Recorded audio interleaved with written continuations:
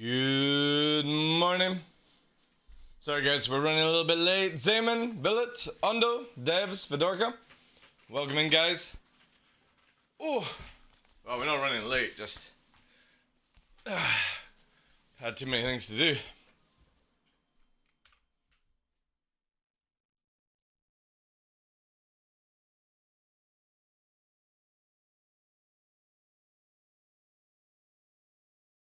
Al, how you doing today, Chief? Welcome in guys.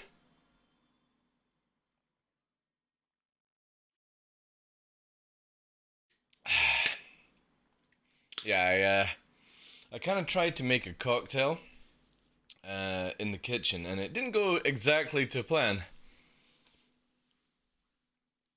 Easy, Crazy Canuck, welcome in, Dave. Hope you're well. Yeah, so normally I would use Sneak, water, maybe a bit of orange juice.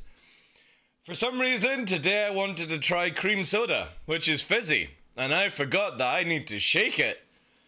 It made a bit of a tonic bomb next door, but managed to recover it in time. Morgoth, welcome in. Warhawk, good day to you.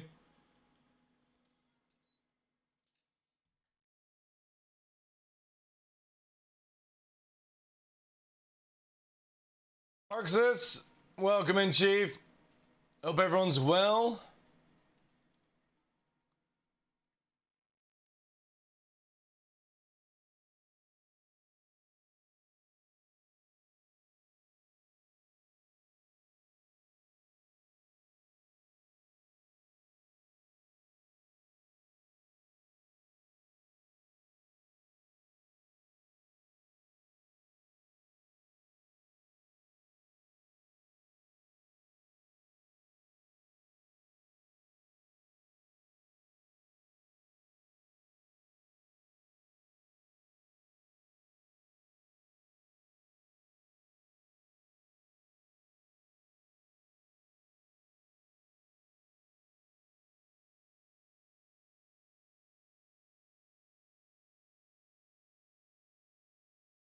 Oh yeah, I forgot one thing to do, guys. Give me a sec. Oof.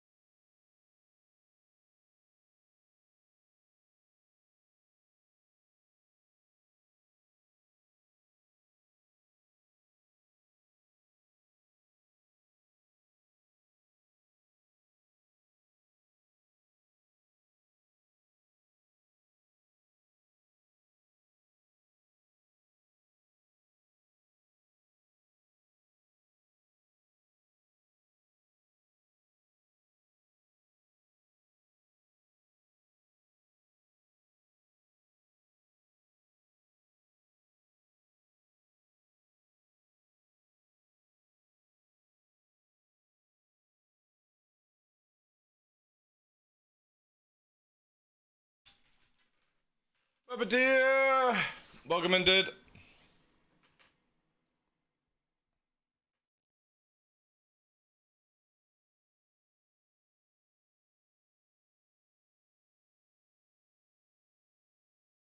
Do.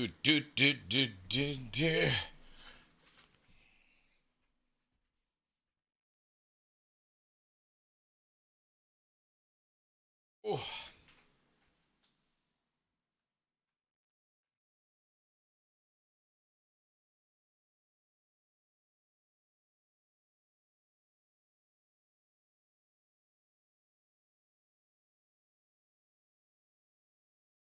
Welcome in, Joe. How you guys doing today?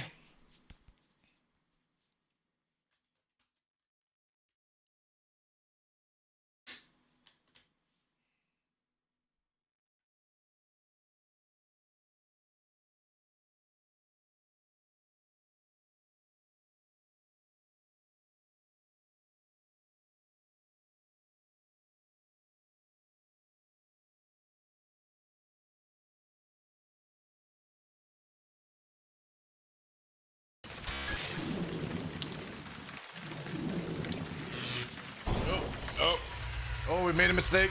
Already made a mistake. I forgot to turn on my main camera. This might be dodgy. Ooh, will it work? Will it not? It will work. Good morning. Oh my god, that was so clutch.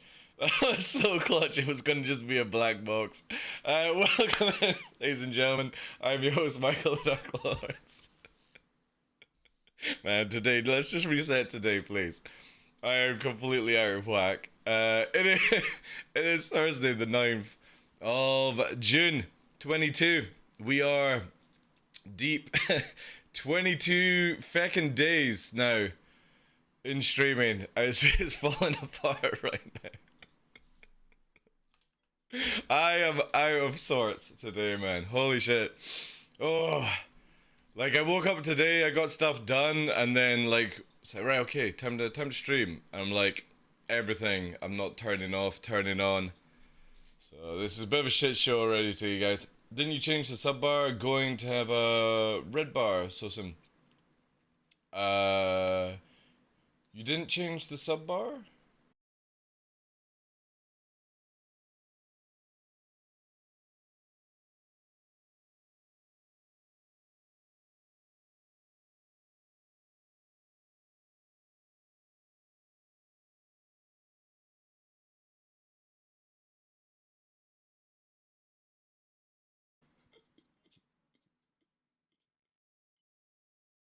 I were listening to Song of Praise songs. What the fuck? Thank you very much for the 100 bits, Rufus. Welcome in. Oh, come on, man. It's far too early. I've literally gone live. Alright? Oh, come on, guys. Come on. I don't have the energy for this today. Thank you so much, Al, for the 5 gifted subs. Old Man Johnny, 14 months support. Mac Delta 1. Jungle Chili, Warhawk, Sharandu. I hope I'm saying that right. Welcome in, guys. Harkzeus, thank you very much for the 4 months as well. Hype Train! Guys, I'm far too tired today.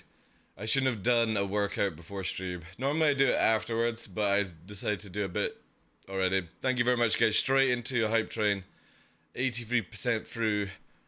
Level 1, I think it is. Whatever it is. Thank you so much for the 5 gifted subs. Hark, thank you very much for the 4 months. Senelaya, thank you very much for the... Oh, fuck's sake. For fuck's sake, guys.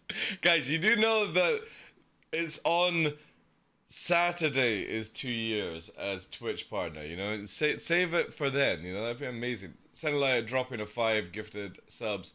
Captain Explodo, thank you very much for the 4 months. Heretic, thank you very much for the brand new sub. Now, oh god, something monster. Chief, God, and Tommy for the 7 month support. Thank you so much, guys. If you did get a gifted sub, guys, make sure you get involved in the anniversary giveaway we've got on the channel. I'm trying to not do giveaways unless it's on for major things, so most likely the next major giveaway from me will be in December, where we will drop, like, I don't know, a crap ton of stuff on the channel. We do have something coming up with the Squadrons card game. They are sending me a package, and we're also going to do some swag for them, but you're going to only see official giveaways on June and December now on this channel. So please spend your points on Saturday. Big code comes down, because obviously the points in the channel that you get down below, you can only spend them in June and you can only spend them in December. So please do spend them, and then you've got 6 months or 5 months to save up for the next system. The idea is I literally want to try and build the community around not giveaways, if that's possible. I know a lot of people do like giveaways and stuff, but I would like organic growth. And yeah, the idea is we get stuff from CIG, so it means that every 6 months we just dump a shit ton. I've spoken to CIG, they say it's cool to do this, so it's gonna be awesome. Thank you very much, guys. Into the level 3 hype train. I appreciate that so much. Oh my god.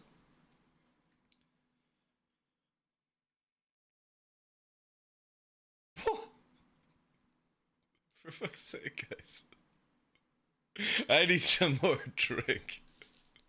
Villet dropping a 5 gifted sub. What does that put us into? Level 4 completed. We're on the road to completing the level 5. I don't think we've completed level 5 in a while, actually. Villet dropping a sub to Marambo. Thank you very much for the 2 months. Spectre for the 3 months. Super Gas Giant. Awesome name. Thank you for joining. GT Matt, 2 months. And Kev, welcome in as well, guys. Brand new subs. Sending lines, spending entries. Good. No, it's a level 4. So it's a level 4.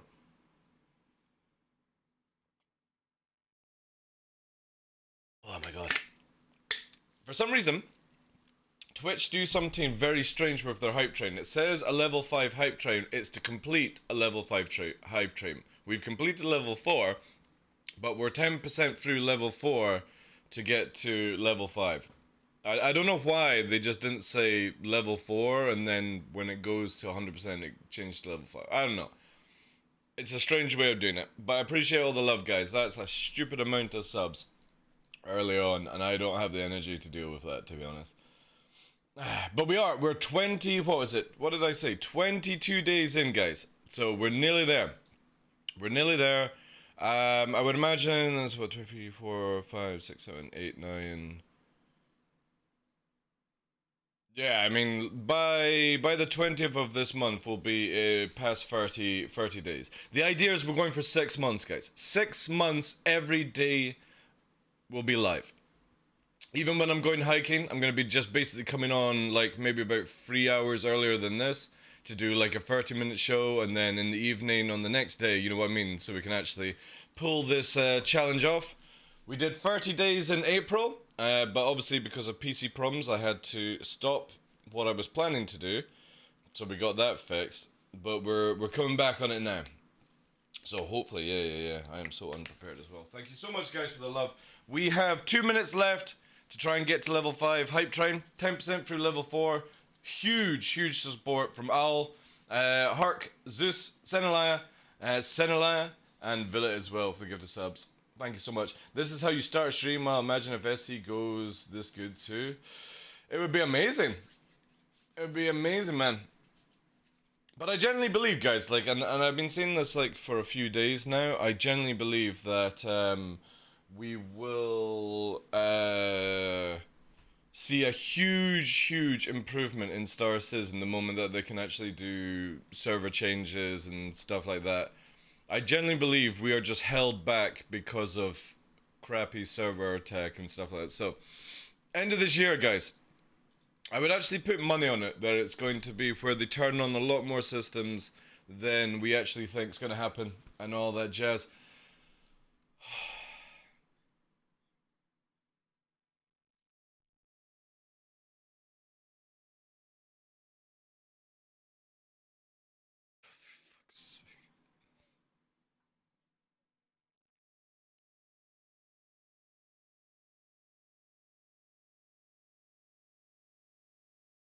Pro gamers, Jesus.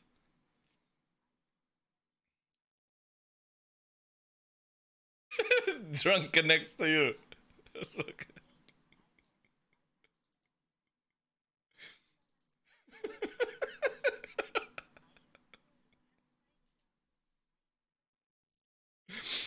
Oh, thank you very much for the 500 bits. I fucking love this TTS. She has such a great voice. It's just, she can't say some English names, and it's just random. It's so good, man. Thank you very much for the 500 bits, guys. That puts us into 27%. Thank you very much, guys. The 25k bit bash, nice. Drunku, I know. There's a lot of more TDS you can use, but I generally love her name, or I'm guessing the voice name is Mitsuki or something like that, which if I remember Japanese a little bit, it means moon or crescent moon. I think. I may be completely wrong with that one. I would have to double check, but I absolutely adore her voice when she says stuff. And she can't, like, when there's some stuff comes in. What the fuck, man? The fuck? Level 5 completed. Owl coming in there with another 5 bomb to Magicel. Subs, thank you very much for the 4 months. Query BSI, thank you very much for brand new sub. Crazy Caterpillar and Tupra, brand new subs as well. Make sure you thank. And guys, if you have been gifted a sub, resub, go to ! anniversary and use those entries courtesy of everyone dropping the love for whatever bloody reason whilst I'm super tired. You're not gonna get me emotional, all right? We might do that on Saturday. We'll see. I'm still like pretty much just gonna. I think I'm gonna start about 9 o'clock on Saturday. But yeah, thank you very much, guys. Level 5 hype. Woo! Completed. Very appreciated of you guys dropping that. That's crazy. I don't know why, but I will accept it. So yeah, on Saturday we'll be starting a lot earlier.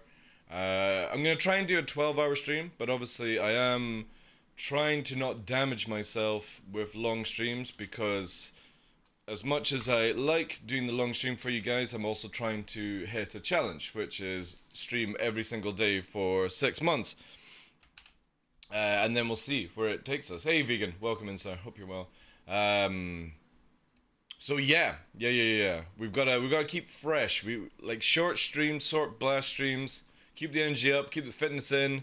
Start eating a lot more healthier now. Thanks to that wonderful fryer. No, air fryer. What's it called? Is it air fryer? No. What's it called? God, I can't even remember what it's called. Air fries. Ninja. It's the Ninja I got because it had quite deep drawers and stuff, and oh my god, I have been loving food all over again thanks to that thing. It's been crazy. I got Joe Sticks and Low Fly because of you, TheDarkLaw. Love to share the love. Dude, I appreciate that, but I appreciate more that you're just enjoying Low Fly, man. I think a lot more people need to do that. But yeah, crazy stuff. Warhawk, good day to you. P-Bond, welcome in, guys. Hope everyone's having a good oh god, I nearly said Saturday, but it's Thursday. Let's see, I'm out of place today. I don't know where I am. But yeah, air fryer. We're drinking healthier. Still not had any alcohol since October, which I'm pretty impressed with. It's not that I'm teetotal. It's not a challenge. I'm just literally saving alcohol drinking unless there's something really important going on in my life. Don't need those extra carbs, calories, all that jazz. Fitness is going good. Back to deadlifting 110 again, which I'm pretty happy with. It's sore as fuck. I can only do 2 reps just now, but we've got it back to where I can actually lift it again, so I'm happy with that. And we're going to try and push the... oh, it's the green screen. Oh yeah, because there's one light's missing, that's why. There we go. Thank you very much. Cheers. Didn't even notice that light wasn't on down there. Invader Zip, welcome in. Tamburino, good day to you. So yeah, like fitness, eating healthier, air frying foods now. Definitely, like, I found that I've been really enjoying like 150 degrees Celsius for 30 minutes on chicken has been just the most insane experience. Because obviously, like, chicken that good, normally you would have to go to like a rotisserie or do it that way, you know? My electric oven has never been able, like, since I've been here 3 years, never been able to make chicken this good. The air fryer comes in, sits it, slow cooks it, and just like, it's dripping chicken. Fucking great, man. I've just ruined your diet. You'll find, oh, for fuck's sake.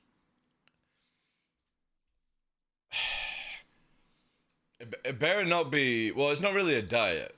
I'm still eating like anything that we normally do, but I'm only eating once a day. So basically, I'm on an intermittent fasting where it's 23 hours every day of no eating, just drinking. And then it's like, yeah, two hours of actual solids is what I'm on just now. So I just pack all my calories in that go. I've been having a little treat which is cream soda. But cream soda is actually very, very light in sugars and calories. It's just pretty much carbonated water at that stage with a bit of sweetener in it. But it tastes fucking awesome with blueberry. So we've got cream soda, blueberry sneak, and a touch of orange juice and a lot of water in here.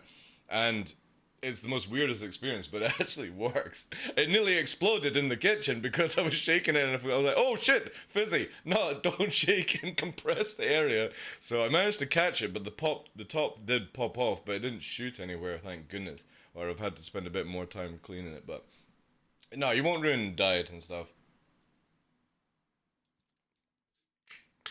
Again, I'm just intermittent fasting, so or hardcore intermittent fasting, where it's just basically all calories within one go with one setting, like within 1 hour basically, and then the rest of the time it's just liquids and stuff like that. I normally this is how I do it to quickly fast track it. We will probably after Saturday and Sunday. I'll probably go into 40 hours of just water, and so Monday and Tuesday I might be really, really fucking cranky. Just FYI. Just an FYI, because I won't have eaten since like Sunday night, and it'll just be on water. So Tuesday, yeah, Tuesday might be very, very cranky DarkLaw. Just an FYI. And then obviously we'll go back onto solids because we've got the puppy on Thursday. So a week today, guys, my mother's dog arrives. Little Malina, or Malina, or something like that. It means son in some country. It's a wee beagle puppy. She's coming.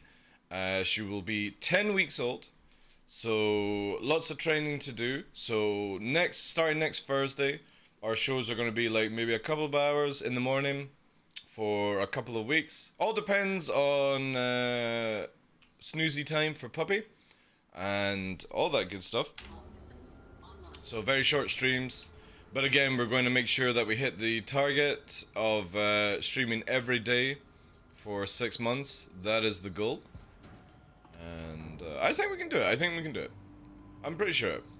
Even if internet lets me down, I can always just quickly connect to my phone basically, and go live for 30 minutes, kind of deal, you know, and that'll be pretty sick.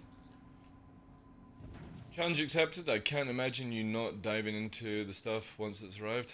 What the hell have you sent me?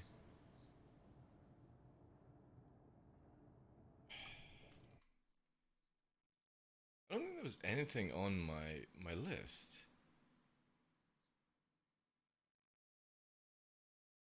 I'm curious.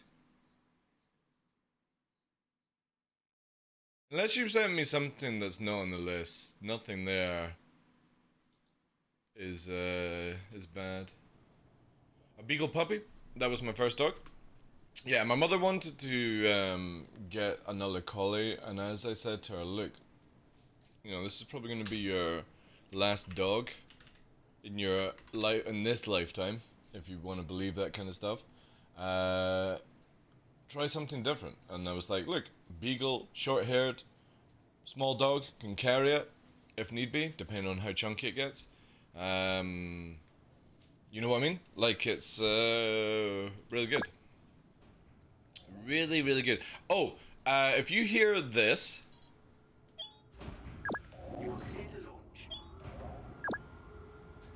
when I'm playing loud music, I can barely hear the sounds and distinct the sounds in game. So I have made buttons for different sounds. I'm not going to tell you what the sounds are for, but obviously these ones are for the triangle. I've made my own sounds because CIG's audio team are fantastic. Where they seem to love to keep the same sound forever. Collies are full-time jobs, they need a lot of attention and exercise. Yeah, exactly. And the worst part about them is normally, like in this area, you get them from farms, actual farms in Laos. So they're full-time working dogs, or it's genetically built into them. So their instincts are going to be to want to constantly drive, and I just don't think my mother at the age of 70, she turned 70 on Saturday, no, Wednesday, but she's away this weekend. She turned 70, so I was like, look, you need a dog where I can take it for a hike, but also it's not going to be one that is constantly like, you know, needing super amount of attention. Beagles are really, really good. I also suggested her a Spaniel, but again, Spaniels, depending on where you get them, you can get it can be and also a nightmare as well and stuff. More the case of a lapdog, yeah. But obviously with the Huskies, Luna is 10 next year, and Nova is 7 this year in September. So they're not exactly at their full speed capabilities. They're now starting to slow the stride down. Luna's actually getting to the stage where, sadly, she's missing a step. Now, sometimes it can be serious when a dog misses a step, because it could be heart murmur and stuff like that. But I don't think it is, because she's very active. And her heart doesn't sound out of place. It doesn't sound like it's tremoring or anything like that. So I just generally feel that maybe she's losing a bit of sight or coordination on the left side. So basically now she no longer comes on big hikes with me and Nova.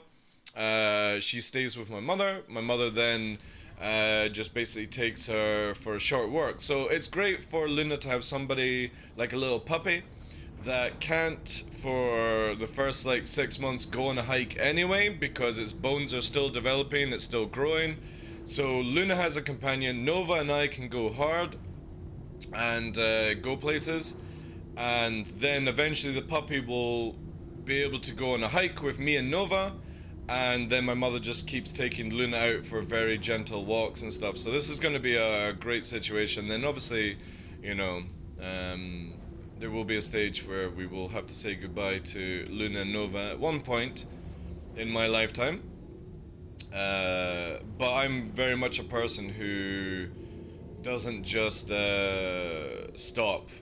When I own dogs, basically, the moment they pass, and obviously we have to accept that they pass, 2 weeks later I will have another dog in the house, because if I always say 2 weeks is a good time to mourn, but it also doesn't let you drop out of the mentality of owning an animal or looking after an animal, however you want to word it for yourself.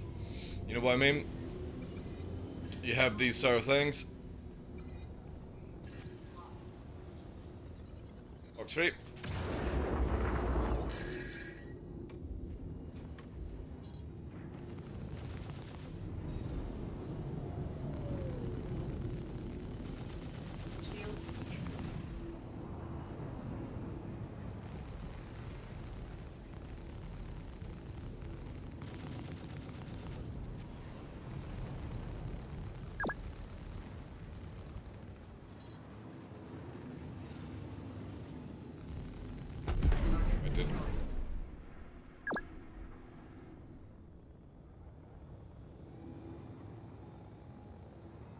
Lots of noises, chat. Lots of noises.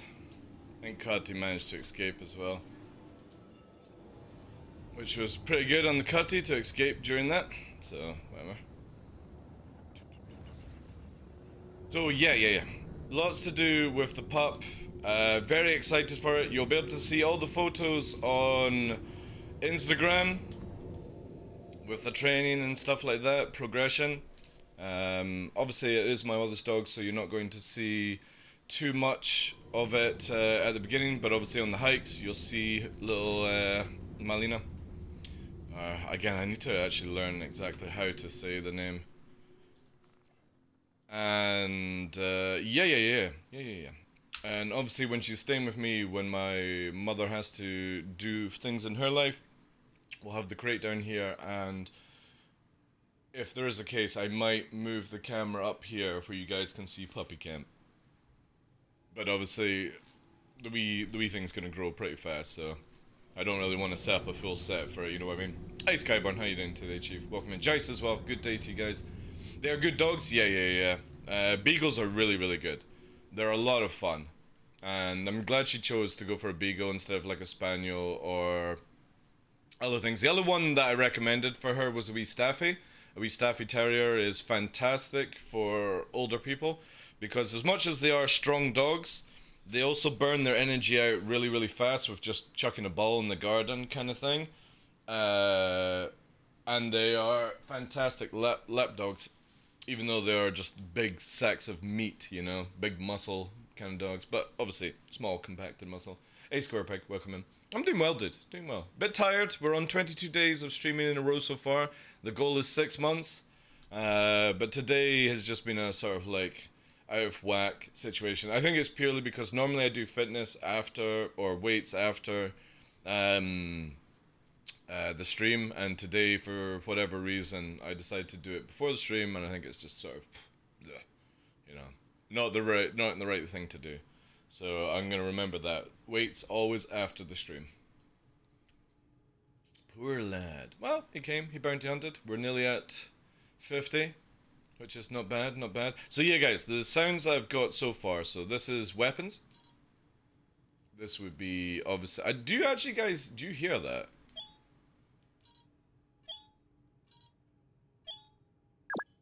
Yeah.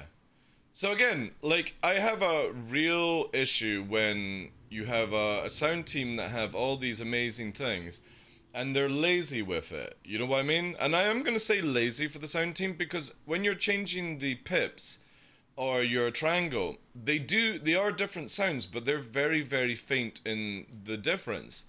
And we used to have this problem where missile warning, changing things, everything all had the same sound file for some reason.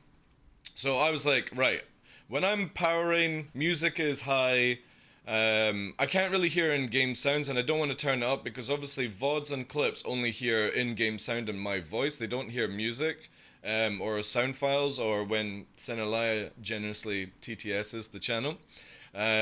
That doesn't get heard on the VOD because it goes straight to YouTube, !VODs, if you've not checked out the VOD channel. Every VODs now go there within like 48 hours, depending on the upload speed and all that jazz.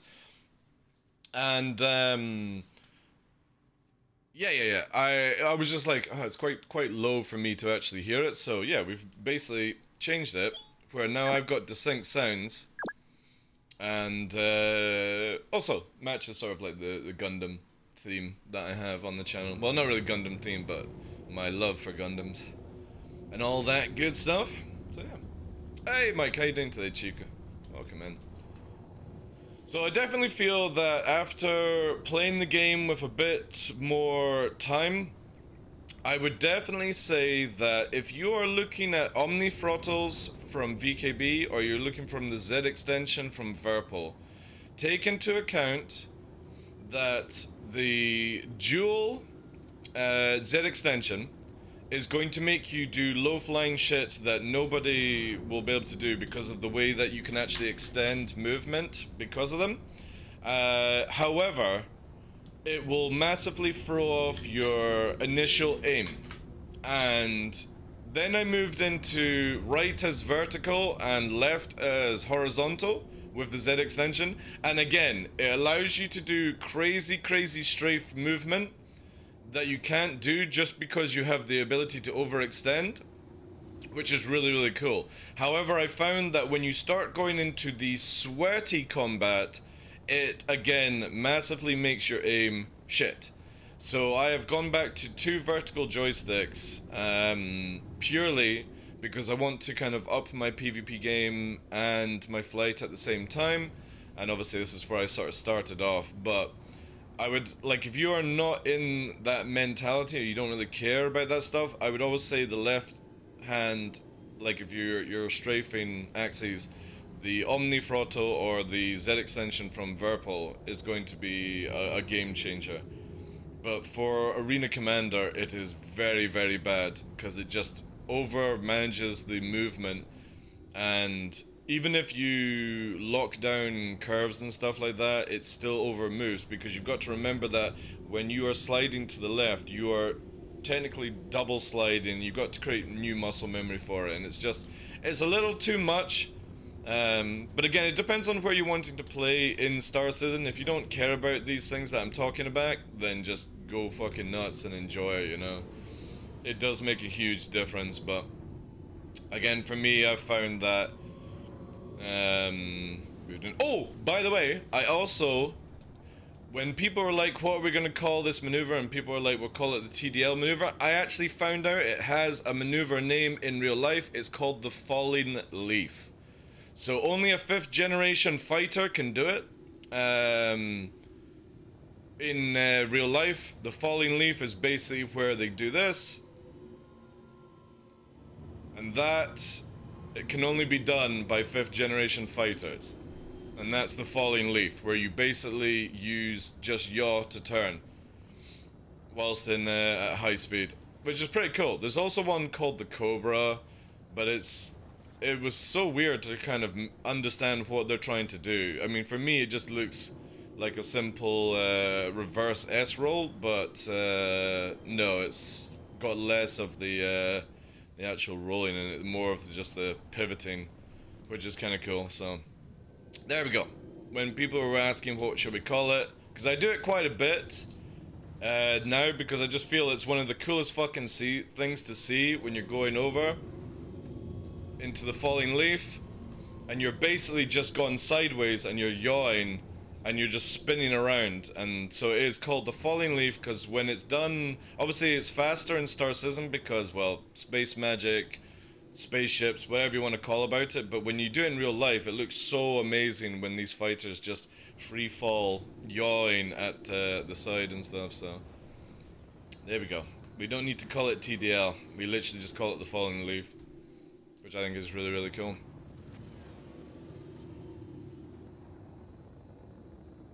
I'll be massively loving trying out different things. So again, Falling Leaf over. Afterburn through. Invert roll. Push the G's left. We're gonna burn sideways. She's gonna yank out. And we're gonna just cam her down. Most likely gonna go here. Oh, we're alright. Alright, we went high.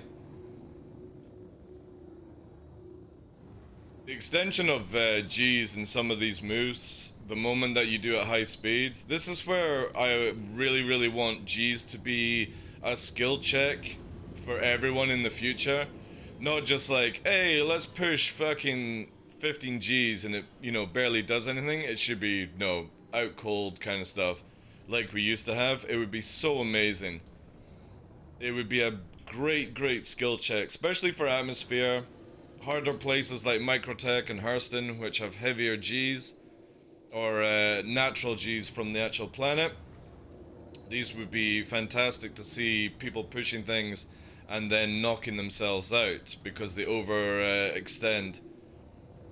But also, like, I know a lot of people wouldn't want this, but I would love it where there was actually a button to do the hick maneuver, which is when you're releasing the G's and or the pressure basically in G's. And sometimes you hear it, like you hear it more on the Gladius, but you don't. You hear it there, it's like, you know, but it's not as crazy. I generally feel that when you're pushing these sort of G's around corners, there should be more, you know, hicking in the actual thing. But again, I think CIG will do these things because they're not that like, oh, this puts me off playing the game. It's just you will not be able to go fucking 15G stop and be completely fine. You know what I mean? Like that shit is just so bonkers to me. You know? And I know we're on a moon, it's less gravity field than Earth, for example. It's a lot lighter, atmosphere is lighter. You know, less, you know, hydrogen, all these things in the fucking air.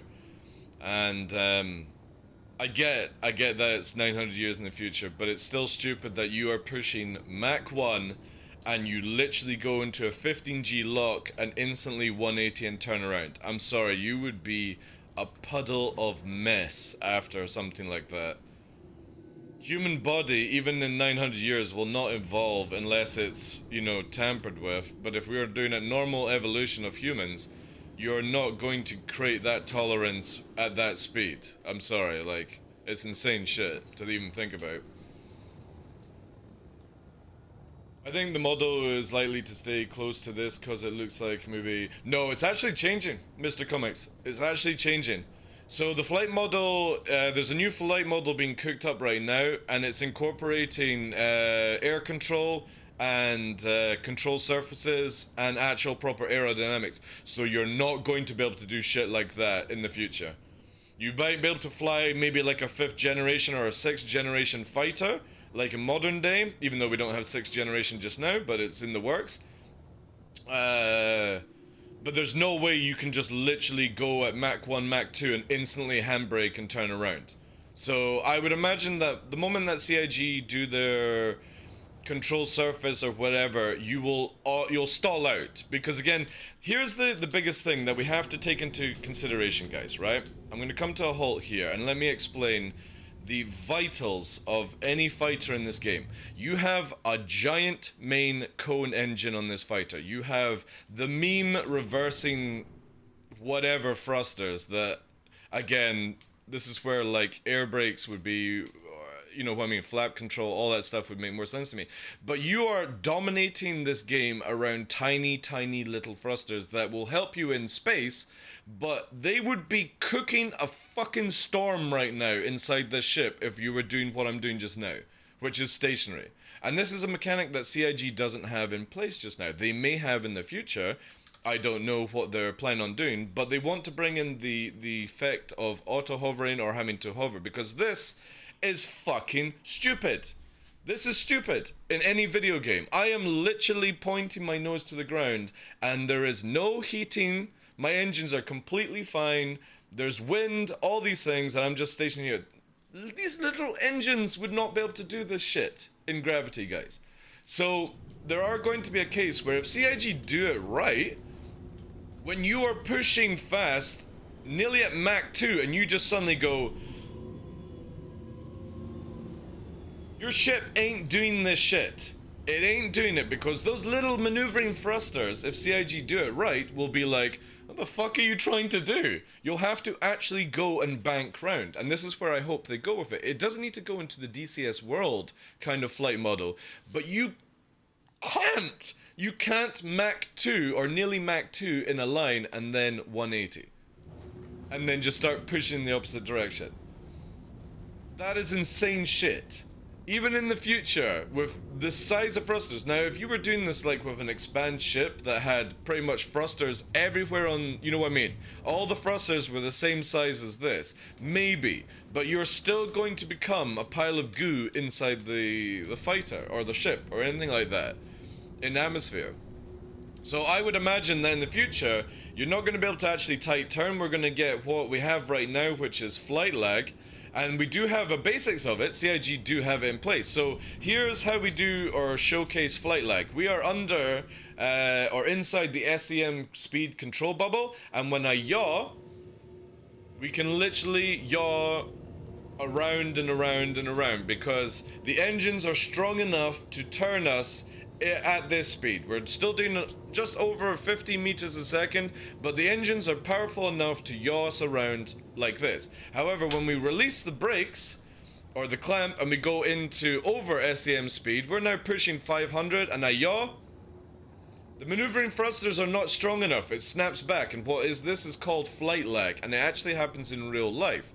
The difference is, I would imagine down the line CRG are going to make this a little bit more potent, where, for example, the only way to yaw turn or to turn around is you are going to have to bank and you're going to have to yank and actually go round as fighters and planes do in real life, which is this format, not because this doesn't happen. It happens with like helicopters when they're going stationary, but not at 200 fucking meters a second. It doesn't happen, alright? There are certain ways that 5th gen fighters can do certain things. So again, like the falling leaf, is basically they come to a certain speed and they're just literally doing this. and they're rotating it around whilst they're moving. But even in this game, even in decouple, you eventually slow down. So, but they're doing it way slower than what I'm doing just now. Like crazy, crazy slow speeds. So when we actually have air control, we have control surfaces, proper atmospheric effects on ships and stuff, I would imagine that most fighters will no longer do like these crazy yaw turns. They will have to go up into the bank to avoid flag lag, and then you'll still get the lag whilst going around. So you'll see the ship juttering here as you try to pull it around. And I would imagine that upstrafe becomes the same sort of speed as like downstrafe and stuff like that. Because it's so stupid. It's like, the game is weird where if we come to a halt, in Daymar for example, the arrow going left strafe is like 2.8 Gs, and we go right is 2.8 Gs. We go backwards, it's 3.4. We go forward, it's 8 point that. We go down, it's 3.0. And then when we go up, it's 5 Gs. It's like, how the fuck can you not do 5 Gs sideways on the same boosters? It makes no sense. And this is a very, very bad design. It's obviously just temporary. It's a placeholder.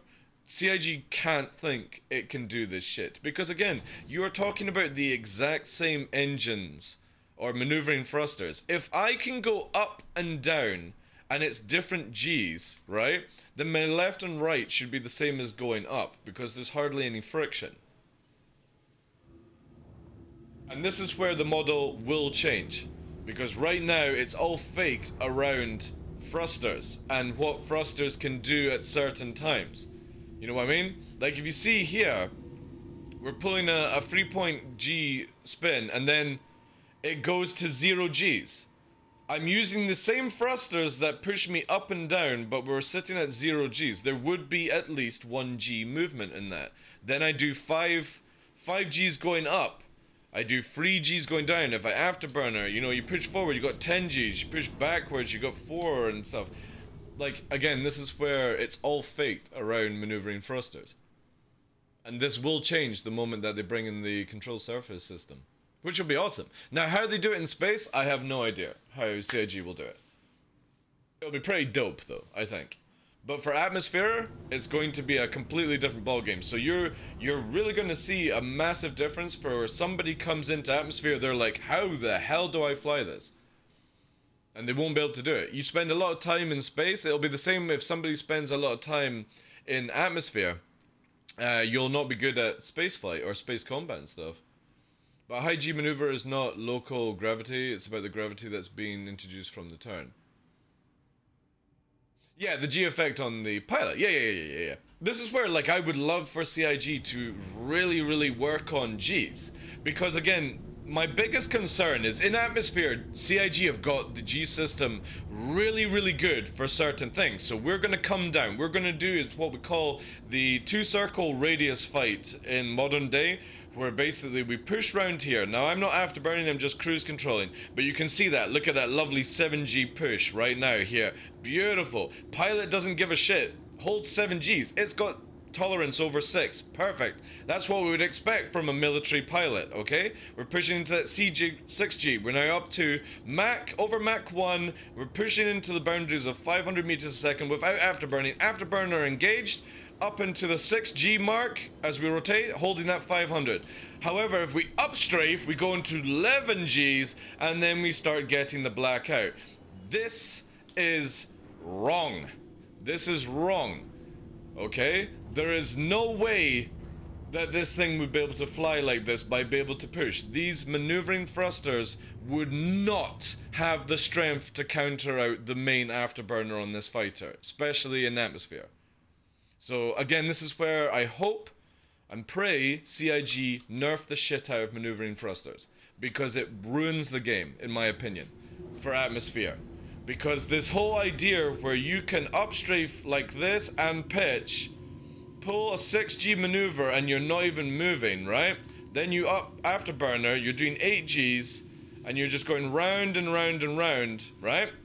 And you're starting to black out. However, because there's this thing called tricording in the game, again, another thing that I hope CIG knock out the park, is you have the ability to strafe in 3 different directions at once. Hey, Skybum. Thank you very much for that raid, dude. I appreciate it. Welcome, Chief. Hope you're doing well. Metal Wolf, good day to you guys. I'll let you guys go through the ads, because there'll probably be an ads. But whilst I'm talking about it, the idea is where you can strafe left, you can strafe up, you can strafe forward, and you push 13 Gs, right? And you can see it here where if we do positive G push now, 14 Gs, 13 Gs, we're in a positive dive right now, 15 Gs. You are not staying awake with that amount of pressure for that length of time. It barely builds up. However, if we do a 9G push in the positive, right? So again, I'm gonna do a positive 9G push over 10 now. We're pushing it. And you see how faster it goes? And we're blacking out, right?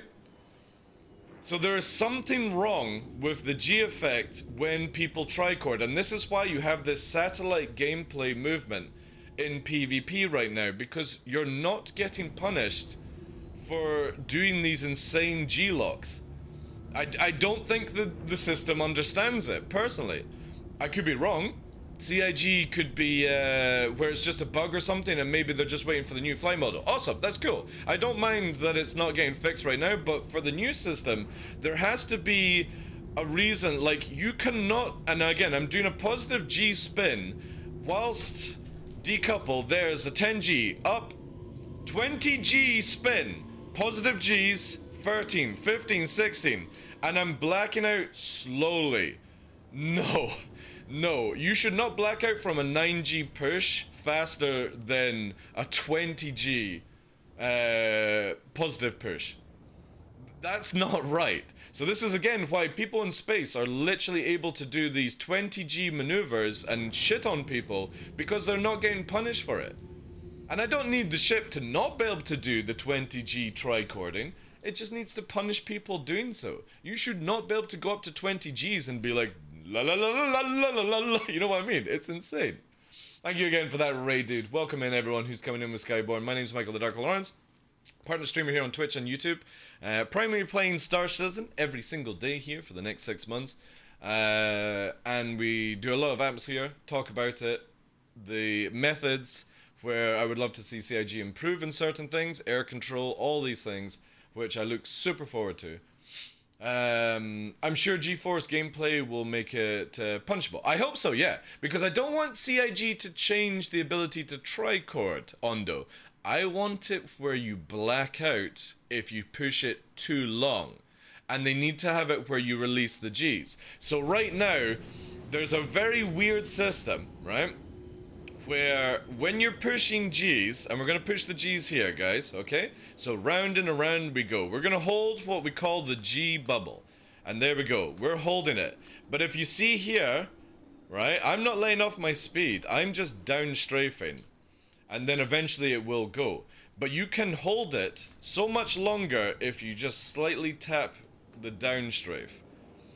And again, there's no hick maneuver. We are holding 7G push right now. So we are in a 7G lock at 300 meters a second, right? So it's locking up. We are locking here. How the hell does it lock at 7Gs, but it doesn't lock at 20Gs? There's no punishment for it.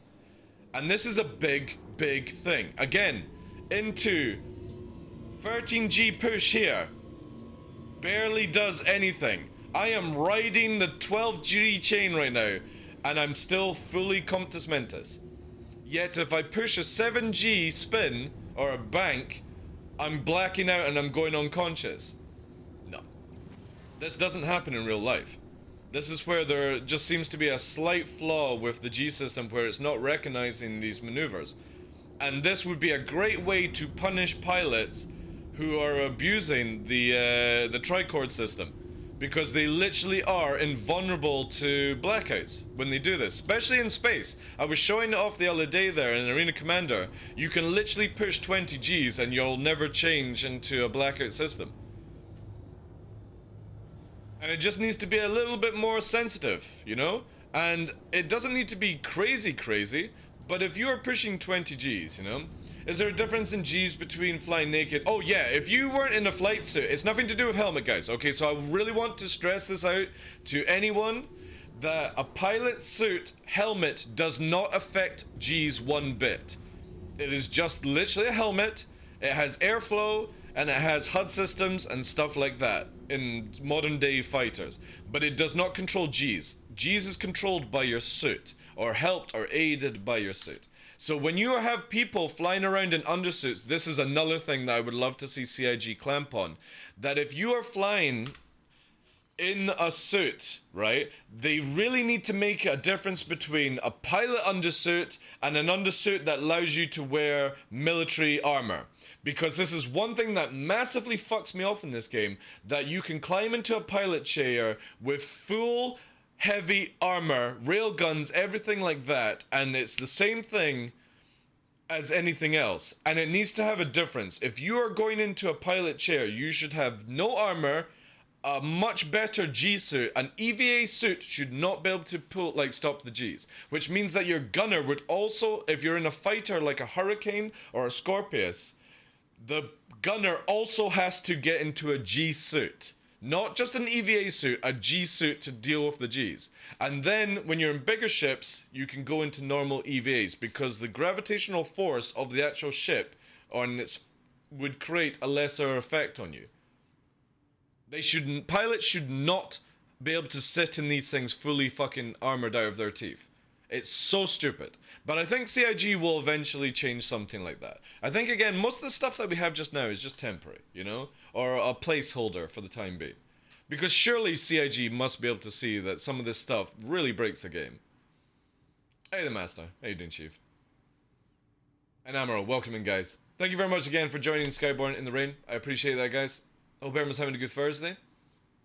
It does. It gives you a great gameplay loop, Jice, for dropships, because it means that the pilot and the gunner will be in a G suit, because when they drop you off, they can go faster. But if you have your guys, heavy armor, they're in normal EVA suits. They can take a little bit of Gs, but if you're pulling a fucking 20G turn and your pilot is sort of blacking out, the guys in the goons in the back will be just like, oh, that's fucking great, eh? Fucking great. Flopping around in the fucking thing, you know?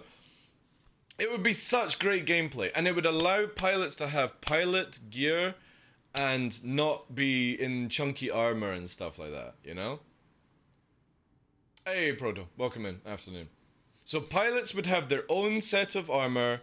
Gunners, if they're going to go into fighters, have to then G-lock or get into undersuits that are better for G-locking.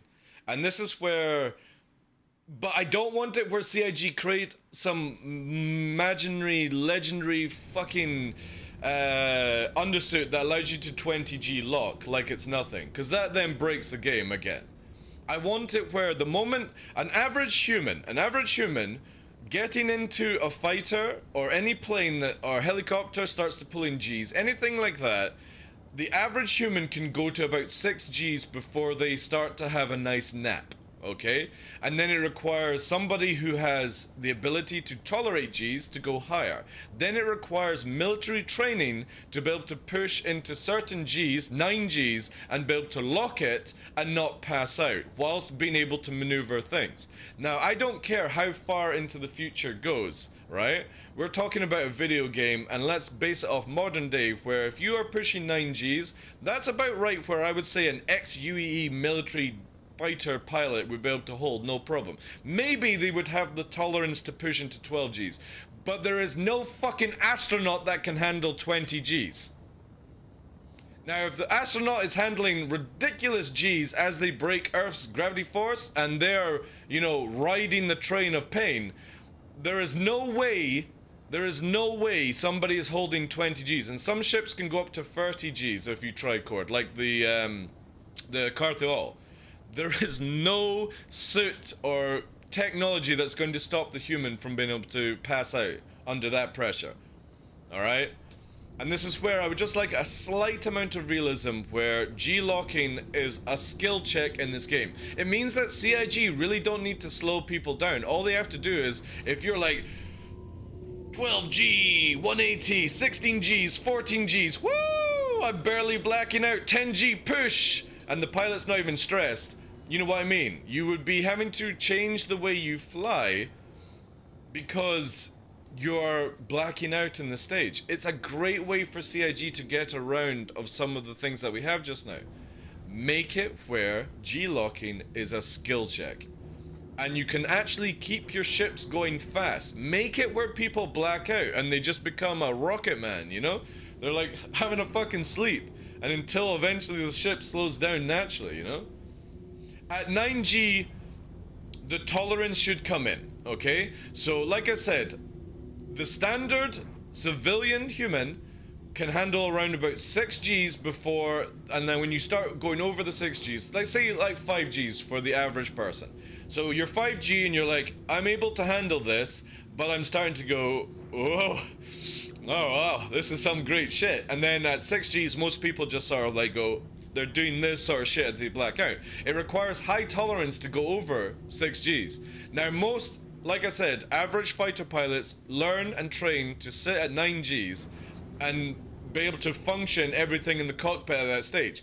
But it requires somebody with huge tolerance and training to push into the 12G mark for more than a split second. It's a lot to ask for on a human. The F-16, the F-22, the F-35 are so advanced in flight that the only limitation to these planes, these fighters in real life, is the pilot inside. Take away the pilot, they do insane shit. Absolutely insane shit. So it's the same thing for Star Citizen. Don't make it where we're super soldiers that can handle 20 Gs. Just make it where we can ride the 9G train, it starts to black out. But if we push into the 15G, you're starting to be like, in a split second, you're out. You know what I mean? Not just, here, I'm doing 12 Gs, 13 Gs, 15 Gs. Back into a 12G lock, and we're like, 9 Gs, 8 Gs, you know? And it barely did anything, you know? Let's have a look what he's done with the emote. Fuck's sake. Fuck's sake, Puppeteer. Let's have a look here. What's he done? What's he done?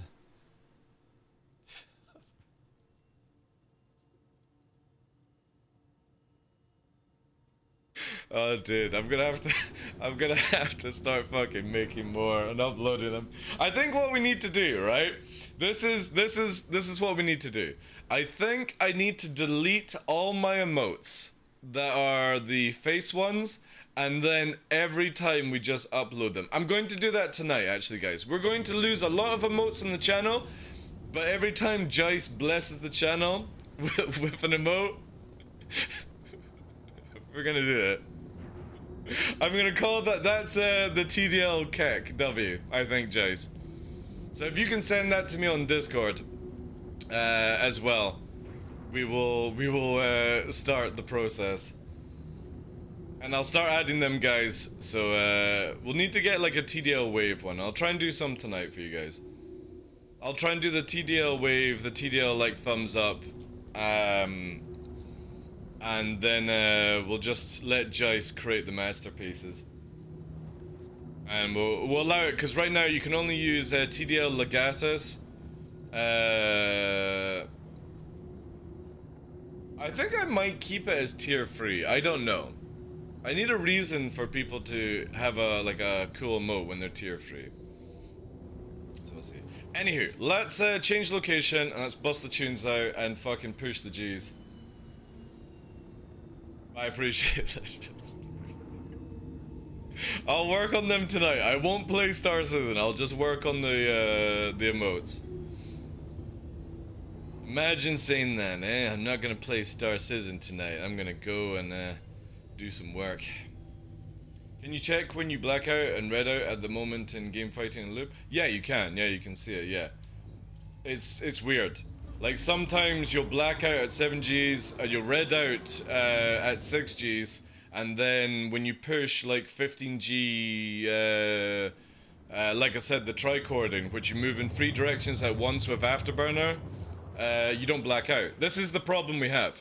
Again, I don't have any problem using the mechanics to tricord. I have a problem that they're not being punished because they are sitting in satellite mode, being able to move at high speed with no negative effect. This is where, that's the campaign I'm going for. Again, I think it's amazing that you can push the 15 Gs in the game. I don't want that to change. I want it where there is a slight skill check where when average players start to doing it and they do it too fast, they go for a snooze, allowing skill check to be brought into the game. I don't want ships to be slowed down. I want it where the human body just gets affected by the G's you're pushing. That's all I ask for. I don't want ships to be slowed down. I don't want it where you're losing your speed and agility and all that jazz. I just want it where you can't ride this cheesy train of sitting at 15 Gs and you lock it up if you know how to do it. It's nuts, absolutely nuts that you would think that is a good mechanic. And again, it's nothing to do with the speed of the ship and stuff like that. It's just don't want it where you are completely able to visibly see. Because the funny thing is, we used to have G's as a skill check in the game, and it was amazing. It was amazing. It was so cool to watch somebody like trying to catch you, and then you would quickly counter the G's, and they wouldn't, and they would black out, and they just sort of go to a halt and stay stationary whilst you kill them. In like Arena Commander and stuff. It was amazing, and for some reason it's lost. Again, CIG just seemed to bring out these amazing mechanics, and then over time, it's lost to us. Blackouts is lost to us. The ability to use cannons is lost to us in PvP as fighters, you know? It's mental. It's absolutely mental how every time we get cool systems, it goes walks. The ability to see your ship landing with a graph, lost to us as well. You know, and we had this years ago. That's the crazy thing about it, is we had it like 4 years ago. It's nuts.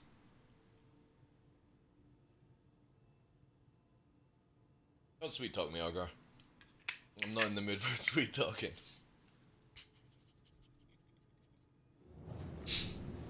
I'm just a dude playing a dude, acting like a dude. And that's it. Thank you very much for all the follows as well coming in, guys. Karen Burglar, 42nd dar. I think I'm saying that. No, not for it. It'd be and. Oh wait, and. Andra? No. Andre? Andre? Maybe? I don't know. Andre? Yeah, woman, Andre. Whatever. Fucking elite words, like, Jesus. Proto, thank you very much for the follow as well. Stone Cold, 98. Appreciate that, guys. Hope everyone's well. Thank you very much for joining the raid. Exclamation mark anniversary, guys. Get involved in the giveaway for the month. You're not going to see any more giveaways on the channel for at least 6 months, apart from the ones that are sponsored by companies. So my ones are going to be every 6 months now on the channel. So, do you reckon CIG listen to Twitch streams, or is it there a place the ideas? Oh, I speak to a lot of the CIG developers did. I think there's like a limitation on what we can do on the flight model, because again, the flight model is not finalized. So it's more like, why would we bother doing it in this flight model when we're making another flight model, and that will be that's where it'll be worked on, you know? It's not that they listen to Twitch streams or content creators in general, it's just most of them, the CIG guys, play other games like DCS, and I would imagine they're also fed up with the fact that placeholder systems like the flight model that we have just now cause issues that we have just now, you know? Off stream, yeah. There's a lot of people. You don't even need to be a content creator. You can go to certain discords and have conversations with them. Obviously, they're not going to tell you what they're up to, but you can put down ideas. Go to feedback on Spectrum and put ideas down. They read it all the time there. They might not reply to you, but they read it. But you have to understand, a lot of the time when I'm asking for things from CIG, I'm not asking it for it to be in the game now. I'm asking it for it when you are building new systems, new UIs, new sounds, new flight model, new visuals, all these things, is for the new stuff. I don't give a shit about the stuff we have just now. It's unathletic, it's boring, it's most likely a placeholder. I'm pretty sure CIG would agree with me on that one. That it's just a placeholder to have it in the game just now, to see how things go.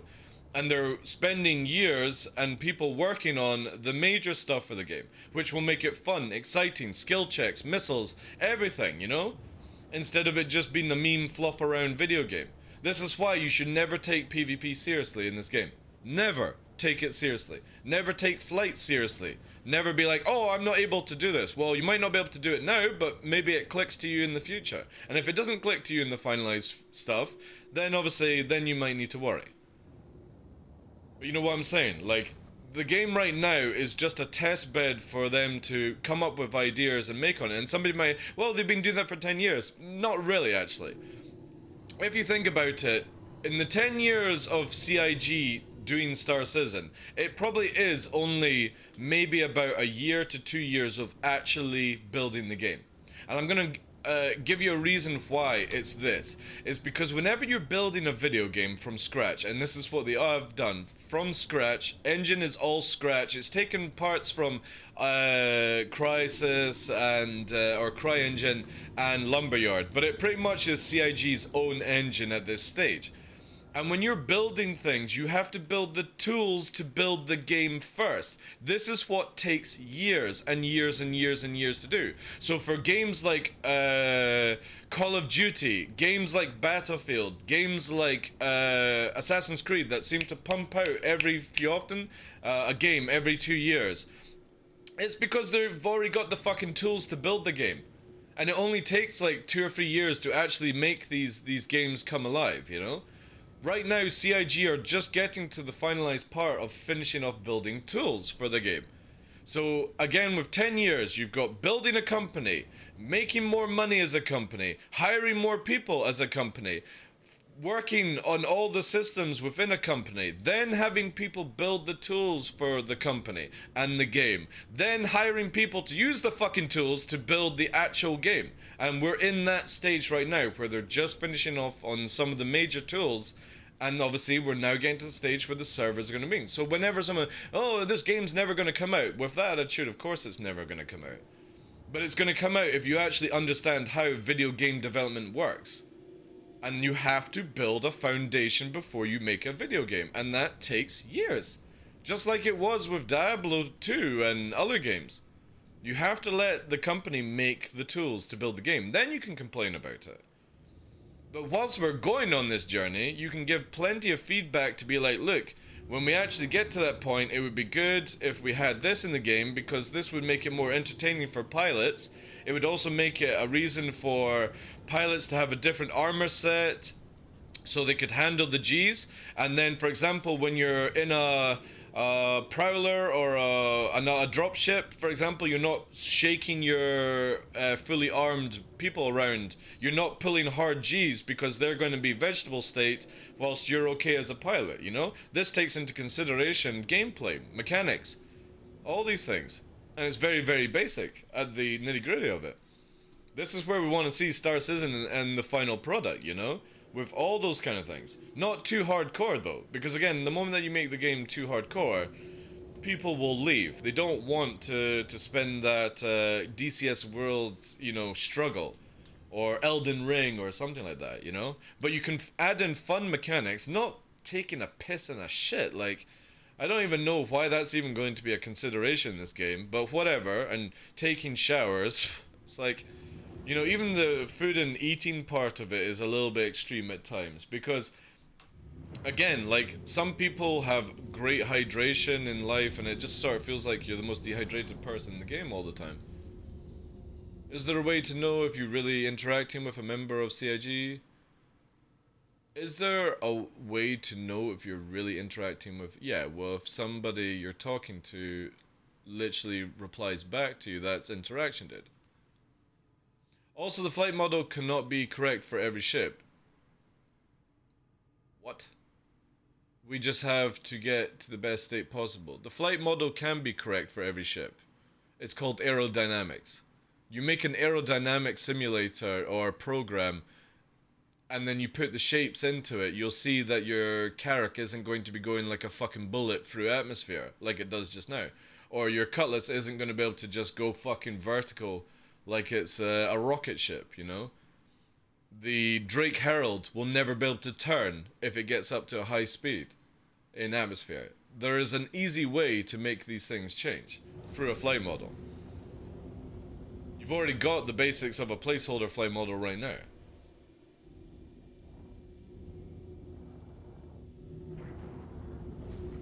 That's right, yeah, exactly. Primal modes. Yeah.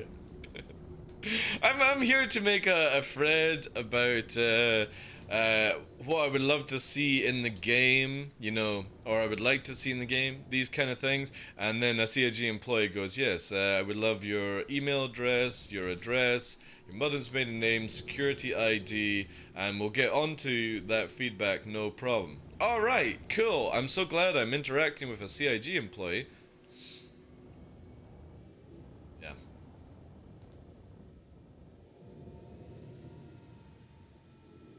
Are you really interacting with the real Xylo? Is that tick on Twitter real, or is it fake, you know? Again, guys, like, I don't spend all day talking to CIG employees, you know, but if they are graceful enough to reply to me and spend a little bit of time having a conversation, I am very, very grateful for that. It is a privilege. Doesn't mean that whatever I say to them will ever happen into the game. I'm just spitballing ideas that maybe somebody missed out on. And I spot because I'm spending a lot of time playing the actual game, flying around in it. That's why I would say, like, out of a lot of people, not just content creators, I know a lot about the flight system when it comes to atmosphere. Because I spend every day doing it. You can feel it. I do not care about flight combat in this game. I only like delivering and mining. Food, drink, shower, and toilet is important to me. Base building is my wish. Well, there you go. That's why it's in the game. You know? If that's your cup of tea. But you also remember that base building will come at a price. Somebody might want to take your base, which will result in combat. Just an FYI on that. So even if you don't like it, you are going to be forced to do it one day if you start going into certain aspects of the game, you know? This is what a sandbox is all about.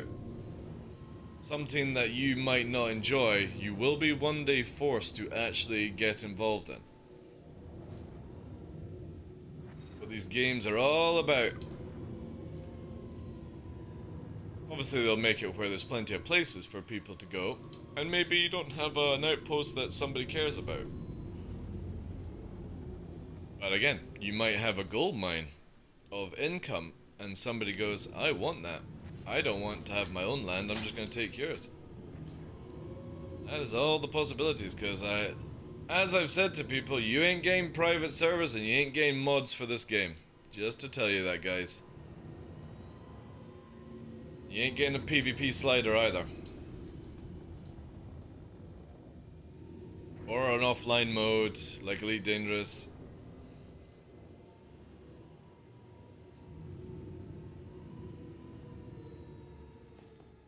Yeah, exactly, Primal. Exactly. There's a smart cookie in chat. Even if you don't like combat, but you're making a lot of money, it's amazing what money and assets can do to get somebody to fight for you. And there's a lot of people who will be down for that job. A lot of orgs that just like to fight orgs for the sake of it, but if you hire them to pay for their repair bills and their extra ships that they need to do things, you know what I mean? It'll be sick when that happens.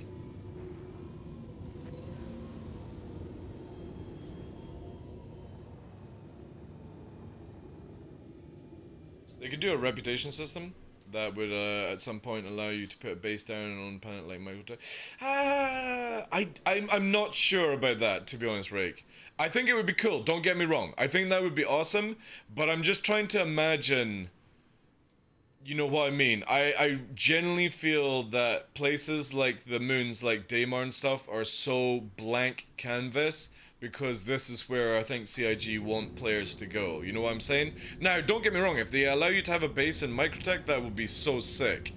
But I can't see it being allowed for some reason. You know what I mean? Because if you take EVE Online, for example, you can only do outposts and stuff in full no man's land space in that game. And I just feel that CIG may copy that sort of line where they're like, let's just make solar systems that are blank for players to take over and dominate. You know what I mean? That's where it is. There's a 0 followers Twitch account called Chris Roberts CIG. Do you think that's the real one? Probably not. I don't think Chris Roberts even uses Twitch, to be honest. I think he's got YouTube, like a YouTube account, and he's got Twitter. You know what I mean? But yeah, he barely uses these things. His wonderful partner Sandy is more active on social media than I think Chris is.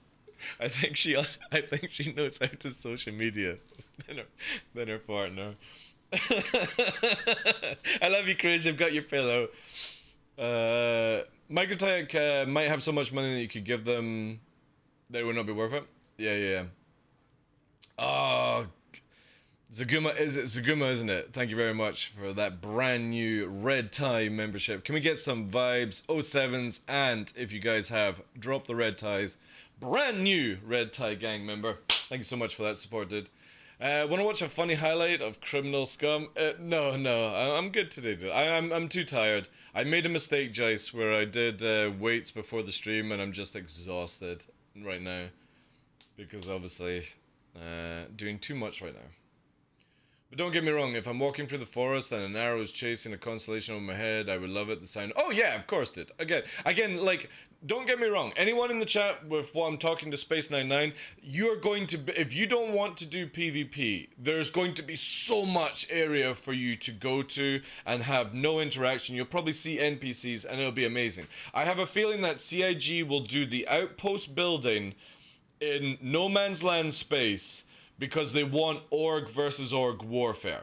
And then there will be places where you guys can go to, probably still put outposts down, but they're not going to be as money lucrative as some of these solar systems. Because this is what they do in EVE Online. They allow people to sit in what they call Empire space, which is safe. You can still be attacked, you can still be destroyed, but it's very, very often, unless you've got lots of stuff moving in your ship. And it's mainly NPCs that you interact with. You can put down pauses, which are personal structures, and you can do mining and stuff off it, but all the good stuff is in No Man's Land and EVE Online, where you can build big outposts, lots of pauses, farm dysposium moons, everything like that, and you make a stupid amount of money. That's how I see Star Citizen being, where they will push all the big orgs, all the PvPers into a war zone environment where they can have fun fighting, doing all these things, and then for somebody like Space99 can still build an outpost, but it's not going to be as, you're not making the same amount of money. You have to go to a risk versus reward environment to actually pull it off, you know? That's how I see Star Citizen being. Which allows every player to play the game, but obviously at the risk that there might be one day where you put down this shitty outpost, but it's at a lake, and somebody goes, you know what, I quite like that lake spot, I'm taking it from you. And you're like, but I'm not a PvPer. It's like, tough shit, I'm taking it, you know? There will be a time where that happens to somebody in this game, you know? Because, unfortunately, that's the joys of sandbox video games. CIG will create rule sets, but if it allows PvP and it's a sandbox and it's an MMO with lots of people online, you are down to your own defenses at that stage. The UEE might come to protect you, but they might be slow. They might not come equipped enough to deal with those things. You know what I mean? Always these situations. Hey Tough, welcome in. Thank you very much again for that, Zaguma. Appreciate that, dude. Thank you. But Microtech might be the same sort of thing that I'm saying. You might be able to build land on Microtech, but it might be where you make, like, you can't mine on Microtech. You can't make a factory on Microtech. You know what I mean, Rake? Because again, they'll want it where if you want you have to have a risk versus reward environment, or you just have big organizations, big power blobs just ruining the game for everyone, because they'll take everything from people. And the only way to get rid of that sort of environment is you have to force them to go into a place where they can be shot at by everyone, not where they dominate the small groups and stuff. It ruins a game massively. Take Last Oasis, for example. They allowed this to happen, and it literally became 2 or 3 big major alliances in the game, and that was it. Small groups couldn't play the game at all. And I don't want to see that for Star Citizen. I'm in a small group. I don't want to be versing 10,000 fucking people, you know, just for a little island land that has my flag on it. You know what I mean? Not that it's going to be the case, but you know what I'm saying? You can't have that in a game like Star Citizen. There has to be places for people to go where they can get things done, but then if big organizations need to pay the bills, they need to go to the dangerous places to achieve it.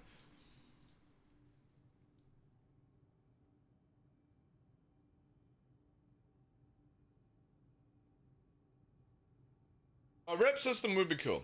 You said the emote on Discord. Thank you, dude. Appreciate that.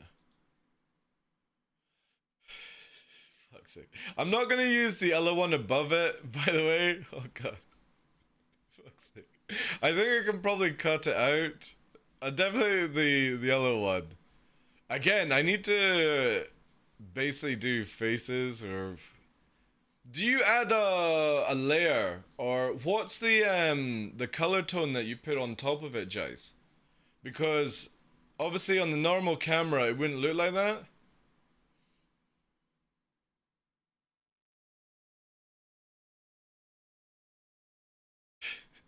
You know, Jace is giving me 1, 2, 3, 4. I don't like the one above. I kind of feel like it needs to be more of the head kind of thing.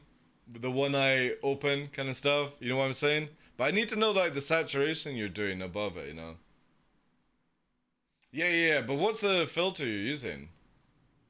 No safe zones, please. I don't want by base to have a safe... Oh, there won't be safe zones for building bases. I can guarantee you that. Because they're removing safe zones from cities and outposts very, very shortly. Space 99. You'll most likely see it when the new server system comes online. You won't have an armistice zone anymore unless you're actually in the city where you'll go through customs and you won't be able to draw a weapon, basically. Because the AI is really, really good when there's no server lag and stuff like that. And also they can just make it where they do way more damage and stuff like that in the future. So you will be seeing armistice zones disappear. Or I should say there will be an armistice zone. You'll instantly go crime 5 kind of idea the moment that you pull the trigger, for example. But you will be able to be shot at outposts like Shubin mining. You'll be able to be shot there. They'll probably have missile launchers that will fire at somebody like me, maybe, depending on the reputation. But most of these places are actually neutral, so they don't really care. Who knows how that goes. But there definitely will not be safe zones in the future for this game. Because again, people are abusing it right now. They come out, they shoot at you, they go back into armed zone, they're like, you can't shoot me. And then they get rammed and they're like, oh my god, I got rammed in Star Citizen. It's like, yeah, well that's because you're literally abusing a no shoot zone, you know what I mean? Can you knock out somebody and steal their stuff? You would, but again, if you did this in an armed zone, it would be instantly like crime 5, I would imagine. Or instantly crime 3 and the guards would just start shooting at you. You know what I'm saying, the way hand? It's not going to be as easy as just doing what people think is going to happen. The guards will... No joke, if you are ever on a server that has no players... Now, I've been lucky to be on a server that only had myself and 2 other people for an hour. And you have no idea what Star Citizen is like until you witness this thing. Normal missions are fun. NPCs in bunkers are insane. They move fluidly and they can actually aim properly and stuff, and it's not glitchy. They actually respond to you very fast. So the moment that you've got a server that can handle this sort of information, you're not able to do Port Olisar campaign because the NPCs fuck you up. And some of the times that they don't yeah. You go into a cave mission on a low pop server, and the AI are like fucking Terminators. They're like, oh, there's somebody, and they fucking beam you down because they're so overtuned right now because of the level. Now you can see it with hammerheads. When you're versing like an Aurora, it's flopping around, but you see the movement of the hammerhead now. It auto rolls and gets out the way and does stuff. It gets faster.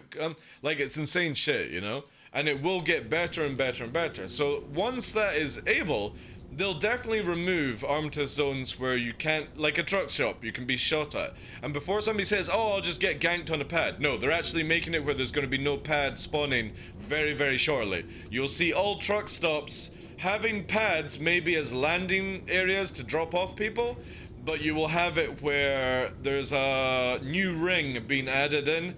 In the inner of the main rings on some of the truck stops, little hangars are being added in for smaller ships.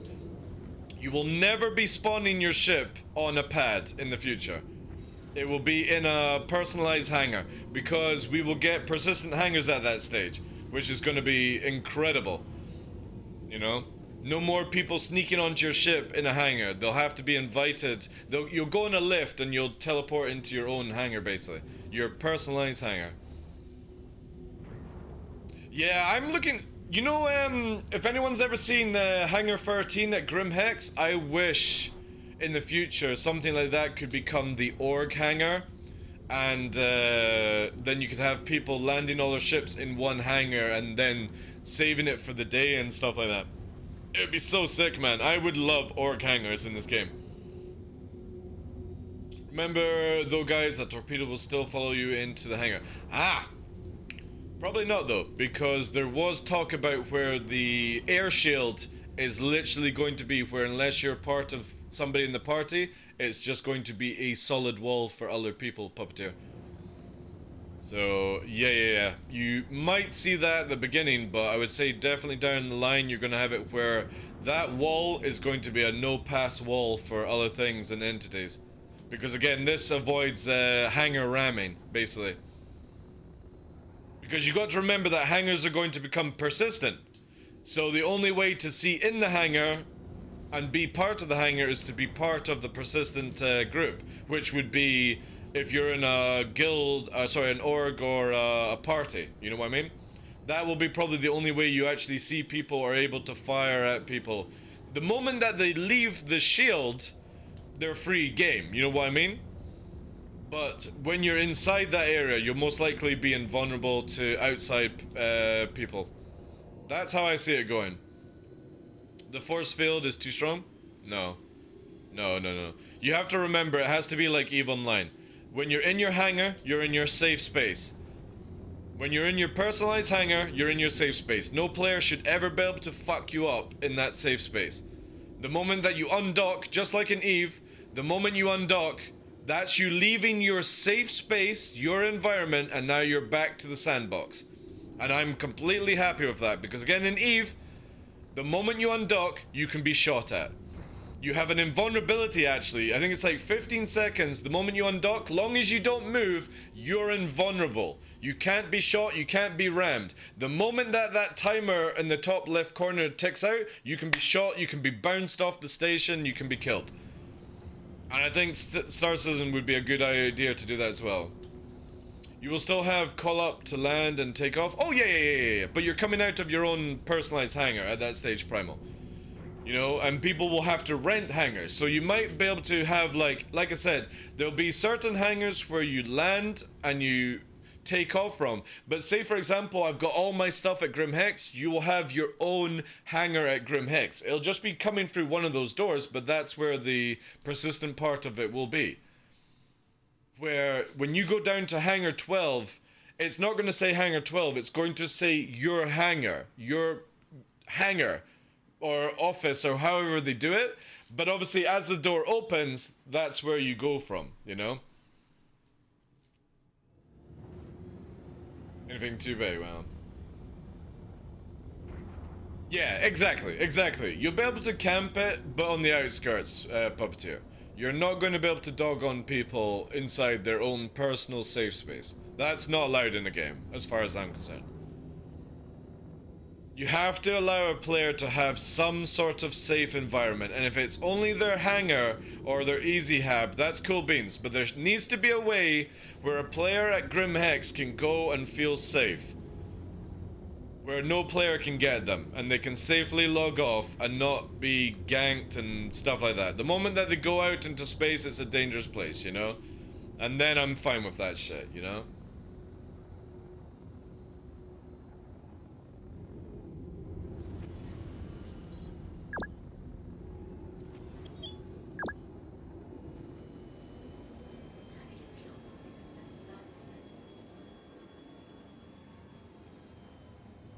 Anyways, I was thinking about putting a sound file for futuristic afterburner every time I press afterburner, just to give a better noise.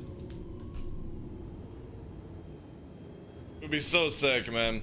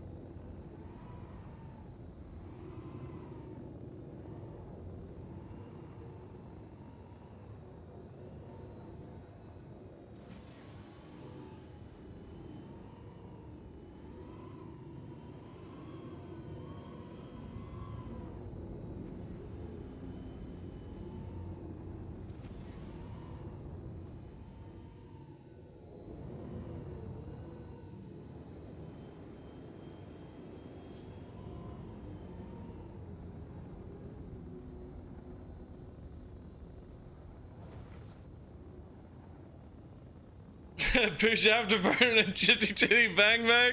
Dude, and make it where it VoIPs as well at the same time.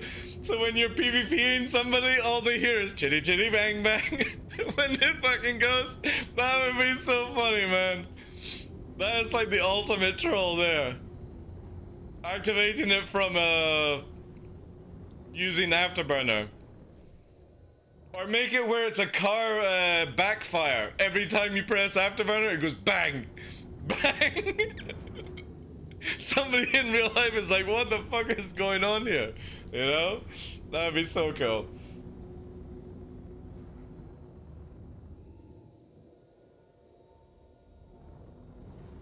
Is there a SIG talking about new hangers? No, not for a while actually. But obviously, we're going on the information is that's what they wanted to have, persistent hangers, where you had the ability to have your, you know what I mean, you could design it to your heart's content, you could put flare in it, you know what I mean? White Hand, we don't have the ability to put our flare anymore, because we don't have personal hangers anymore in the game.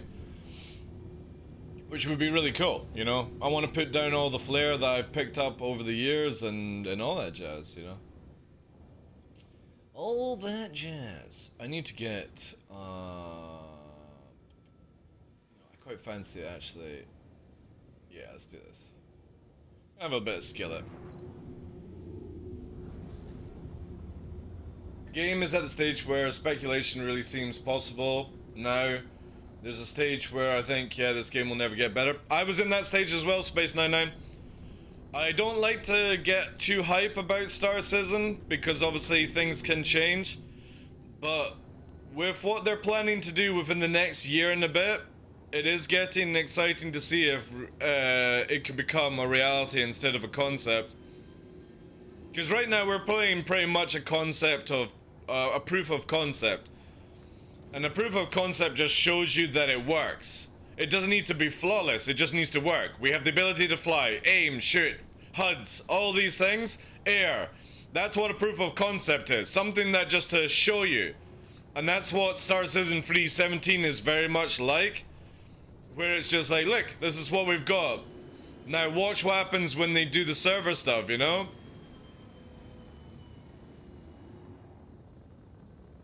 That'll be interesting.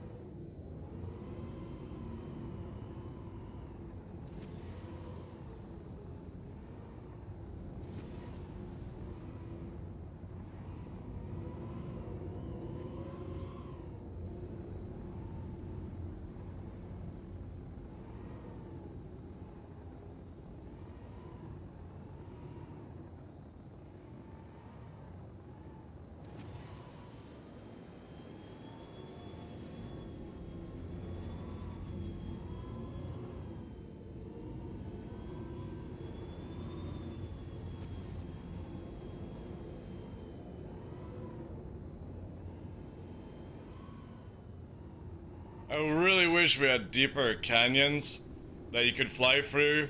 Maybe sharper turns as well, but where you're not having to go over.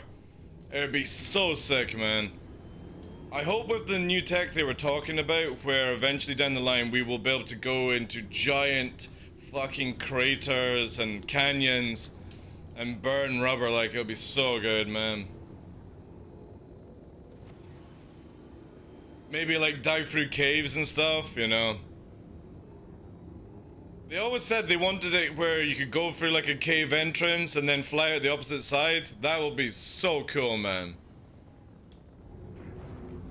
Really cool if we get that.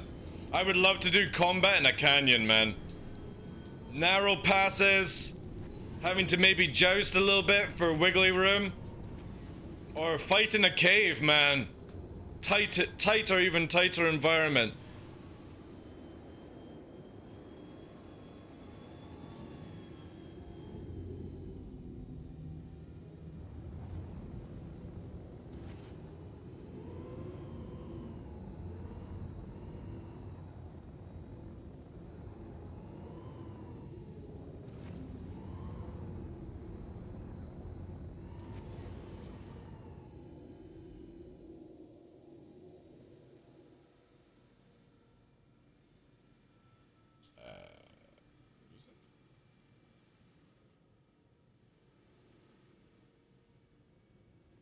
Stream still running? Oh, music's died. Why? This thing?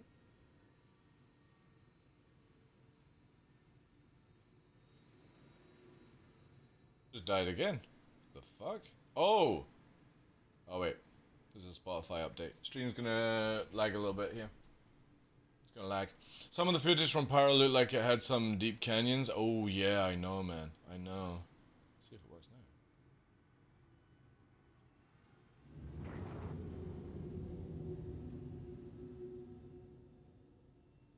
And then it turns off again. What the fuck? Can't play the current song. What?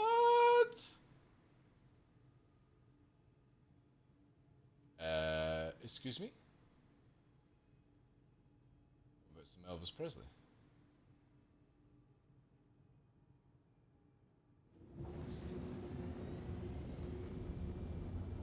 Apparently it doesn't want Skillet.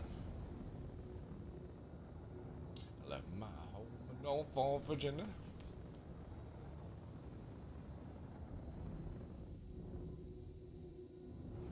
Alright, I'll do.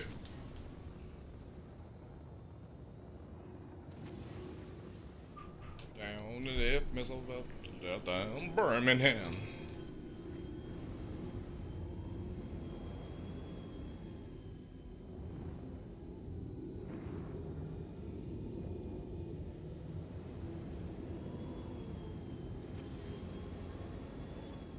Doesn't like Skillet, guys. Don't know why.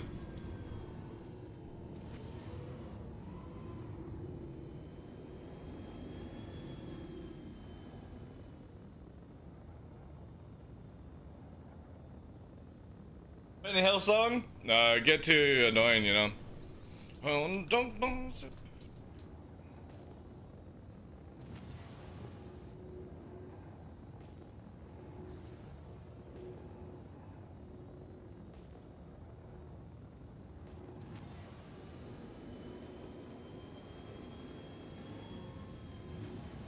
Terry, calm down, easy taxi to the terminal zone.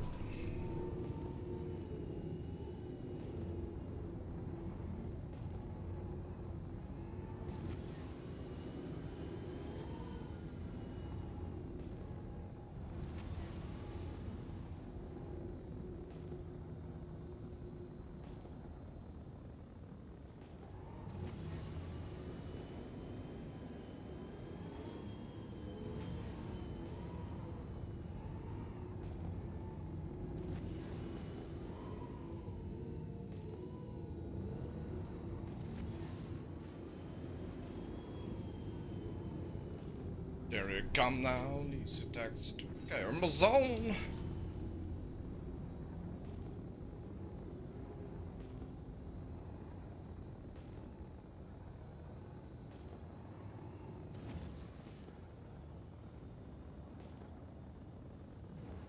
Sun's that way.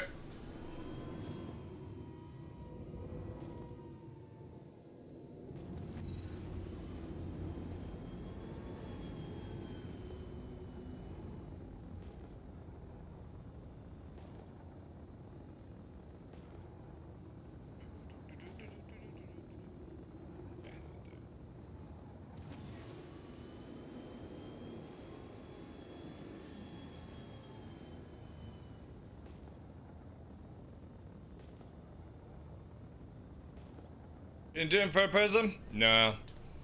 If I want to play a third person game, I play Fortnite.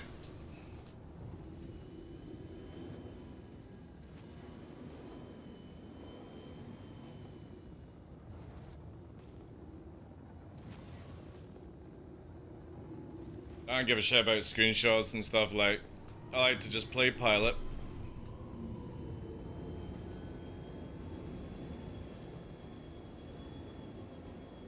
Third person looks so unathletic anyway.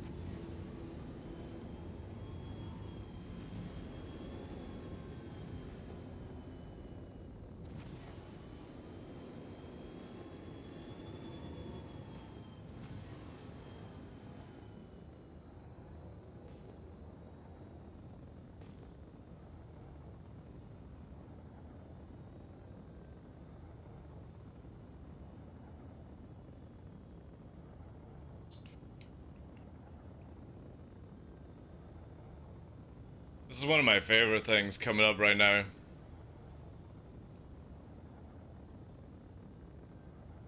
Like this view here. Alright, it's enough of Elvis, like. Let's do this actually.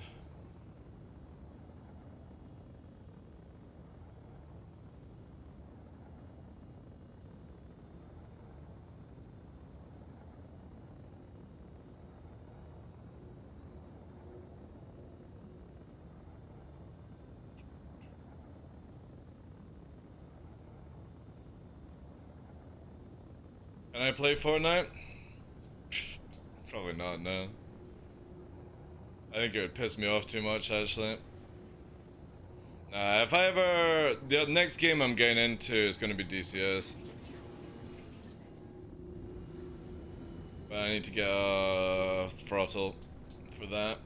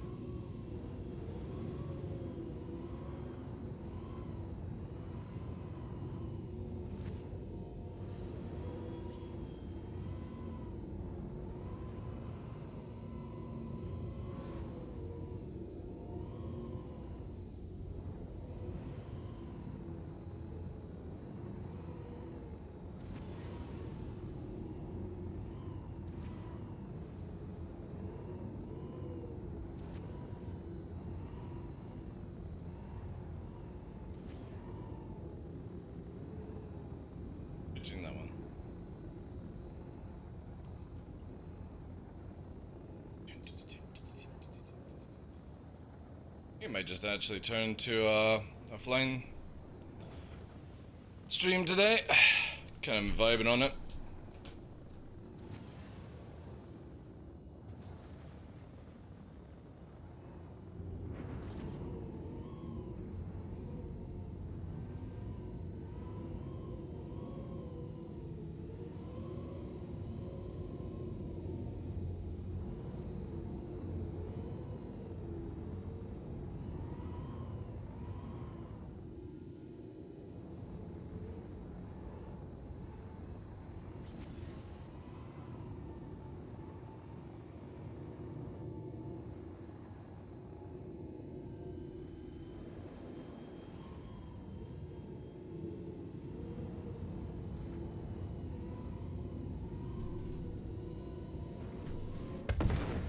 Yeah, well, I knew the moment I went around for that corner it wasn't gonna work. That was way too fast, way too tart. I should have let off the left and it would have been fine. Yeah, I took it too far to the right and we lost too much control of that one. How fast is this in miles per hour? Catch up here for you. Let's do some maths. Meters per second to miles per hour.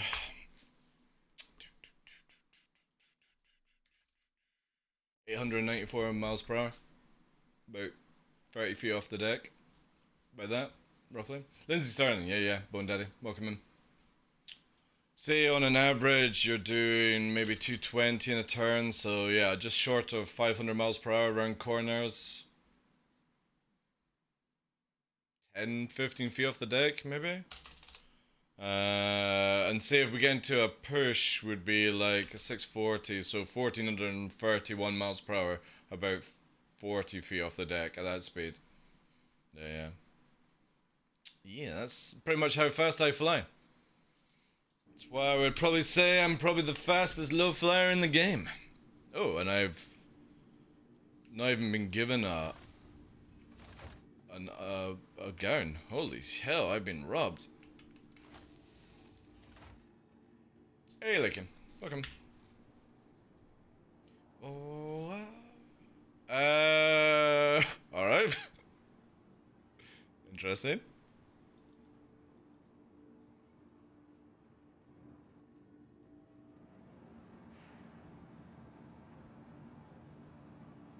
That should have happened 5 minutes ago. The accuracy is insane. I am very blessed with something very, very strange. So I have 15-15 vision, which is a very narrow vision. It's still classed as one of the, you know, the like the 30-30, 20-20 stuff like that. But I have 15-15 vision. And the only way I can describe some of the movements, because everyone's like, oh, it's just muscle memory. It is to a certain degree, but also I have a little bit of an advantage where the faster I go, or the more things move faster, the slower they go down in my eyes. Not to the point where you're like dodging bullets and shit like that. Not that kind of crazy. But when moving objects are flying past me, for other people, they're moving at like a much faster rate. For me, it's a more kind of like, not cyborg guys, no. It's just, again, the more that I narrow down the vision, basically the peripherals slow down. And that's the only thing. But I'm really bad at like close range reading. Very good at long range, like I can read long distance stuff. But when I bring stuff close, it kind of like fucks up. So that's why my monitor is so far back. So as the peripheral is flying in, for me, it allows my brain to basically calculate where I'm going next, because I see it coming in slower, and inside the middle part is faster. So kind of like a slow-mo tunnel, yeah. It's the peripheral view that slows down, not where I focus. So wherever I focus, it's fast, right? But peripheral view slows down for some reason.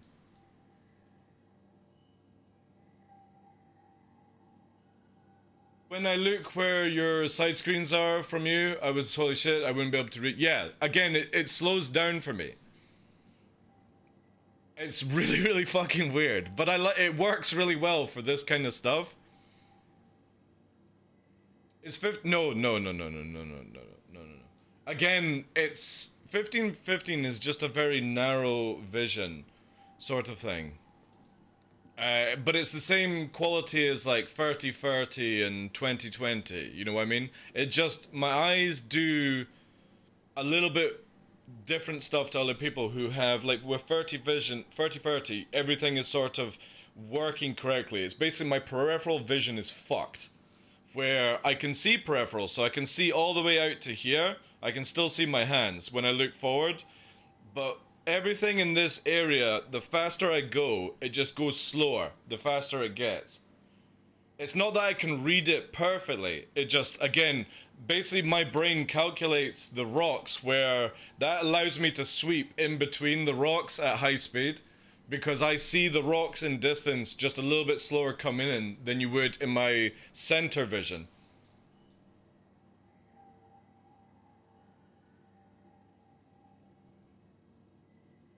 You can only actually clearly a small circle. Yeah, yeah, yeah. So it's again, it's not like it's not my the focal point that slows down, and that's why like literally I wouldn't be able to dodge a bullet or something like that, but I might be able to see the bullet if it was coming from the side. It might actually appear slower to me, not that I would be able to react to dodge it, but again, I've never really tried this. It's not something I would ever gamble with, but maybe like a paintball, I could have people fire a paintball from my side and I might actually see it slower coming in instead of how people were shooting at me from the front.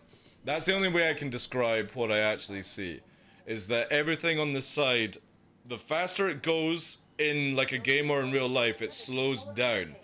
Where like maybe the information is blocked or something like that. I don't know. Or maybe it's speeded up. Information is too fast or something.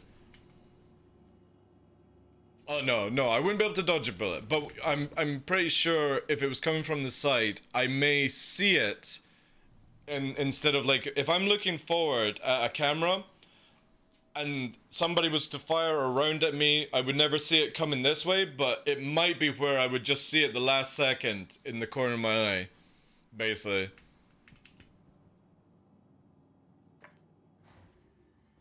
But that's generally how I fly so low, so fast, is that I've calculated in my brain, however that fucking happens, the trajectory of where I want to move the fighter next before I actually do it. Another way you could look at it is I'm flying a little bit in the future to what you guys are seeing. If that makes any sense. Probably not. Probably pretty stupid. Can I ask what you studied on your career path? Do you know much about flight? Right, so here's the here's the weepy fucking thing. I actually wanted to be a pilot in real life, and I had all the qualifications. The only problem, and this is the doozy, I can't do maths. I have the reactions, I have the colors, I can multitask 5 things at once in my head, but I can't do maths. And if you can't do maths, you can't get in. So, yeah. I went and joined the army instead, which is annoying. And even then, can't fly because of that. So, yeah.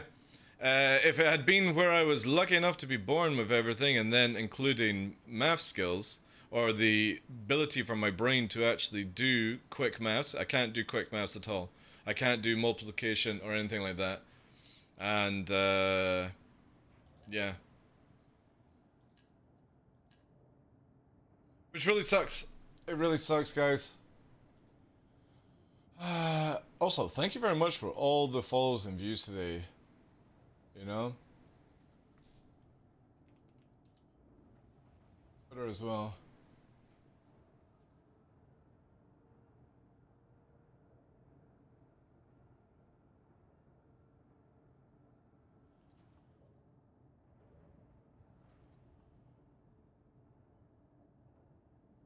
I'm just checking on this email, guys. Oh, also, Tough Mother, thank you very much for the reply and the retweet. Guys, exclamation mark anniversary. Get involved in our monthly giveaway that we're running on the channel. Would massively appreciate it. But yeah, that's it. That's how I drive. What do you mean that's how you drive? What moss?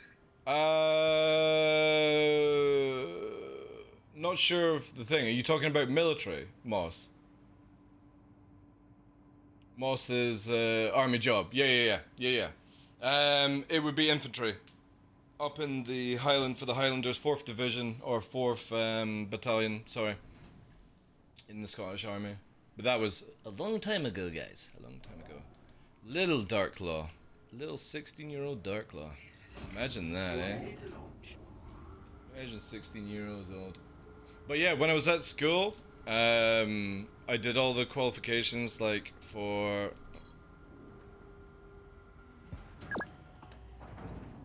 Alright, cool. The ship's actually working. I was confused there. Did all, like, the tests and stuff, so color, blindness, fitness was all good. Stuff. Yeah, you can't do that anymore though, Lakin. I don't think you can join the military. This was back in like 1997. So yeah, I think you actually have to be 18 now in the UK to do it. But I'm not 100% sure. That was 4 years ago? No. I left the military when I passed through my first 4 years. And the reason for that is my son, not biological son, I wanted to do other things because to go into the nitty-gritty of it when I was in the military at 16 is a very, very bad idea.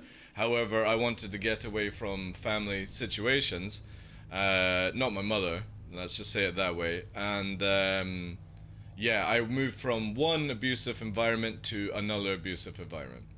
So I did not have fun in the military. I was massively bullied, like, that's all we're going to go into those kind of details. And I left when the hell I could, because I wanted to do other things. Like I passed the qualifications to move into like a sniper division, but again, I took it as a career change, and then I started to work with animals, and basically, I did. Thank you very much for the bits, dude.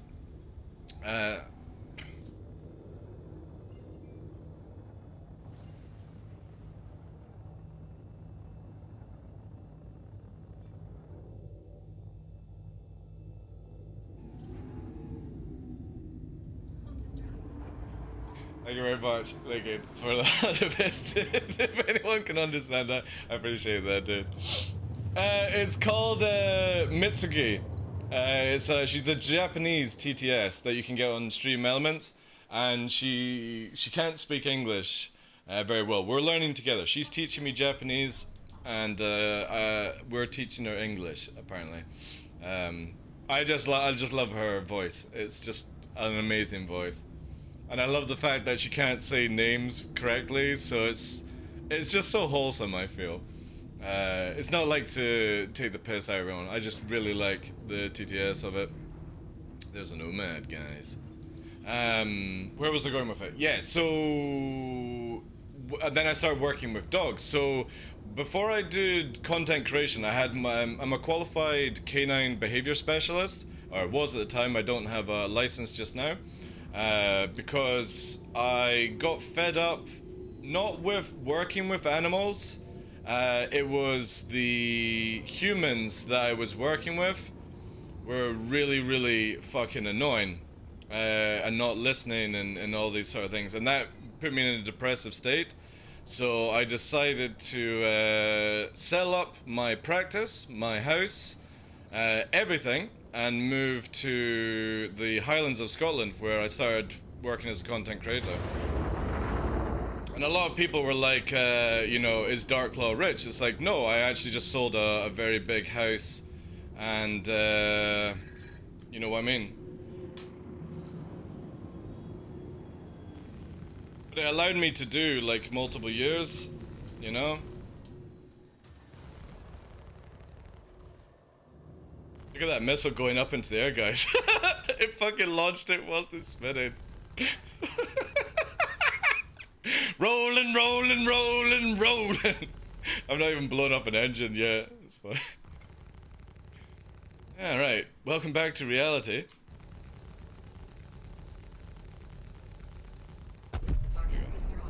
Yo, we're at 49 now. I'll quickly take this as well, just in case I crash into it.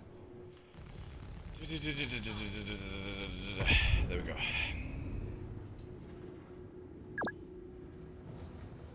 So yeah, we used to do that, and it was awesome. No, I don't VOD, dude. I'm just literally clearing aerospace, so when I'm flying around, I don't have people chasing after me. Do I have siblings? Yeah, I've got a younger brother, yeah, but I don't really speak to him, sadly. We had a bit of a falling out, as families do, you know? Did you breed huskies? No, Luna was actually going to be a breeding husky, but life has a way of sort of taking plans that you have and changing things, and I never got around to it. And by the time we moved up to the Highlands, it was just sort of like, you know, she's at the age where, no, I'm not going to do it. You know, she would have made lovely pups, though. She would have made lovely pups. Huskies, but probably hold off for another until... For me, as I said actually at the start of the show, when my two pass away, I'll probably mourn for a couple of weeks, and then I'll rinse and repeat. Because if I'm in the habit of looking after huskies, I might as well make sure another husky has a good life. Whilst I'm breathing, anyway. My biggest fear, right? So, I don't fear anything. I don't fear death. I don't fear spiders, insects, anything like that, you know, the common fears that most humans have. The only fear I have is that if I'm owning a dog or looking after a dog, I pass away before that dog. That's the only thing that scares me. Everything else, bullets, knives, small, you know, dangerous animals, anything like that. It's the fear of literally leaving, you know, something in a house trapped by itself and you pass away. I think that's just a horrible fucking thing to think of. And that's the only thing. I don't care about death or myself passing, or like who I leave behind, you know, them mourn. I don't give a shit about that. It's literally if I'm looking after a dog and stuff at the time. Mining area. So, yeah. There is a rock. There was a rock that spawned. It's not on the back of that thing though. So it may have bedlocked, or it may be driving around.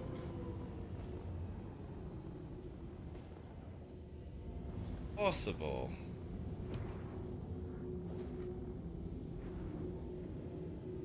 No. Would have been location for it though. It could be around. I might pick it up, but obviously the Nomad is no pilot, so we're good just now. We're good just now, we can carry on. One of my biggest fears is I think about is something that would happen to me and my girl who would get my dog. Yeah, exactly, that's the basis of the only thing I generally care about when it comes to the pups is like, you know, it's kind of a sad thing to talk about, so let's not dwell on it too much. They will find a home just like you found them. No, see, that's the difference between huskies. Huskies at older age struggle to work into other homes. You know, it's why you get that sort of sad thing where a dog will like sort of just lie down and wait to die kind of thing. You know, puppies bounce back and other dogs do, but huskies are difficult. They're very, very loyal. 600 meters right now for rock, something like that, yeah. Ballista's like that. 29 for a mule, which makes the mule the best infiltration land vehicle in the game. It can sneak in with 2 railgun users. You know, right? You know the best thing for bounty hunters is a mule with 2 railguns? Because they come in, right? And they're like, they have to come 29 meters to target you. And if they spray and pray, they'll miss completely. So they come into 29 meters range, which is very low to the ground, very still, and you go, fucking blast. And 2 rails will insta-pop an arrow, and 2 blasts from each will take out like a gladius or the cutlass and stuff like that. So as they come in low, just to get a targeting, they get absolutely railed. And I'm pretty sure you could probably get 4 people on top if you did it well and you didn't drive around too fast. And yeah, that's going to instantly clap a lot of ships that have to come and focus on you, because you can't missile it. You can't missile, you have to blank fire it, and to aim with the pips, you have to go 29 meters, which, again, let's look at this way how close you have to be to something.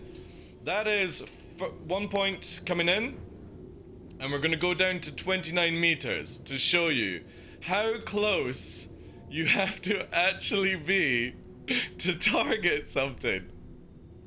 This is how close you have to be to a mule to see it with pips. It's fucking amazing how close somebody has to get. And if you're driving around these little rocks here, they have to come down super low. Or they hover over you and they have to go slow and they get railgunned. It's amazing, man. It's one of the best land vehicles they've ever brought out, just purely because of the fact that it can be used to railgun people, because you're invulnerable to long range. It's so cool. My Rottweiler died in my arms in my garden called Nelson. I went and got a black lab before the... That was something. Nomad has pilot back into it. Went and got black lab. The day was done. My brother said I shouldn't. I don't regularly. Exactly. I always say to people, and obviously everyone is different, right? But I look at it that if you've looked after something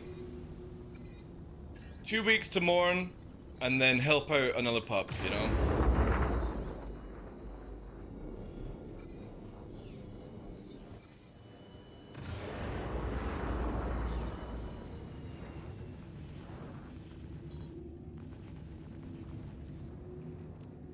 These buggers with their free shields.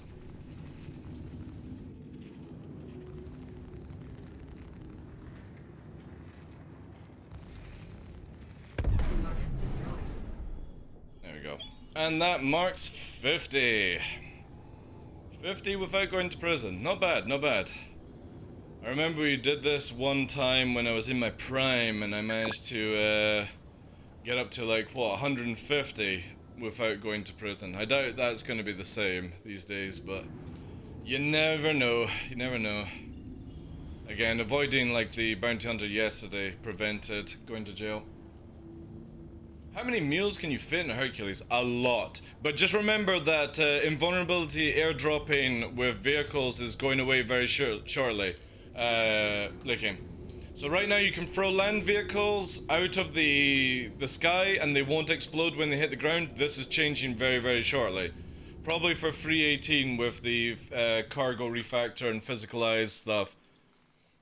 Also, you're not going to be able to basically, like, right now you can get like a flat wall like that and put a vehicle on it and just stay there. It just doesn't slide backwards or does anything like that, and it can go forward. So this is changing where you'll eventually slide back down, gravity will pull you and all that jazz. So looking forward to that, actually. So no more airdrops with mules when that happens. However, you can until now.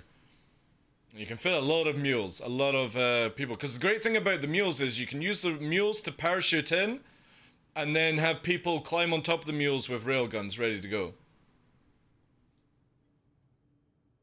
Yeah, I think 318 will probably be with what... Yeah, I would agree with Subliminal on that one as well. I think there's going to be a lot of cool things when 318 comes that they've not really told us about. And I don't mean like, oh, they're going to have like a new Idris mission and stuff like that. I'm talking about there'll be some back-end mechanics that massively help things.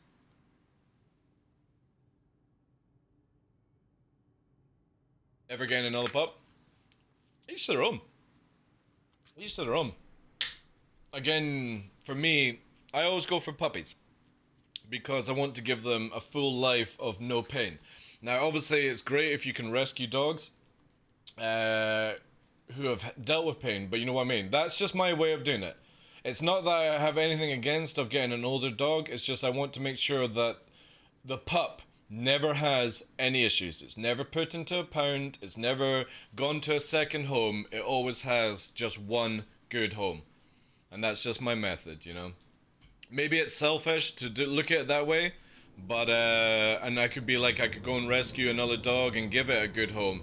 But I look at just literally, I don't want the pups to ever have to go through that, because they do get traumatized pretty hard. You have to remember that a puppy, a canine puppy, and I don't mean K9, I mean the actual Latin word canine for lupus, dog. Um, the first year of growth for a dog is the same as 14 years for a human. So imagine how much, trauma can happen in the first year of being used, misplaced, all that stuff. It's like a child growing up its whole entire childhood, basically, for a human. It's nuts, man.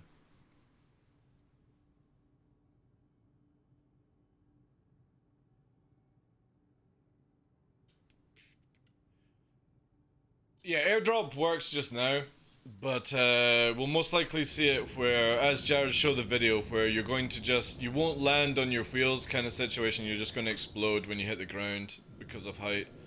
Which, I agree with. As much as it's memey to drop people and mules out of a Hercules, again, we can't have cheese in Star Citizen, right?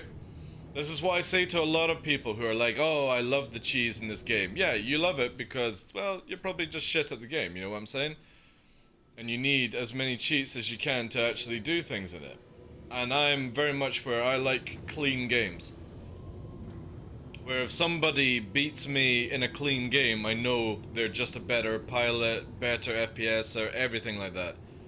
I can't stand playing games that have got cracked weapons and cheesy metas and stuff like that, you know? It's so dull in today's market. I live in the most dog-friendly city in the country. Dogs are everywhere in every restaurant. Oh, that's cool, man. That's awesome. Yeah, I wish there was more places nearby that allowed dogs. I mean, I can go with Nova, so on the day when Vegan Spaceman and Ondo come to Scotland, if I actually do manage to meet them, it will only be with Nova because he's amazing around humans and places that have loud noises. Luna freaks the fuck out. She does not like random humans, and she does not like roads and busy things and stuff like that, you know? So, yeah, it'd be cool if there were more places where I could go with Luna that were maybe like more dog friendly and quieter and stuff like that, but we just don't have them in the area.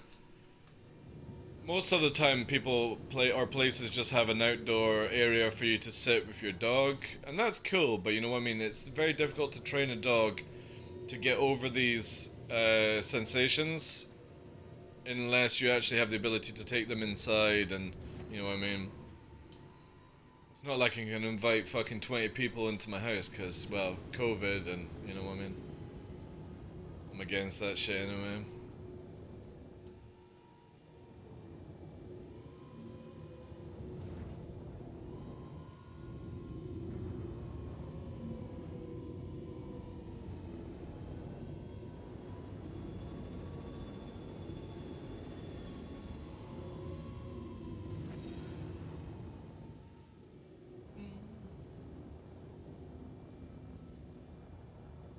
By the way, because of you, I ordered some Predator mounts. Well, I'm not affiliated with Predator mounts, but I have heard they're pretty good. I'm with Monster Tech.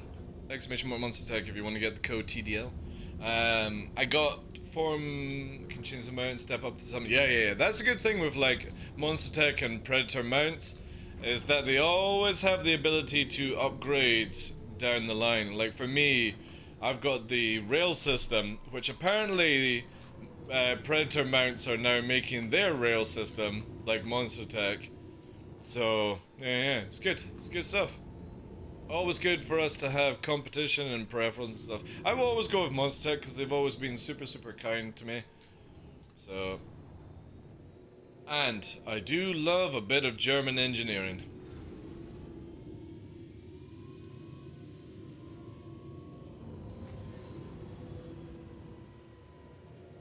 Also would really like to have some German food. I'm looking forward to CitizenCon in Frankfurt, Because I am going to gorge on German food when I go over there. Baby. Might even do a quick stop in France as well, just to... Maybe actually that would be a good idea. Maybe I should do a road trip. A road trip from the UK through France, Germany, and then get the ferry in...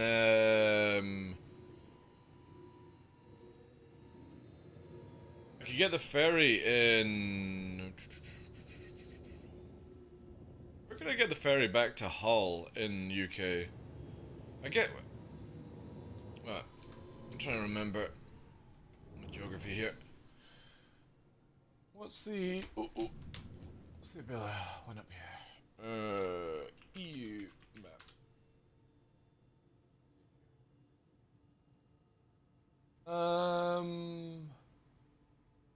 Yeah, I could go France into Germany, and then I could go up into Denmark. I could sample some Denmark love, and then get the ferry over to Hull, I think. Yeah, I can. Yeah. That might be it. Or I go into the Netherlands and do it that way. That could be kind of cool. If I had the ability to stream as well, we could do literally streaming on the road kind of stuff. Obviously, can't stream whilst driving, but you know what I mean? I could see if my son wants to drive, or he could stream. He could be the presenter whilst we're driving. That would be kind of cool. We could do a journey to... I would actually love that, to be honest. Do a quick, like, wee donation drive kind of thing, and get enough fuel money to drive from the UK into France, sample some France hospitality, and then go into Germany, and then either return through the Netherlands or go into Denmark to get the ferry back, you know? So I don't have to drive all the way. That'd be cool. Yeah, that's what I was thinking, Lickin. Yeah, that would be amazing. We basically just do like a live stream on the drive. Like if I'm driving, I'll have my son present if he wants to join me. Or, well, like when I pull over, we could do quickly live streams. And then just have lots of batteries charged to the car, you know what I mean? Just keep it up. And yeah, and then arrive at Citizen. That would be kind of cool. And then meet a lot of people, get lots of food. Because that's mainly why I'm going to Germany, is I want to sample all the foods. Is CitizenCon in Europe lit? Right, so here's my theory. Manchester was in 2009. 2020 would have been LA. 2021 would have been Germany. This year would have been Austin. Next year they're doing CitizenCon would have been back in Manchester. Chris Roberts and all the team are already building the new Manchester offices and stuff. I see the next CitizenCon actually in Manchester, personally. And then it'll go to LA and Germany. So it would be 2025 would be the German one. If my theory is correct. Obviously it might be completely off. But you know what I mean? Don't forget the German beer. Well, I'm not really a beer drinker. I actually kind of feel like I have a hops intolerance where I can drink a whole bottle of Jaeger and black out, but I will drink 3 pints and I will be on the floor ill. So I think that's just like a hops intolerance or something like that. But I don't mind like a couple of beers. I just can't go for anything more, you know? I'll be too drunk. A streamathon on the way there, do a subathon or donate proceeds? That would be cool, yeah. And then outside trip cost to a dog charity. Yeah, we could do something like that. Again, obviously we've got like way over a year to plan for it, but yeah, it would be nice to do like a Road to CitizenCon stream. And maybe if Vegan wants to join in as well, like I could pick up Vegan and drive to Germany, and we could take it in turns, you know. But Vegan would present it on the channel whilst we're going there, on his channel, and then obviously when I'm not driving, I can present it on my show. LA1 is on October 27th, right? Not this year. Not this year.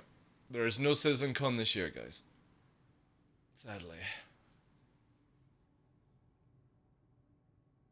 And he's gone, give him a crate of Cloche, local Colombia, and he's fine. Pills. Pills? What's pills?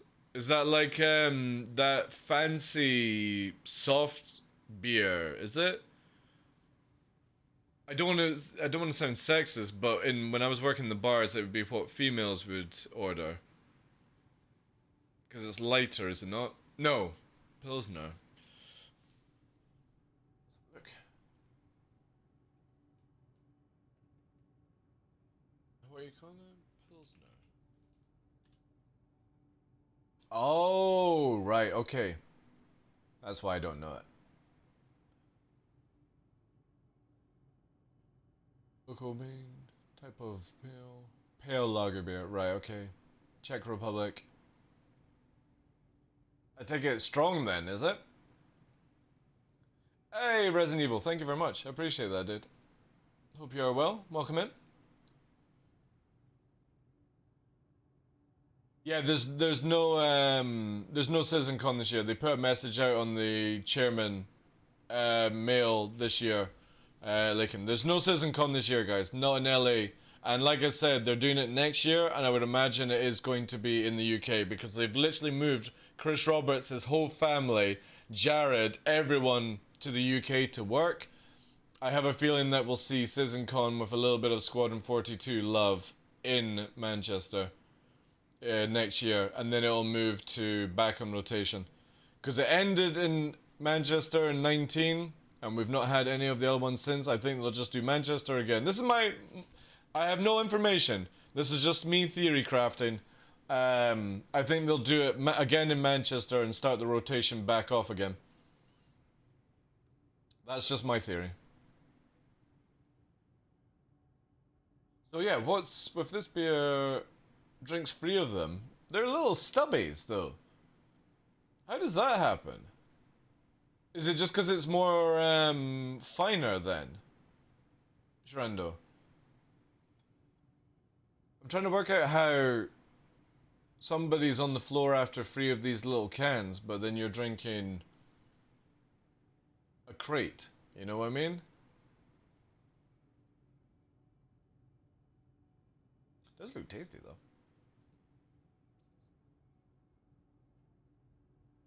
That does look tasty though. Some companies make finer or smaller bottles, almost like a split wine bottle. True.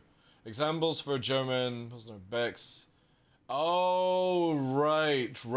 So that's what you're calling it, right? Okay, I understand. So more of like a cheapy beer, and the Kolsch would be a more let's say better put beer, better put together beer. If that's what I'm asking. Right. Okay. Okay. He has a hop intolerance. Right. Okay. So I get the Kolsch is, oh, it's the other way around. Right. So Kolsch is basically piss water beer, lager, right?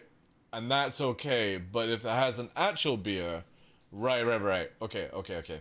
Then the hop intolerance kicks the fuck. Yeah. It's the same with me. I can't drink ale. Like a Guinness, for example, a dark ale like that. Nah, I can't drink it. It's not like it'll make me sick. It's just I just literally can't stand the taste of it. It's horrible. But like if you give me like a cheap lager kind of thing, yeah, cool beans. I'm all bourbon or whiskey these days. I've not had an alcohol drink since October last year. Quite happy with that. I may have a drink on Saturday for the 2 years as a partner. Hey Flo, welcome in. Hope you're well. But yeah, I'm more of a spirit person, man. Yeah. The last time I had a drink in October was if anybody doesn't know, I have an alter ego, a split personality. I have Grumpy Darklaw that you guys get to see here, but when Drunk High Darklaw appears, it's a completely different person. And oh, by the way, this is a true fact. Anyone that's one of my regulars will understand this. The Drunk Law can low fly better than I can. And this is not an understatement. If you think the shit that I do is fucking crazy, when Drunk Law is at the helm, it's like a completely different pilot. You'll never match the Drunk Law, but he's not been allowed out because last time he came out, he drank a whole bottle of Jägermeister in 45 minutes, and I blacked out. So he's not allowed out. He's not been allowed out since October. He's in hibernation right now. Yeah. He gets punished for what he did last time. Like, he was so fucking wrecked. Like, again, it is literally like a split personality. It's the only way I can describe it. It is somebody completely different inside. It's the more happier, friendlier person that loves everyone, that would hug you kind of person, you know? Non-aggressive, you know? Just loves to vibe. And he's not allowed out because he took it too far. Jaeger, oh man, I love Jaeger. I fucking love it. The Icy Jones, a German, suggested Killispitch. I think I'm saying that right. Which is like Jaeger. I've got the bottle here, which is I think if this one does it. Does this bring it up? Yeah, there. Oh no, it won't show you actually on the top of the sneak wall. That one, it's like in a red bottle, is so good. You get that in Germany. So if I ever did a trip to Germany, I would definitely have more of them. Yeah, that's it. I'm not even going to try and pronounce it right.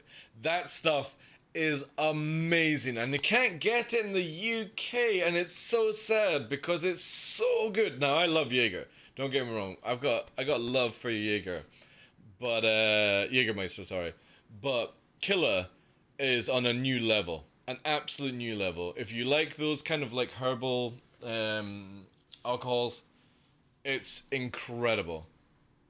Always wanted one of those Jaeger machines you load. Yeah, we had that on my gift site, Red Beer's Revenge, where you could put 3 liters in, and I was actually going to have it behind, where we just have the odd little cheeky shot, you know, kind of thing. But after what Drunk Law did on October, where we banned any fun for that character, you know. We took off the gift list. Not happening, you know? Not happening.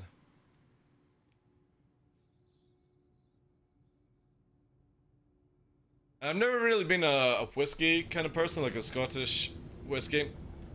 I just don't like my nose is quite sensitive to flavors and smells, and it's not that I don't like the taste of whiskey, it's the smell of whiskey that puts me off, which I suppose is taste when you think about it. I think it's like, what, 60% of taste is through your smell anyway, or maybe it's higher. But yeah, you know what I mean, like, I've always been somebody that will just like a nice Polish vodka, you know, well distilled, 1 ice cube, maybe a little drop of like lemon juice. You know what I mean? That's the drink for me kind of style, you know? If I was ever to have alcohol. I'm not really somebody that likes beers and stuff like that. Some say that Drunk Law is somewhere in space cursing as he should. He's frozen. Frozen in time. He's not allowed out. It's funny how that one day just literally put in the mental block of, you know, I'm not letting you out. You're getting punished for what you did. Which is kind of crazy.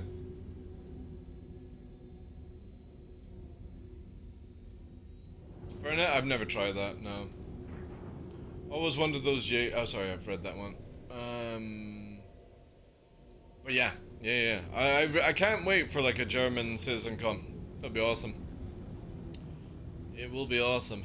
But then I have all this as well. So when LA was for 2020, I actually have here under Star Citizen look at all these places that I had bookmarked because we were discussing it, where I wanted to have breakfast at the LA. I was wanting to go to the Black Bear Diner. You know? This is where I wanted to go for breakfast when LA CitizenCon, you know? Luna! Give me a second, I need to fucking block this bitch. God damn you, Luna! Come on, get out of there. You wee rat.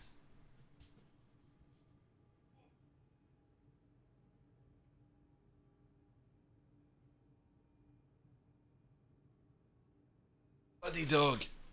She is, she's in full, like, she's giving birth phantom pregnancy motions right now.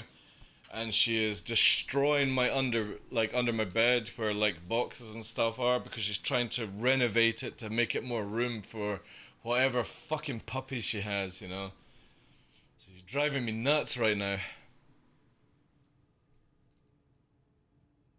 Make me want to redo 75 hard. 75 hard? What's 75 hard? Black Bear Diner. Yeah, well, again, the idea was we had all these places for CitizenCon. Black Tap at Disneyland, Burger and Shake. This was another place. I had directions to go here for to get burgers. Because obviously the CitizenCon thing was going to be like around this sort of area, so 29-minute drive down to Disneyland Park was what I was going for. But yeah, I had all this planned out for 2020, and then the virus came. So I can't wait to... I'm keeping all that record for when we go, because I do believe it'll be Manchester and then back to LA again, so... I don't really care about UK food, but I gotta try me some Korean barbecue, get some proper sushi, try all this stuff, because I've never tried sushi.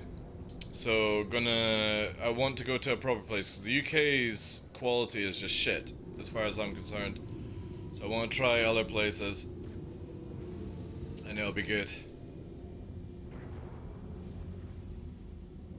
Well, again... The idea is, like, I'm not against people drinking alcohol, but I've now got to the stage in my life, Lakin, where I will only drink alcohol when it's a special occasion.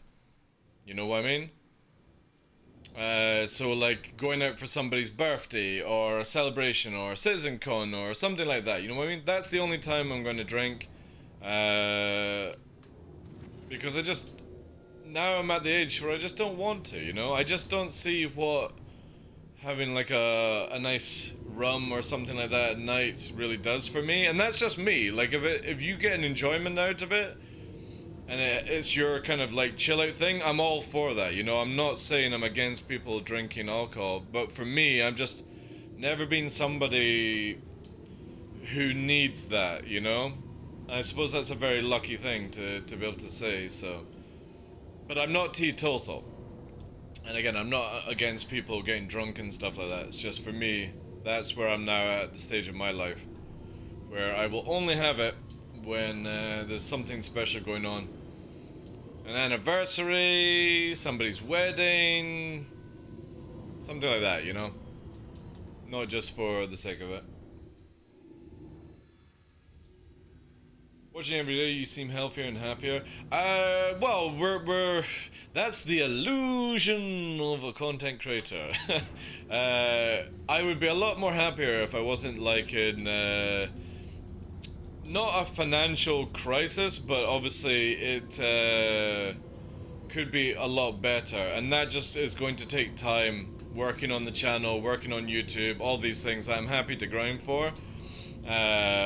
But yeah, for me, ever since I moved up into the Highlands, I've always been a lot happier. Every year, I get older, I get wiser, and definitely more happier. Just being able to go outside and get some fresh air. The fitness thing is a big thing for me, because if anyone remembers when I first started streaming, I was fat as fuck. I was 3-4 stone overweight, and I managed to get that weight off within the time of being a content creator, and now it's just all about toning and shaping the body. But we've managed to get the weight down. It's now just getting that excess fat away that, you know, people get when they don't do exercise or they're in a bad state, stuff like that. So that will just take time because, again, here's the secret sauce to losing weight and getting fit. It just takes time, like everything, you know. But yeah, definitely more happier. I think the way that I do my streaming now and the people I interact with, I'm so much happier because of it.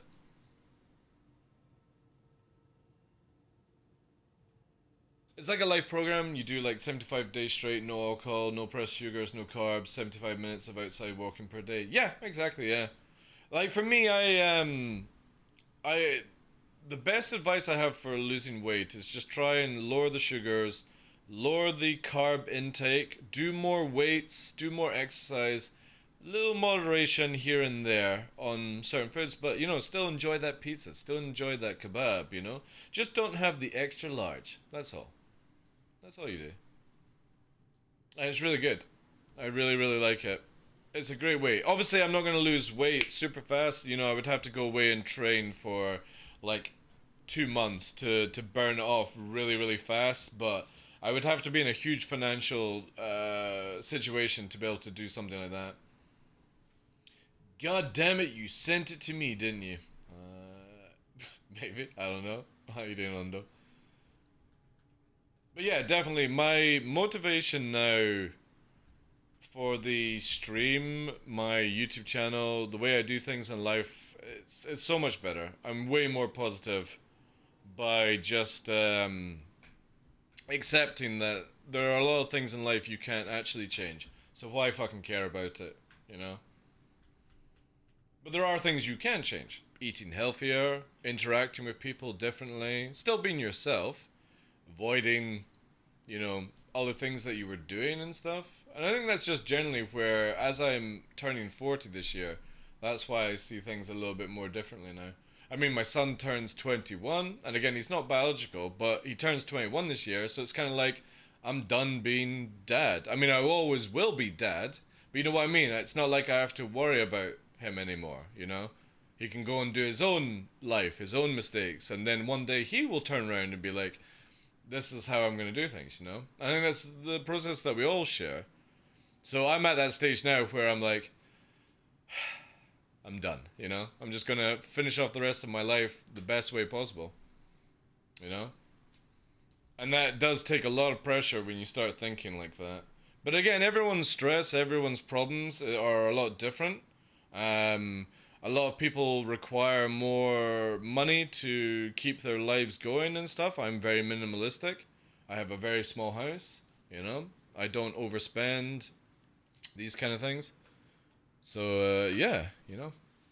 It definitely makes it a lot easier to be more happier when you don't have as much as you used to have, you know? I used to have a car, a Subaru, got rid of it.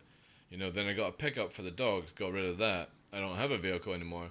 Had a big house, you know, went down to a tiny house and spend more time out of the house than I do in the house. Well, apart from when we're streaming, because obviously that is part of the job. But yeah, I'm pretty sure by the time I die, I'll probably be in a box out in the street somewhere, and that'll be the way I go. Minimalistic seems to be the happiest for me. You know, it's why, like, for me, I always have like black t-shirts with very little on it. I don't like bright, colorful things, you know.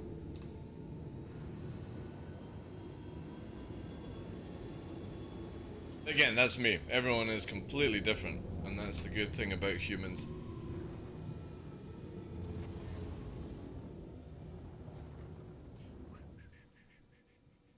Hey, Sun. How you doing today, Chief? I want to shake this to get the last of my sneak into it, but alright, I'm gonna have to.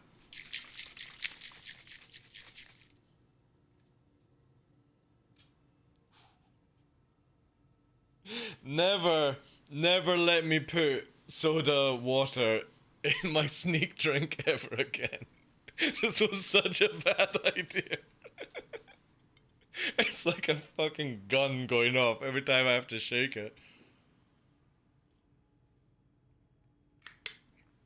Bad idea. Very bad. Alright, that should be okay. It's not gonna fizz up too much. Well, it's cream soda. But cream soda is pretty much kind of like soda water if you think about it. Very low in sugars, very low in calories. Really nice actually.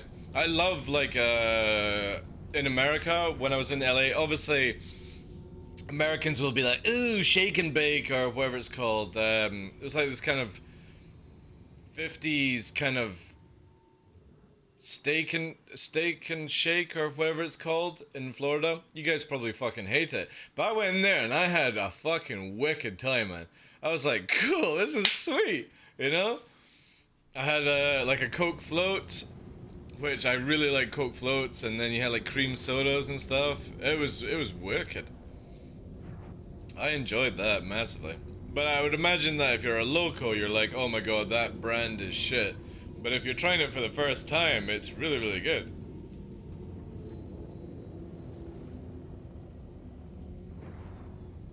It's anytime? Yeah, man. I loved it. I just love the whole kind of like 50s. It's why, like, for me, I'm a big Elvis fan. I like the music. I like the sort of the times around the, like the 50s and stuff. And yeah, I went in there and I was like, oh, this is really fucking cool. And then they were like, they brought out the milkshake and I was like, holy fuck, there's no way I can consume this. And mission fruit and stuff like that. But it was like a pudding or like a dessert, you know, for me. And it was just a typical milkshake, you know. It was over at the sort of like Orlando sort of area near the crocodile place. Or alligators. That's all I can remember, to be honest. It was a few years ago. We went to like Disneyland. I think it was Orlando sort of area. And we stayed in this house, which was fucking massive. It was like a rentable or something like that. Yeah, the alligator place in Florida. That's where we were near. That's all I can tell you guys. It was pretty amazing. I massively enjoyed that. I like alligators and crocodiles and stuff, snakes. So yeah, it was pretty sweet. But yeah, that was when I went to Florida was my first ever experience at Walmart, and I was blown away with Walmart. I was like, this place is massive. It has everything that you would ever want, you know what I mean? And obviously, it has its bad rep or rep in general. And I was just like, wow, we do not have anything like this in my country, you know? Which was really, really cool.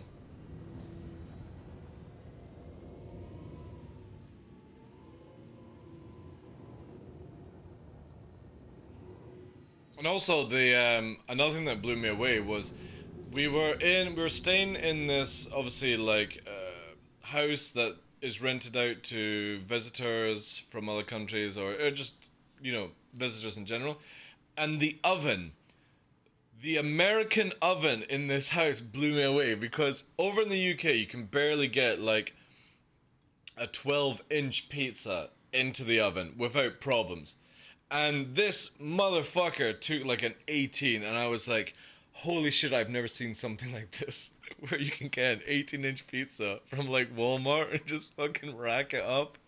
It was one of these like Willy Wonka kind of experiences for me where I'm like, holy shit, I didn't know this existed in the world, you know? My gram has a pond near her in Florida. Yeah, we were staying in this place where it had like a sort of like pond area, and there was like signs saying watch out for obviously like the alligators roaming and stuff, and I was like, fuck yes, this is awesome. So I went down there and I never found anything, so it's like the warning signs of stay the fuck away in this complex. I'm down there in the morning like, all right, alligators, let's fucking see you, step right up please, you know. All the Florida man news I see every day. Man in Largo, FL, gets eaten by alligator who stole his frisbee. You can't make up. Really? Does that happen quite a bit? I would imagine there are, you know, and I've seen like videos where alligators are like grabbing dogs and stuff, so. Under the car one time? Awesome, man. I mean, obviously not awesome for your grand, but yeah, like, I love the idea that you've got that kind of interaction.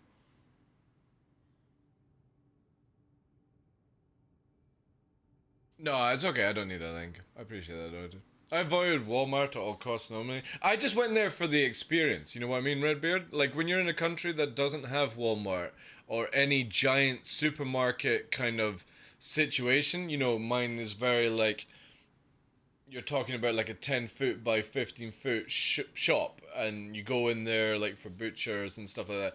The whole idea of Walmart was just like, for me, it was like, wow, look at this fucking giant room of things, you know? You go down one aisle, and the other thing that blew me away, right? We're getting into a bit of an American topic right now, is I went down looking for, like in the UK, you would get like a small bottle of like orange juice kind of thing, and you guys have the fucking gallon metric, where it's just like, you're picking this fucking monster up and putting it in the thing. It's like, now am I actually going to drink all of this fucking milk and orange juice? You know what I mean?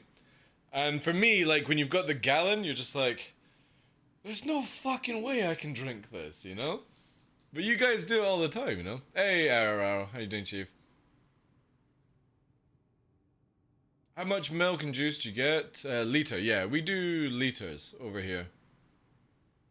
But you guys have got like the gallons, you know? I can't remember what, come on, let's have a look here. How many gallons to a liter? I forget this one. Liter to gallon is... No, that's imperial gallon. What is... Yeah, here.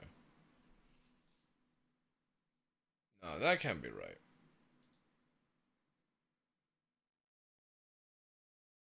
Like 0.26 or something like that to a gallon. You must have it differently, because again, yeah, it was big, you know. Whatever it is. It might have actually been more than 1 gallon then, if I think about it.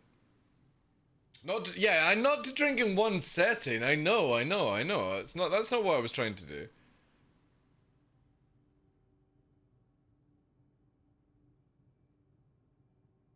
Oh, is it 3.7 is 1 gallon? Alright, okay, that thing was wrong on that website. Sorry, I've got this blurred as well.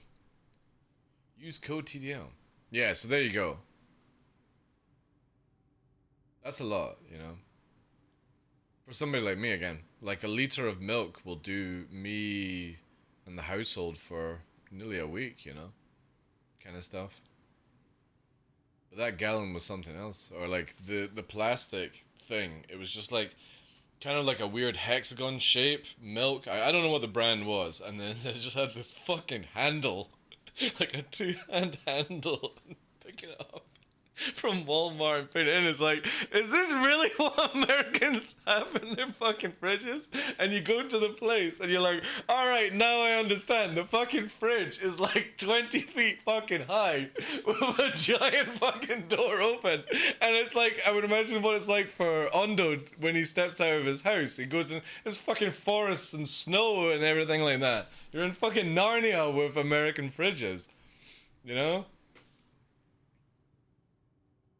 Gallon is 4.5. Well, again, it's a lot for somebody like in the UK, you know? But yeah, you've got giant fucking ovens, you've got giant fridges, you know, your washing machines ain't small either, like, you know? It's like opening up, it's like shit, I can get my whole body in this fucking thing, you know? It was pretty cool. That was my first and only experience with Walmart. I was literally like a kid in the Disneyland effect sort of situation where I was like, do I need this? Do I really need a like 12 rack of lamb kind of thing? You know, not really. Do I need that plasma TV? They've got hot dogs over there and they've got a sports car. Do I need this? You know, it was so crazy, man. Everything is bigger in Texas? Yeah. Costco. Oh yeah, we've got Costco, but like obviously you guys in America and Canada and stuff, your Costco is on a whole different level, you know what I mean? But the thing that obviously I would imagine is king, like at Costco you get really good food actually. What I found here, we don't have a Costco anywhere near, but when I lived near Edinburgh, the Costco pizza was actually pretty decent for the price, you know? It wasn't too shabby.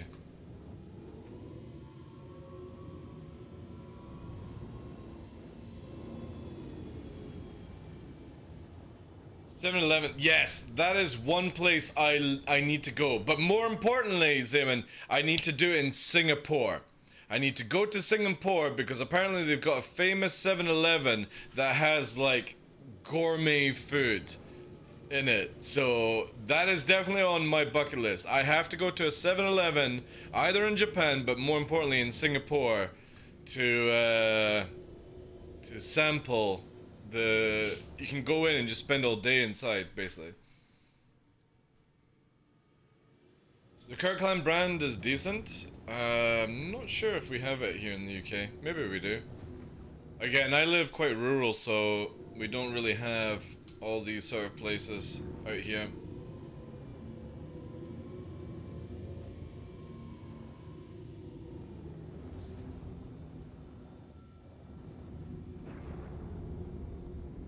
Singapore, yeah. I would love to, like, there's a lot of places in Asia I would like to go to. Canada is on my list. I would love to go to Alaska. Um, but there are a lot of places, Singapore, Japan, you know, I wouldn't mind a trip to fucking Taiwan, you know, just like a holiday kind of thing, or a quick visit, you know. Would love, love, love to go to these locations. It's so good. Colorado, sorry, I would like to go to. Like the Rockies. I would love to see that shit. I'm not like a super fan of like the Grand Canyon, but obviously if I ever got to go and see it, I wouldn't say no, you know what I mean? It's just not really on the top priority. Or am I a fan of greens? Is that code for wheat? Or is it code for vegetables? Because if it's code for both, then my reply would be yes. There isn't many greens, whites, browns that I haven't done in my life. Oh, jeez. Lifetime. Let's just say I've chased many dragons. Never caught them.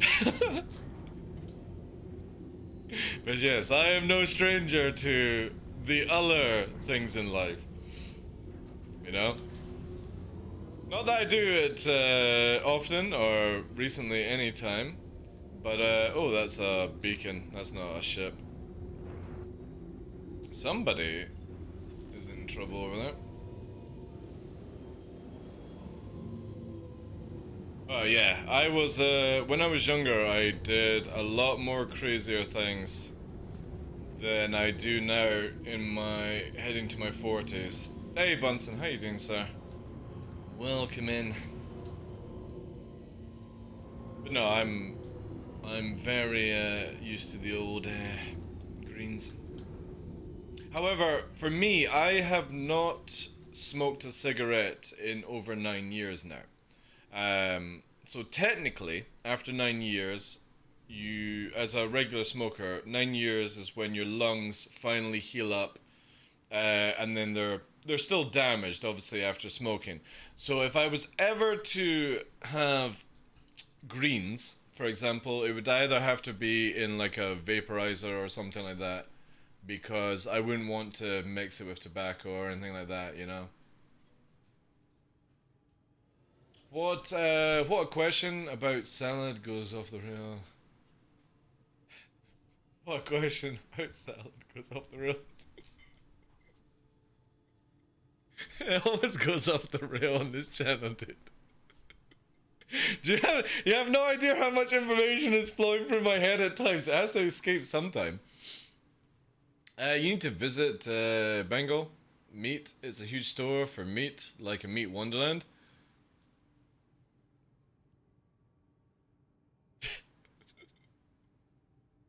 Is this place sexual, Zaman, or is it actually meat? Because a meat wonderland sounds like where you go to tickle the pickle, you know what I mean?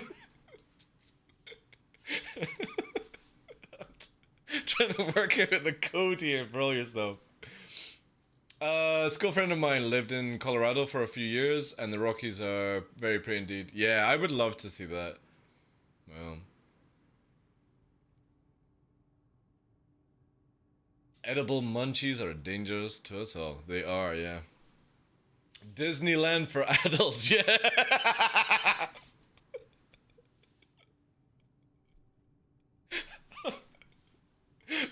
A meat wonderland is definitely sounds like a place for adults. No children should ever be allowed to go to the meat wonderland. Is a weird way to sell it? Yeah, like a meat market. Well, even then, that could be taken differently these days, you know. But yeah, I do know a lot of places in Asia have like these wonderful market stalls, calls, street foods, and it's just, especially in more of like the Indian areas and like Pakistan, stuff like that, where they've just got somebody with they're doing like kebabs on the side of the street and stuff, and it just, every time I look at these programs on YouTube, I'm just like, god damn it, if I ever leave Scotland, I am going to have to make sure I never eat when I return, you know. A bizarre, yeah, yeah.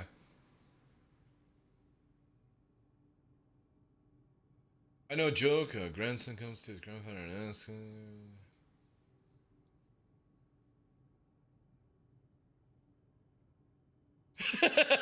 that's a good one, yeah, I like that. I wasn't gonna read it out loud, but yeah, yeah, yeah. Please moderate, delete my message. Nah, it's cool. It's all good. It's all good. Is it wrote wrong? Alright, okay. I'll quickly give you a 2-second timeout then, dude. Oh, I can only do 5 seconds on it, this method. If you ever want to get rid of your chat, Air Arrow, all you have to do is type a URL and it'll send you off to the Netherlands. Munchies are all about self-control or not? Yeah, very true, very true. Are we talking about jellies and like downers? Or are we talking about like bags of chips?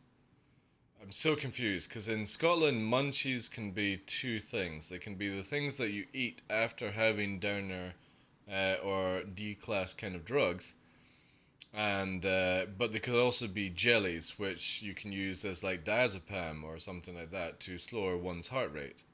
So yeah. Are we threading the line here? No, no, no. It's completely fine. I'm very open to talk about drugs on this channel. If somebody is upset about the tone of channel, then they are free to leave. But I am not breaking any rules in discussing. All right, munchies from Greens. Okay, I'm following. Yeah, yeah, yeah. Cool, cool, cool. Yeah. Because every country is going to be different with the way they talk about drugs and drink and foods and all that jazz. It's just, you have to have a little bit of an open mind. What is okay in one country is maybe not okay in another country. But it doesn't mean we can't have a discussion about it. It's crazy how slangs change. Yeah, exactly. But there is always a bit of a common ground where, like munchies, because obviously, what's it, the part in marijuana and some drugs like that, it causes the brain to be hungry. I'm trying to remember the scientific name for it. But yeah, yeah, yeah, yeah. They are dangerous times because every food becomes an absolute appetizer, you know.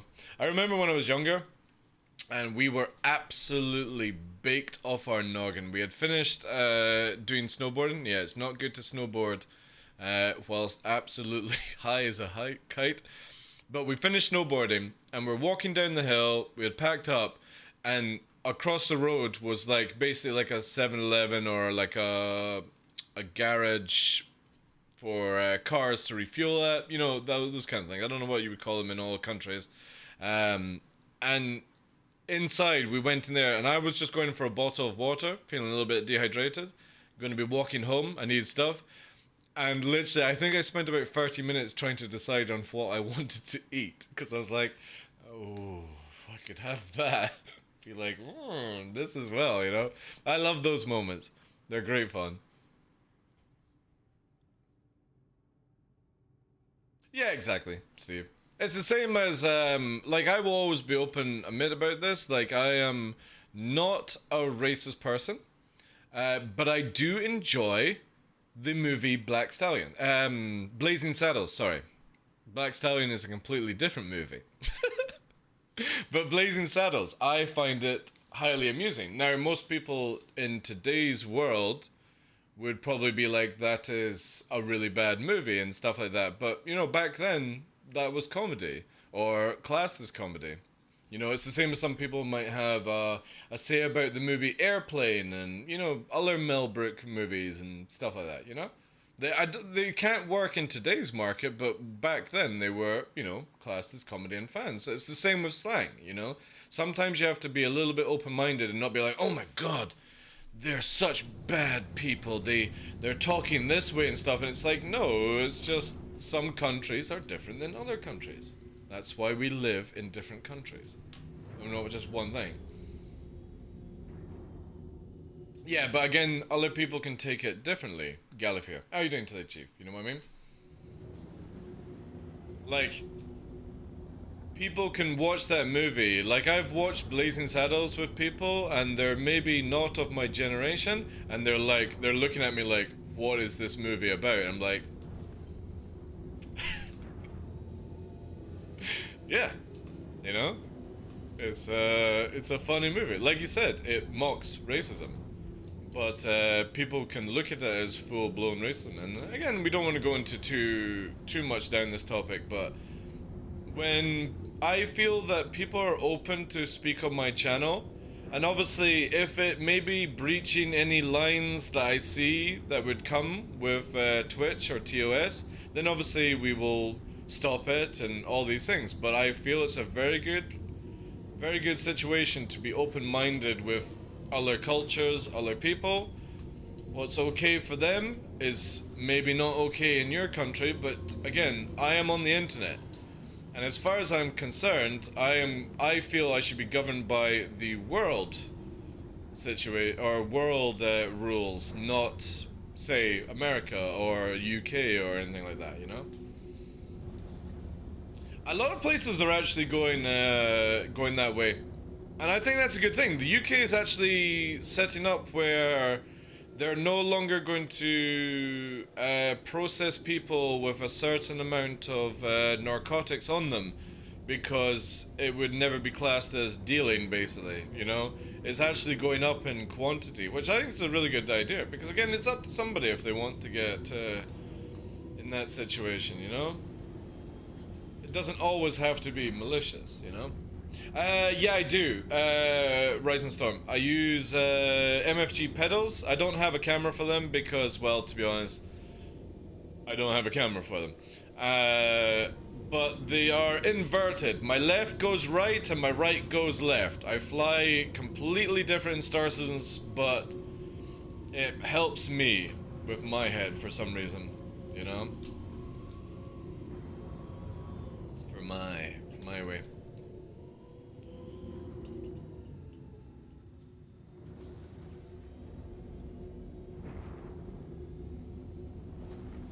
I live in the UK, and I was driving behind a bus advertising CBD oil. Yeah, a lot of these things are really good for people that have anxiety and stuff like that. Space 99, I know a lot of people that use CBD oil. I was actually going to get some for my mother, to like help her with like sleeping and stuff like that, to be basically used as a calming situation. A couple of dabs. I know a lot of streamers that are actually ambassadors to some companies in the UK for that stuff, and they say it's massively changed their life, because instead of having like huge anxiety problems, they're in a more calmer state now. So yeah, I'm 100% behind stuff like that, which helps people out, you know, because obviously a lot of people have mental issues. Sometimes it's something not really so much triggered with what's going on in your life, but more worries on things. And you know how everyone is completely different. Some people worry more than others. So if it is a way to help people out and calm down, I'm 100% for that. Pedals or strafe? Yaw. So when we bring up the joysticks, this is my roll on my right stick, pitch, forward strafe, back strafe, left, right, up, down. And then my pedals do my yaw for me. I fly pretty much just like a jet fighter. The difference is my pedals are inverted, just for Star Citizen, because I drift a lot in this game.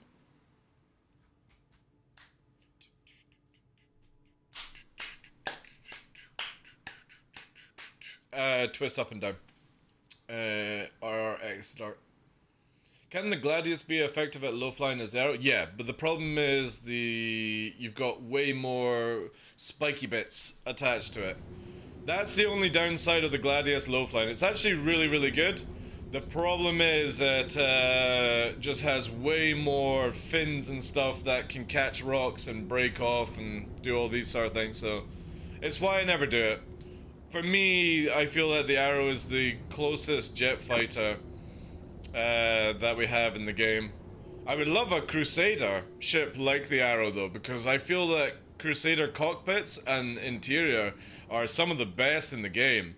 And I love the design of their ships, so I really would love for CIG to make a light fighter or a smaller than an Ares fighter for flying around. I think it would be really, really dope. They are amazing at their cockpits, really clear.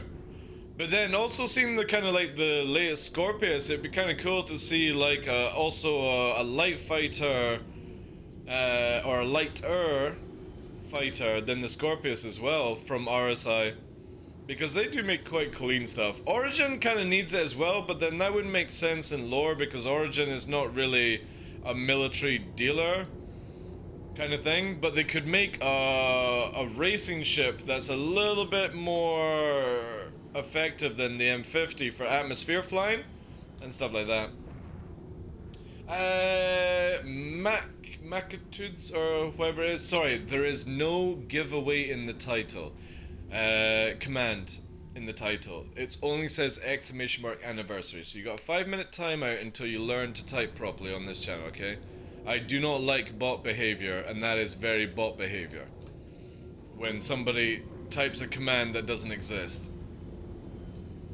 They probably make Crusader Starship before a light fighter. That would be alright, yeah, that'd be cool. I don't really know if we actually need any more starter ships, to be honest. We got quite a collection. Well, again, I'm pretty sure we'll get to that Sage Space 99, you know what I'm saying? I'm pretty sure we'll get to that one day. But what, baby steps at the beginning, you know, dude?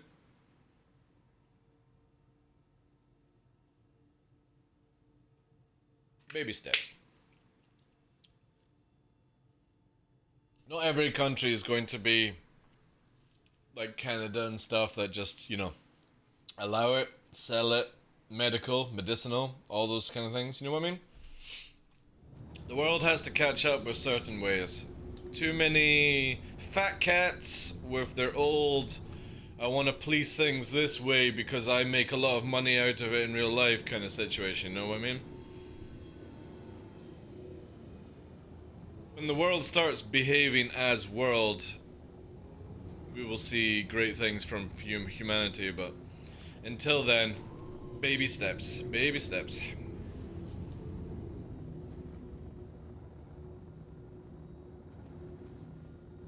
Yeah.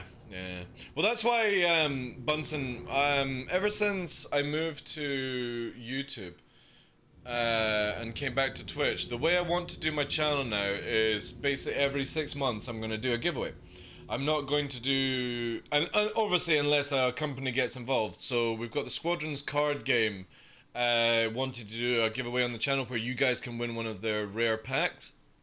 I don't mind doing something like that if a company is involved, like Toby or something like that, but you're not going to see a TheDarkLaw giveaway unless it's every 6 months now on the channel. So all the stuff that CIG give me, the ships and stuff like that, it's all kosher, where I can now do it where I'll just do one big month giveaway every 6 months. And that's what we're doing on the channel now. Because I want to organically grow. I don't want it to be where there's giveaway always in my title. You don't know what you're growing with that. It's fake. And obviously it's a great way to boost a channel, but again, you can definitely see it. And for me, from my practice as being a content creator, you can see a lot of fake stuff when it happens. And I just don't want to do it as I continue on this journey. I want to give back to the community with content and memes and stuff like that, good chats, and then eventually we'll do the digital swag, you know. I still would love to do an Idris giveaway on this show, but I'm gonna do it when we're about to go for like a release. Because I have spoken to CIG, and they did confirm that I could do the giveaway on the channel. But it will only be when the game is coming out and somebody can actually use the ship, you know? Because I would love to give back to somebody with that ability.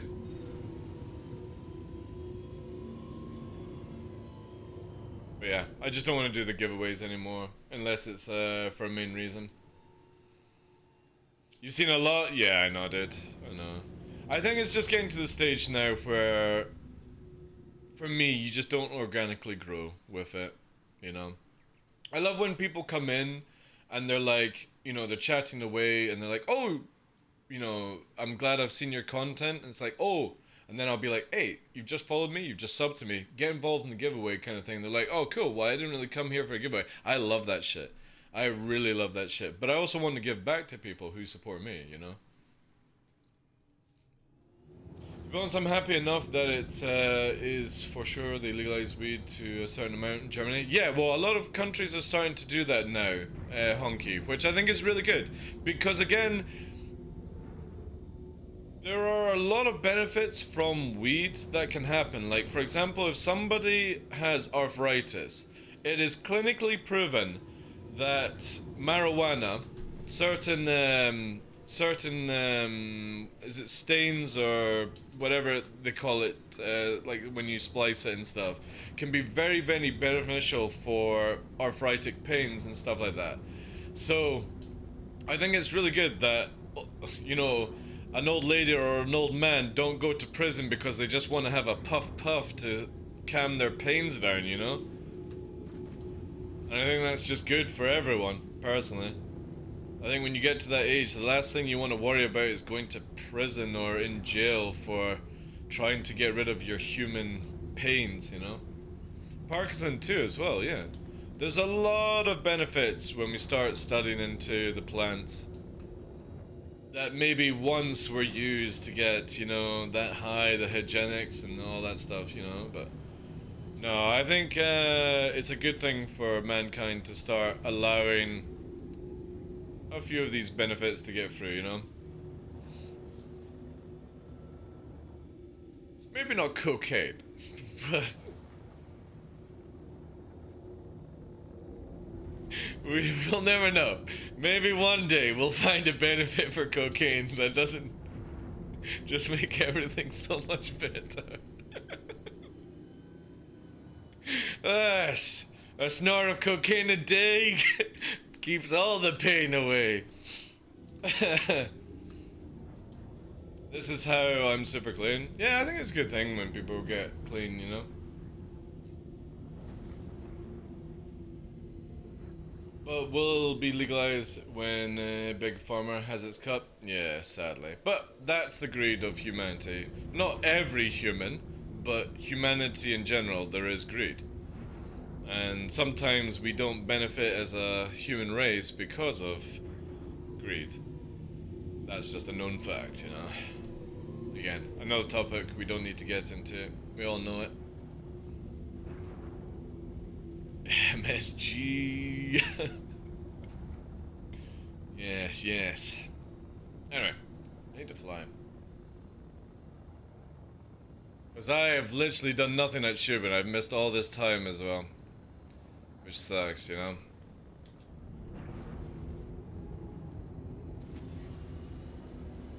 Also, that thing there is super, super annoying, like...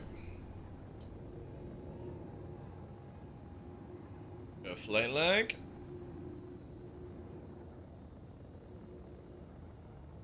Nothing like a 700 push right now, 750? Oof.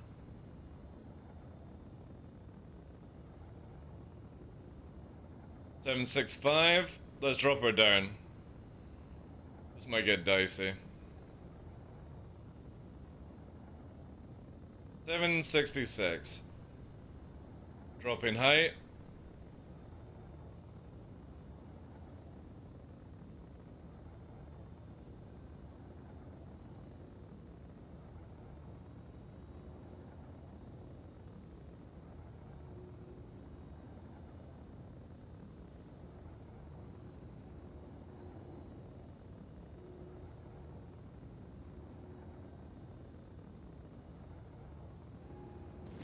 Do some airspeed here as we push.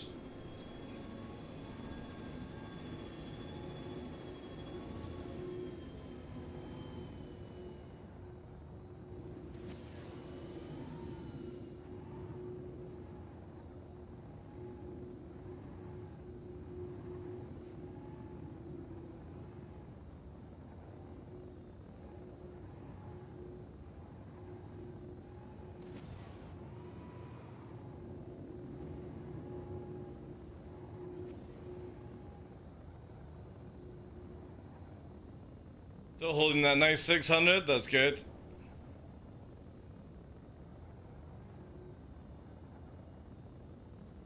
Back up to 700 now.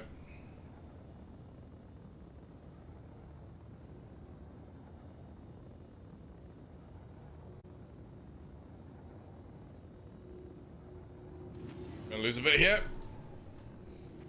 I didn't want to go inverted over it because we'd lose too much speed if we did.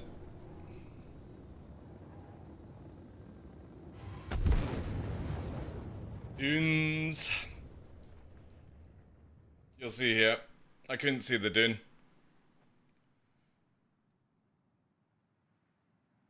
It's the only thing that annoys me with Daymar sometimes is literally some of the sand, like here, just literally looks like it's flat, and it's not flat. Yeah, Lindsay Sterling, yeah. I have to minimize the screen and give me motion sickness. Oh, yeah. The best way I always say to people, if you start getting motion sickness from watching the stream, is look to the left, look to the right, and it'll clear up. That's how you get rid of visual problems. You have to basically stop staring and just cancel out.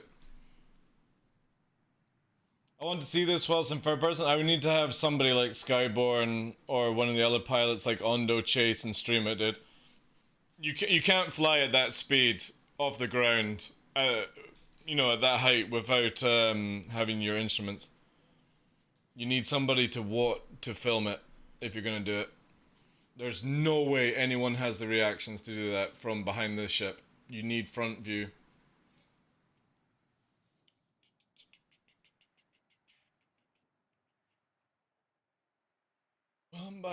You better run fast, yeah.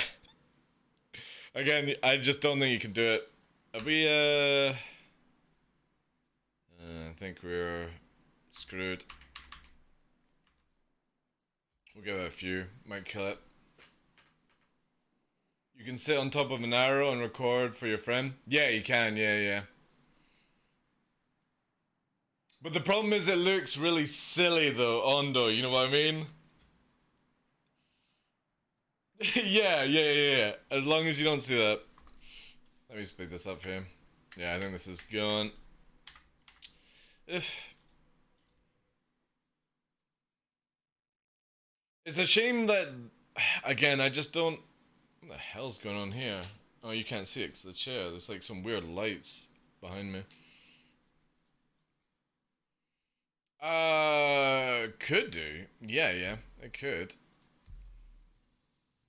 Is stream just froze? No. No, it's me rewinding.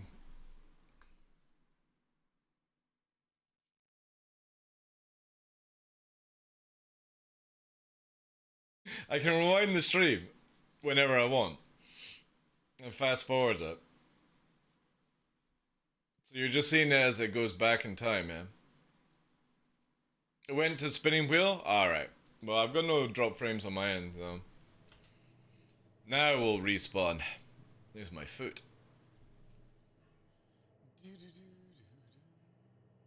Yeah, thank you very much for joining in today, guys. I hope everyone's having a good Thursday. I'm looking forward to Inside Star Citizen today. I really hope they show a little bit more off on that information of smuggling or however. Ooh, high FPS. High FPS. Nice. I have it capped at 60, but that bounced really well. I really want to know what's involved. What's involved with it, because I really hope that they actually update bounty hunting as well, but I don't think we're gonna see that until maybe 3.18, sadly. Hey Kinker, good morning to you. How you doing today?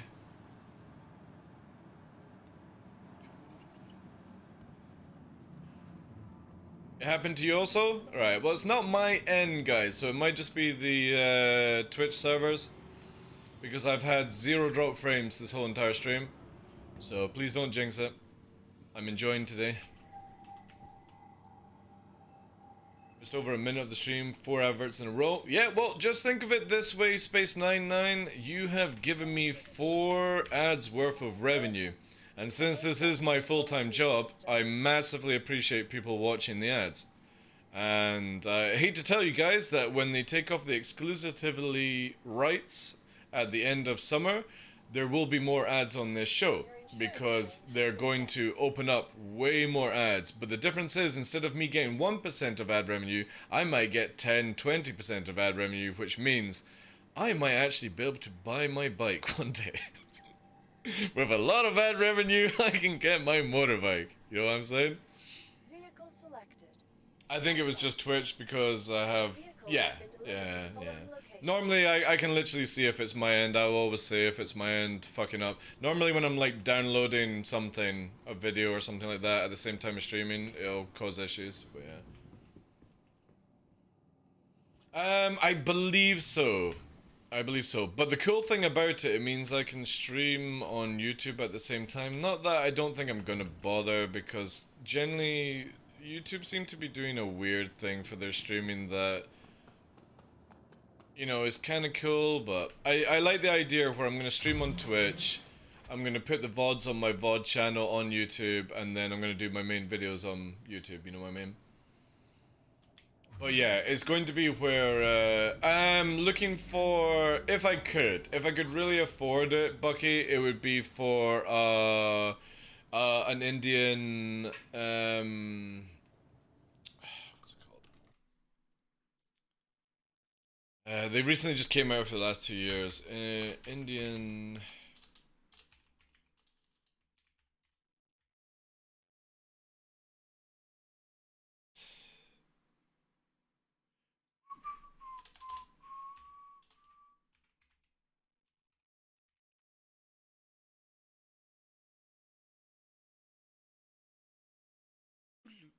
I keep forgetting what it's called. There it is.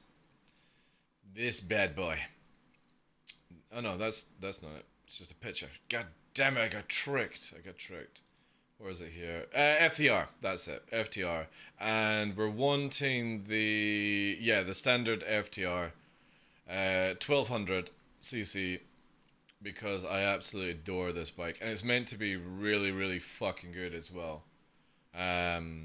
So that's the bike I want to get.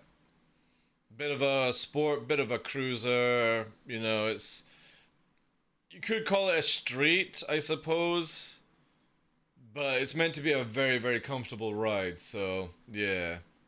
This is the one I would like, please, if I could ever afford it.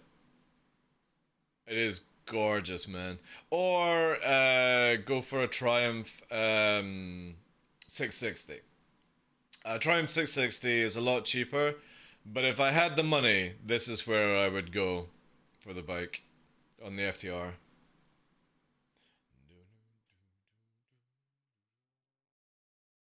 Well, again, beggars can't be choosers. They can. You know what I mean? The 660, obviously only being a 660cc from Triumph, is a really nice bike, but it is like 8 grand compared to 12. So yeah. Do you guys refer to motorcycles as her? Everything is always a her for me. Car is a her. My planes are a her. Stuff like that. You know, so a bike would always be a she, her. Can you fit a 3,400cc on it?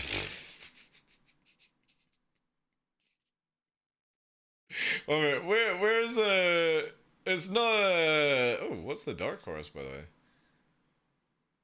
Ooh. Ooh. I didn't know about this. Is this like a special version of the bobber?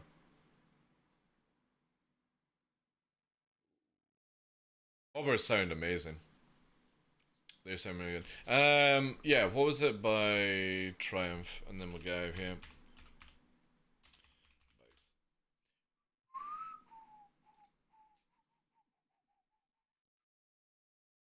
If we want to go absolutely batshit crazy, let's get a rocket. Yeah, here we go. 20 grand rocket. I can't remember what this bad boy is. Yeah, 2,500cc. That'll be enough, Zayman. This is enough for us, right? I wouldn't mind one of these as well. This is meant to be a pretty good ride. But it is a lot of money for brand new. But yeah, the model, this was the 660.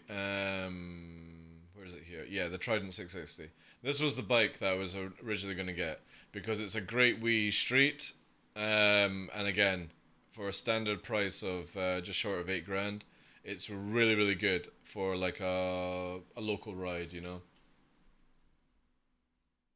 Would you also patrol an outpost killing helicopters? Are you talking about in Star Citizen? Yeah, most likely. Again, I don't like to discriminate people when I'm doing killing, you know? You are clear to launch. In Star Citizen. Let's make sure everyone understands in Star Citizen. Video game by Chris Roberts, Cloud Imperium Games. Star Citizen. That's where I do my killing. Not in real life. No, totally not.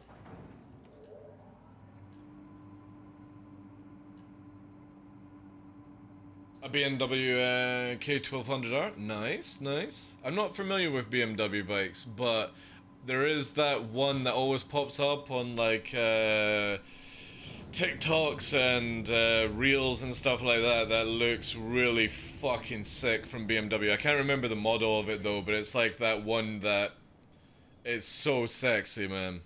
I'm trying to remember its name. Again, I'm not familiar with I can't even remember how to say his name. Kawasaki or whoever it is. Kawasaki? Kawasaki. No, it's not right. Again, yeah. I forget. I struggle with that name.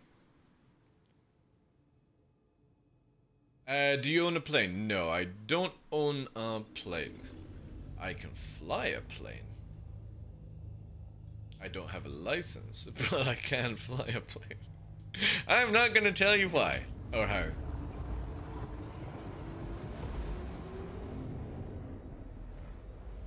The Trident is super flickable, is it? Again, the idea was I wanted to get the bike,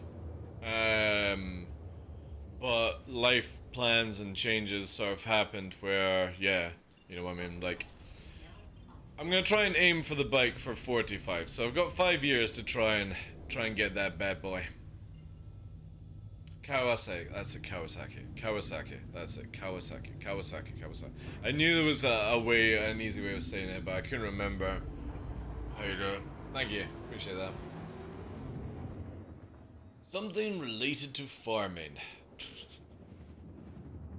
I love how you get to know the price directly on the website. In my country, that does not exist.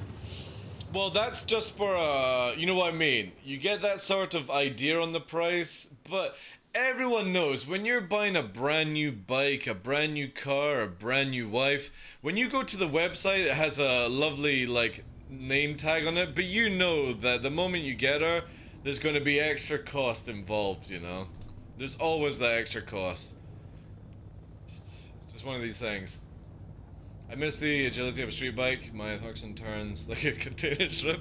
Hey, that's kind of cool, you know? I would love to do like a long distance drive on like a gold wing, you know? Something rustic like that, just fucking sitting back. I love how some bikes have a reverse state, you know what I mean?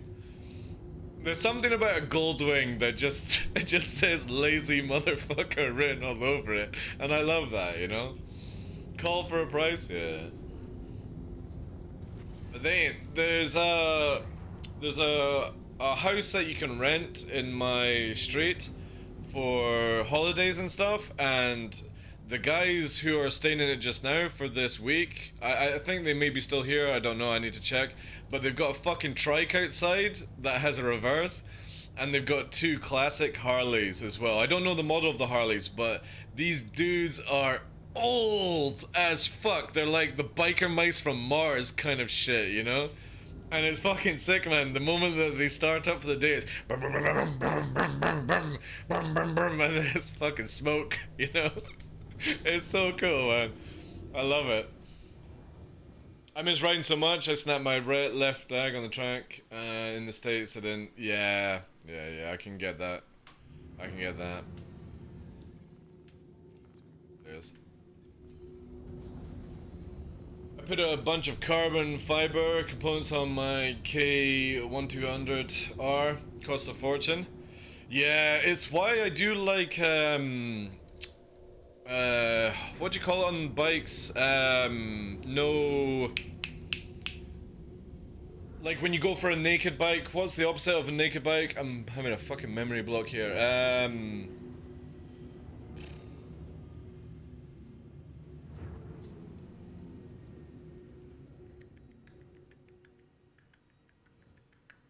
Faired, that's it. Thank you, thank you. I was thinking about something else in my head. That's it, fairing. So I prefer naked over like the extra things and stuff like that. If that's what you're talking about with the putting the carbon fiber on. I know if I ride one I would crash in less than... No, actually, funnily enough, it's amazing how you think that you're gonna go like a nut job and stuff like that, but no, there's something about riding a bike over driving a car, you know? It's a totally different ball game where you just go into this massive zen. You know, I love to drive cars, fast, furious, all that shit, but I've always enjoyed just riding slow on a bike around country lanes, you know? Really, really slow, taking your time, watching your turns, watching your overtakes, all that stuff, you know? There's something about it. It's a completely different world. Yeah, I do like naked bikes. I like to see a lot of metal, you know? But some street bikes are really nice, you know? You can get some really nice street bikes that look really good, you know, but again, for me, I want a little bit of, like, nakedness. I want the pipes coming out. I want to see the gunge, all that good stuff. But again, if you're learning with bikes and stuff, just go for low CC, you know? Just go for low CC. You can get some really good rides at 125. Don't expect them to fucking do 0 to 60 in like 2 seconds kind of jazz, but you can get really nice bikes at 125cc that are really good to ride around in. Most of the time, they're all these kind of like little street kit car or kit bikes, sorry. But yeah.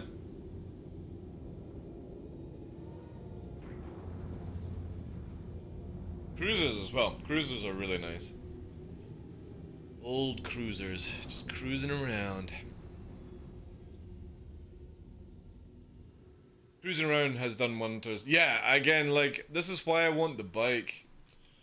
I really want the bike where I could just, like, go for a drive around the countryside for, like, an hour in the sun, banging the tunes. The only thing I have to worry about is a tractor on the road. That's what it's like out here in the rural area. And, yeah, just get that, you know, that quick dose of endorphins kicking in and continue on with the day. It would be so good. But I just don't have the money for it. And I don't really want to get secondhand. I really like. For me, I've never owned a bike. I've owned a car. I've never had a brand new car, and I feel like I have a higher chance of owning a brand new bike than I do owning a brand new car. But I have a feeling that eventually down the line I'll probably have to finance it, which kind of sucks. But hey, if we win the lottery, we get all the toys, you know. Anything to get your knees in the breeze. Don't have to rock it. Yeah, exactly. I think that's a lot of the more sensible bikers will say that sort of stuff. Cruising around, you know, at like 30, 40 miles per hour, watching the scenery, keeping yourself safe, not overtaking idiots and stuff. You get a much better experience. And then when there's nobody on the road, you open it up and you get the lean on the go. And then again, just respect the road, respect the bike. Don't be stupid. Don't think you're a movie star. And you have a wonderful life with vehicles. Same with like sports cars and stuff like that. Sometimes it's just nice to hear it purr, you know?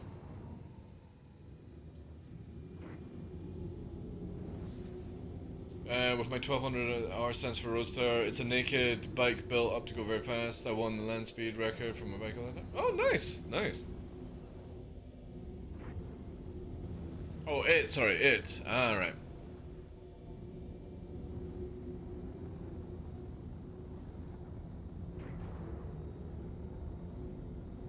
Butcher the Euro? Ah, no problem, dude. No problem. Yeah, alright. I got ya. There you go, dude. I don't even know if you can actually just clear out somebody's thing. No. Or can you delete a message? I can't remember what the command is. I'm gonna test on you, Bucky. I hope it doesn't blast you into Narnia. Alright, there we go. Okay, so I can just do that. That doesn't time you out though. Yeah. Okay, so I can just do delete it, and that will work. Cool, thank you for being the test guinea pig. Now I've learned a new thing with Twitch today. I thought it was just you timed out people to delete things. YouTube has a great way of removing chat, which I really like.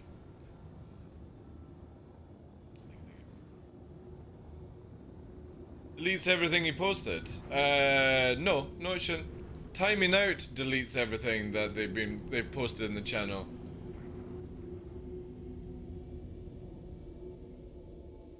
I believe, anyway. I think delete just gets rid of it.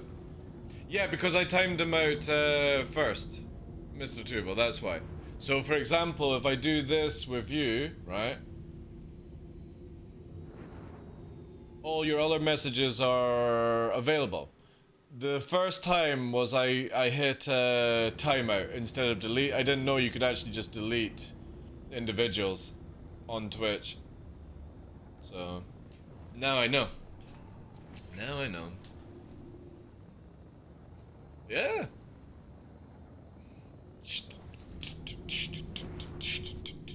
I think this is pentatonics, isn't it?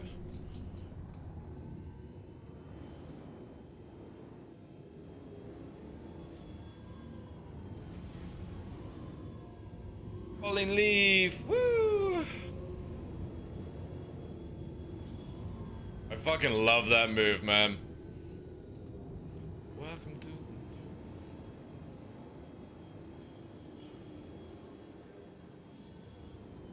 Do it again. I love it so much. Whee!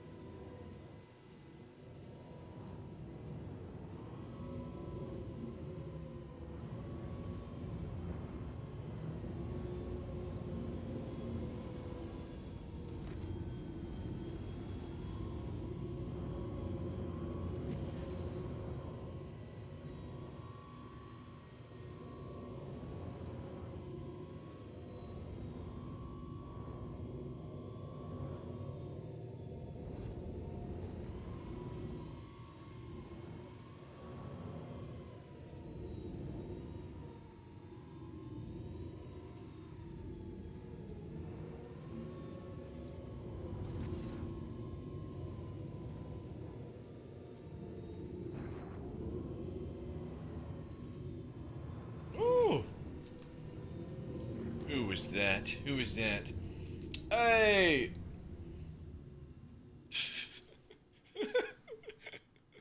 Crew Captain, thank you very much for the donation. For the bike fund, one day, one day. Right now we need to pay off PC. Let me add you to the total list, because if you guys don't know, this whole month, if whoever's the highest donator will actually win a swag box from me. So let me get you down here. Creep_captain. And the highest one will bring it's basically a Twitch partner box that was given out to partners last year. It's only opened. There's socks. All these things are still packaged up. There's a Twitch partner Connect 4 inside the box, but I'm also putting in a pair of Gunner gaming glasses and a signed red tie from myself as well. So yeah, the top donation, we'll do that. We have all month for that. But also there will be a goal on Saturday, and if we hit the goals, which is going to be a sub goal and a donation goal, if we hit both goals, which are not too crazy, I will eat that very, very hot chip. One chip challenge, and if we complete it, I can then go and get the t-shirt ordered up and wear that with pride.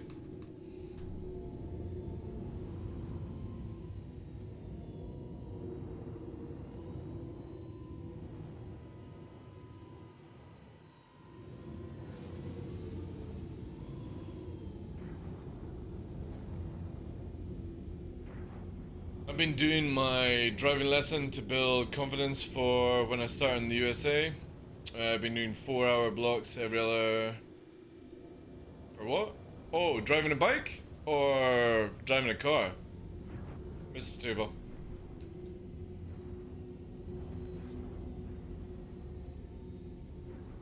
Car, alright.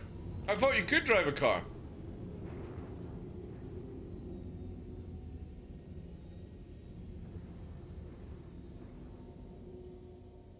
Or was it somebody else driving you back from France? Or was the dog driving back from France? That would be impressive.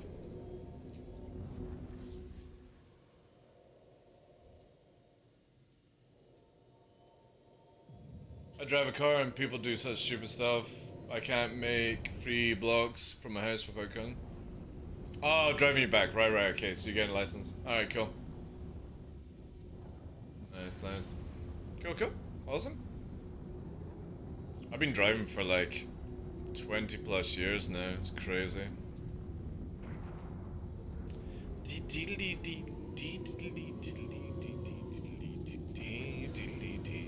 But I've been an internet spaceship captain for 10 years.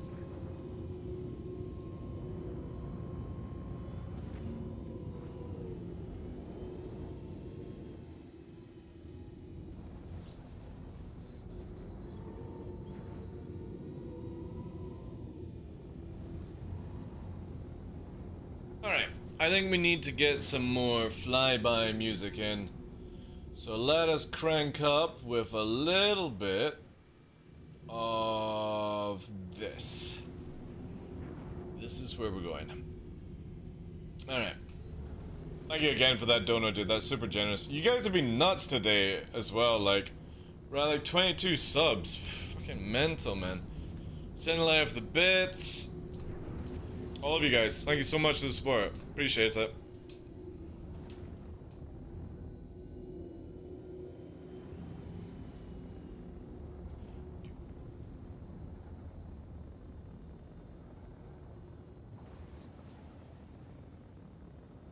I fly spaceships and you look confused. I play on the wing of the TheDarkLaw.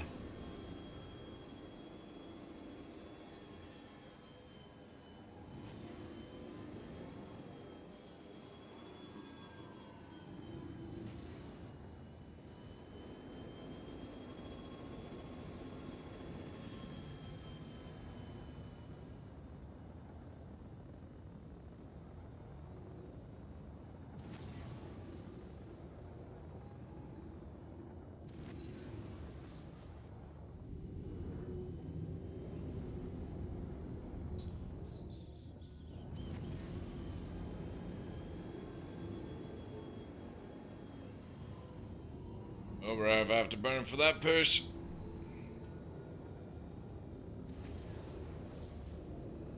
One afterburner. I need afterburner. Thank you.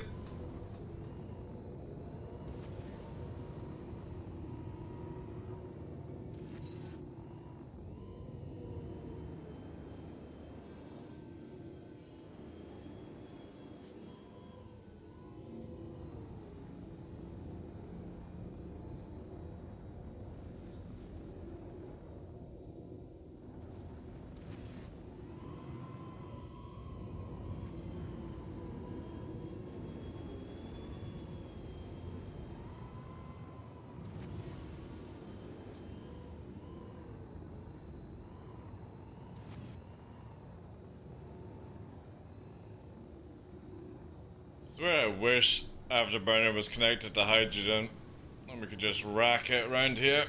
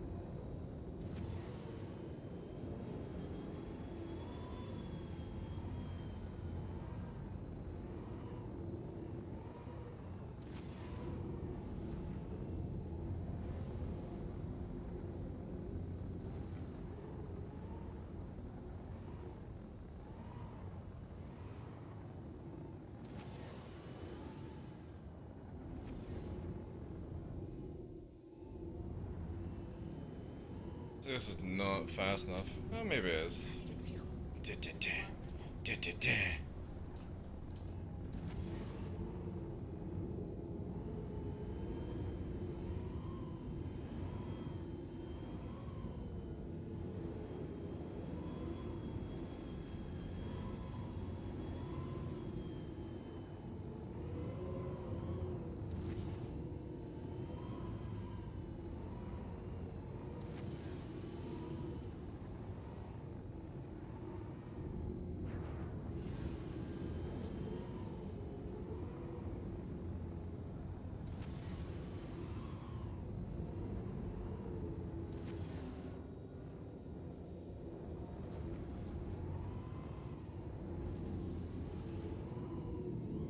Oh.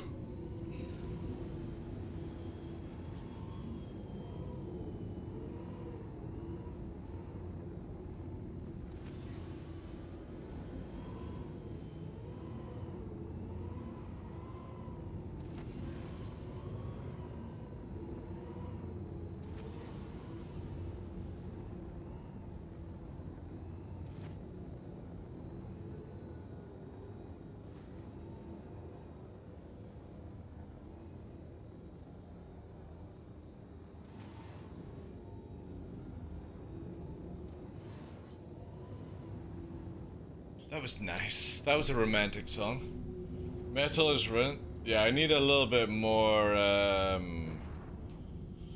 need a little bit more. Something. What shall we do? Something. Yeah, I love that as well with the ships. I think we'll have to go for this, guys. There's only one way to do this.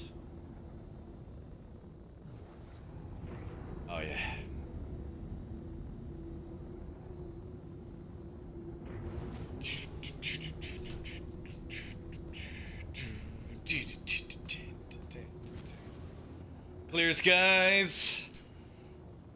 Let's rock it.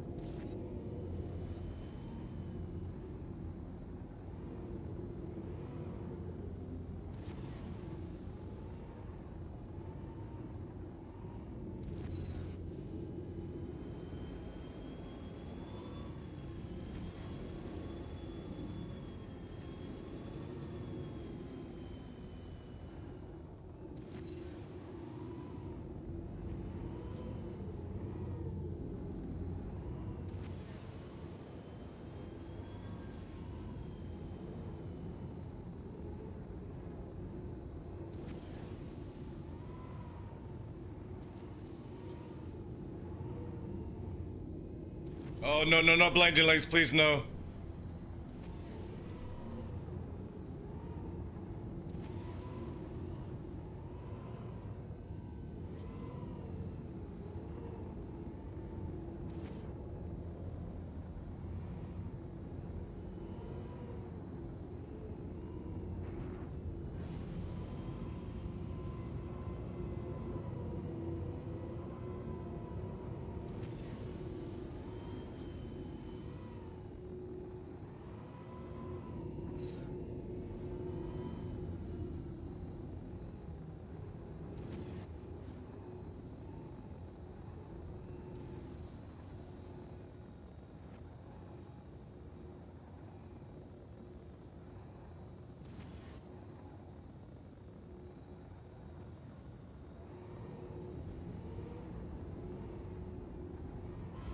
Ooh, little bump, just a little ramp, a small pixel.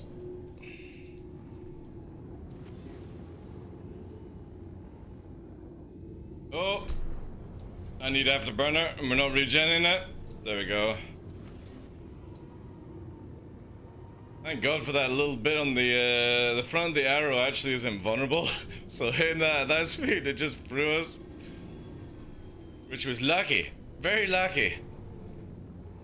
We nearly went up in flames. However, kind of like spoiled the finale, but fuck it. Hard left. Free dick style.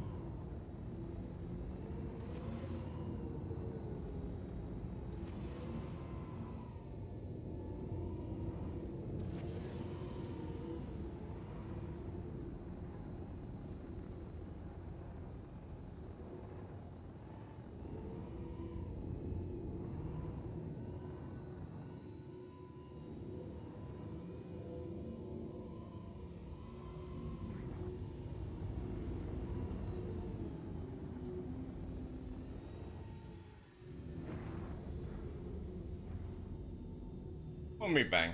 Won't be bang. like my arrow. It's still narrow. It still steers like an arrow. Both break. What was that for? Oh yeah, yeah. Dun, dun, dun, dun, dun, dun, dun. I can't wait for it if they can ever do it VR. I'm pretty sure I'll be sick though, so I'll need a sick bag.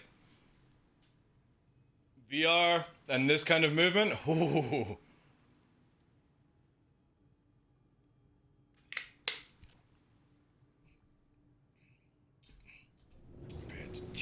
Right. Balls to balls. I managed to shear off both wings. Hey, it happens. Practice, practice.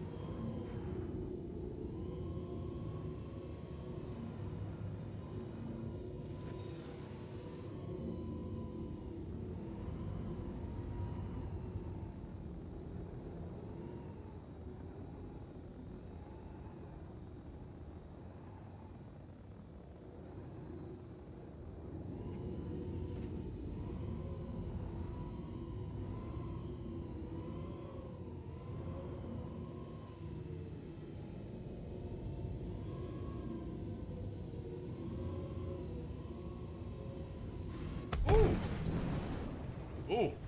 Think tailfin. I think that was a tailfin.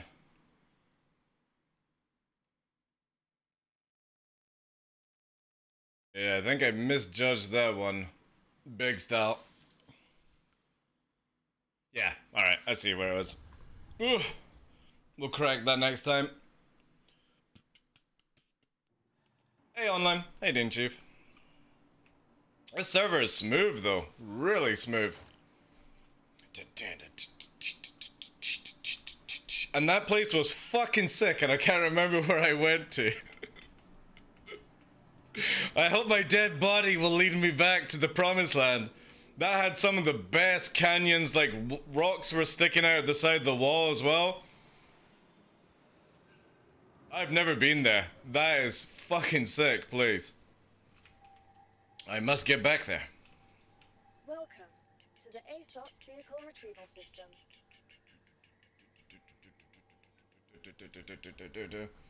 Ah, we do, guys. We do need the ability to make bookmarks.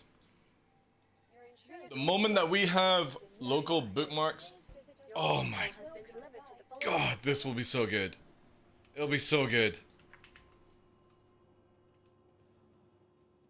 So many places I would love to be able to record and then just be like, hey guys, let's go and check out this place. Oh, where is it?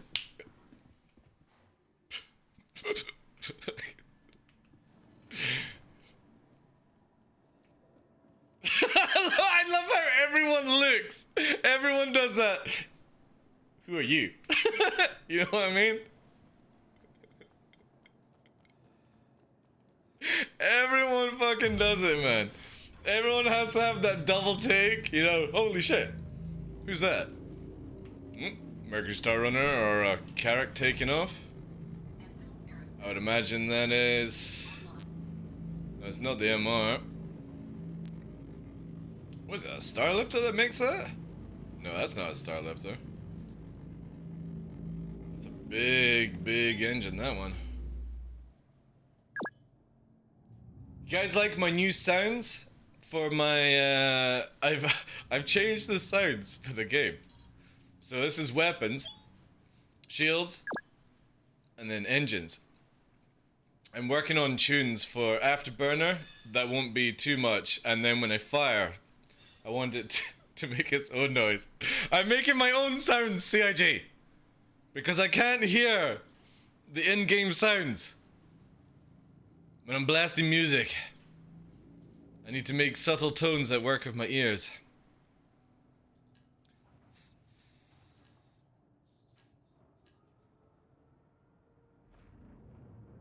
Your body is your bootmark? Well, it is right now, yeah. It is right now, guys. It is pretty much just a flying around kind of day today, guys. I was hoping there would be more combat. We did get 50 in total, so there we go.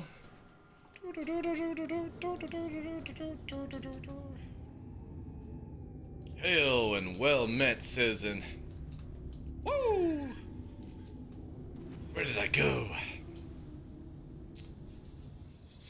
Oh, I forgot to put my undersail on. Shit.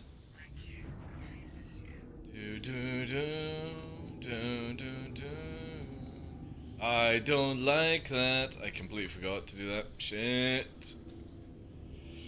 Ah, sweet niblets. I wonder how fast I could do it by landing.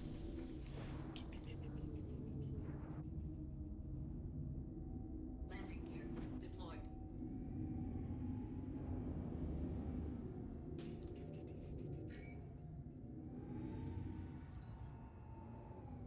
Can he do this? I wonder. This will be interesting.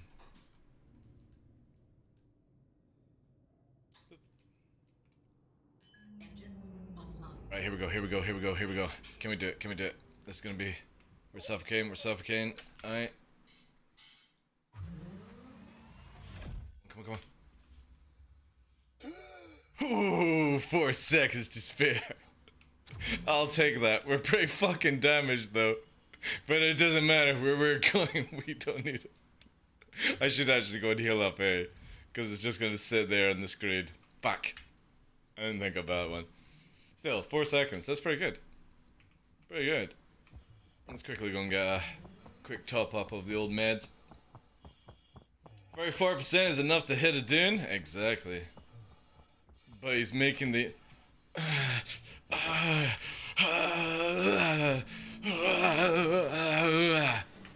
kind of noises, and yeah, I'm not wanting that whilst I'm flying around. So we are gonna actually have to top up.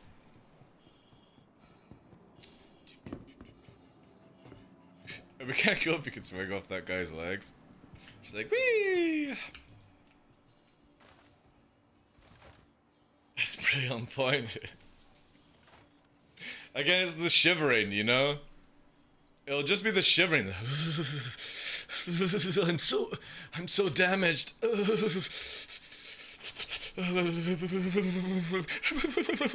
You know? I can't deal with that whilst I'm flying. It's bad enough. It's in the game. Yeah, they should make it where you're like, wee! You dangle up the guy's legs.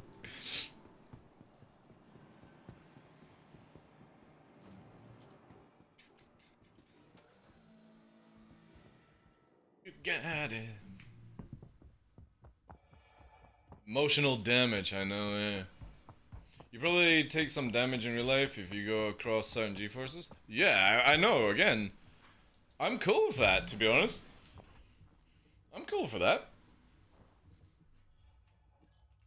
I'm down for, like, getting medical services and having medical gameplay. I would love to have a Vulcan fly behind me. And the Vulcan, like, patches up the ship, refuels it, so I could do, like, a... What is it called? Is it the interstate race? Or... What's the one where, in America, you do, that fucking stupid amount of hours driving? Like, an endurance race, basically. It would be so sick to actually try and fly around the whole of Daymar on a ship, you know? In a ship. And you need to have like a little like pit crew to work on you, you know? NASCAR is kind of like endurance, but you know what I mean? Like there are some ones where you... I'm trying to remember what they're called. Do they even do them nowadays? Do they do actually 24 hours of Daytona still? The Indy 500, is that what I'm talking about? Cannonball, yeah. Where you gotta do like stupid amount of hours of driving, yeah? Le Mans, yeah, that kind of stuff, you know? Endurance racing. Not so much like, you know, F1 kind of style, it's basically you have to drive for hours. Absolutely fucking hours. That'd be kind of cool to be able to do it in, around Daymar. Just fucking cruise. Have a Vulcan, like, chasing in the sky and it warps down to you to top you up, you know, keep you going. See how fast you can actually do it. And you gotta stay maybe... When we get our alt meter fixed, so it was at Prashad. Right. We need to remember this. So we're gonna warp to Prashad. And obviously this is going to be moving, so this angle is going to change. But that looks like we managed to cross some distance. Let's remember this one. So when we go down to Prashad... Oh my god, it's actually back the way. That's why I've never seen it.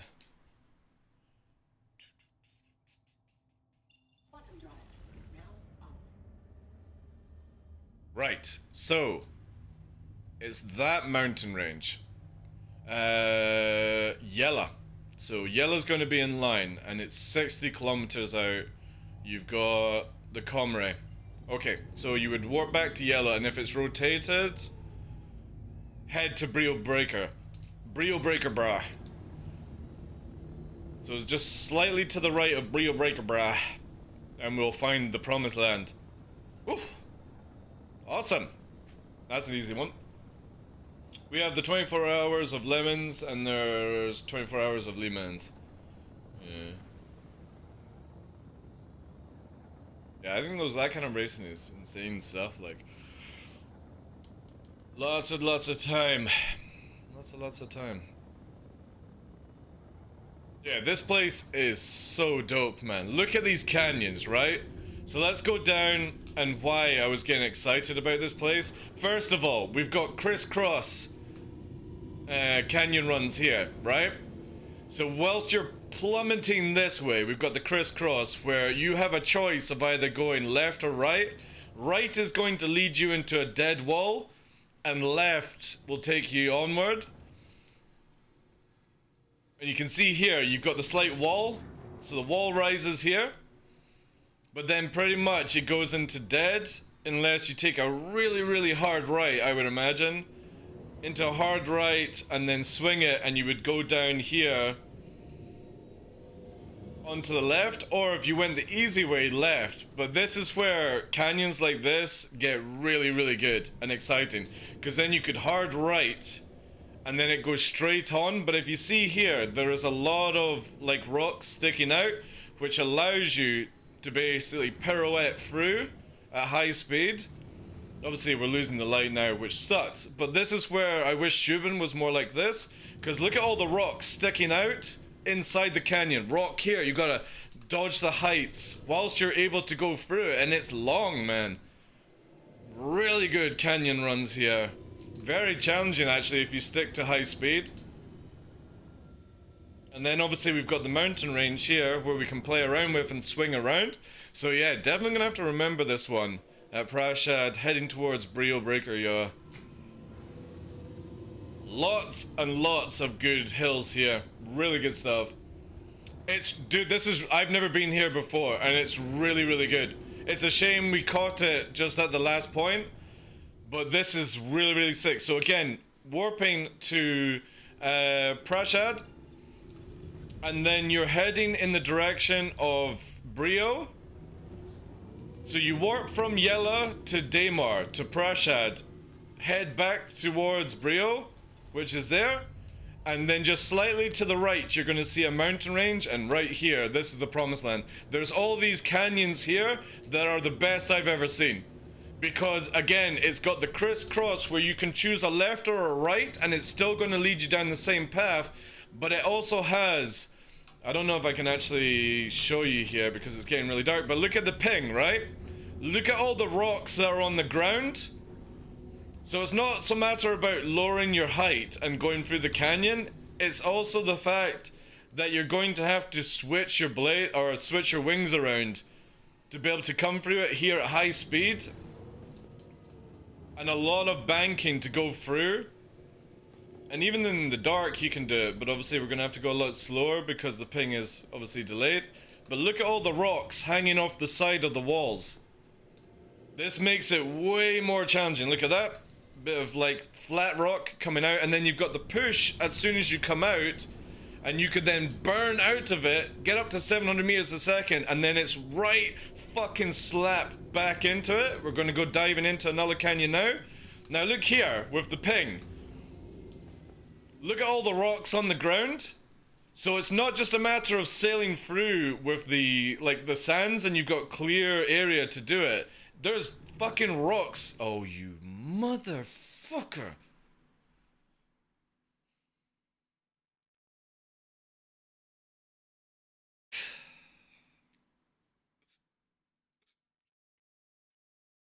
God damn it, CHE. God damn it. Anyway, we must return. We should be able to return there today. Actually, no, I was only meant to be doing a 5 today.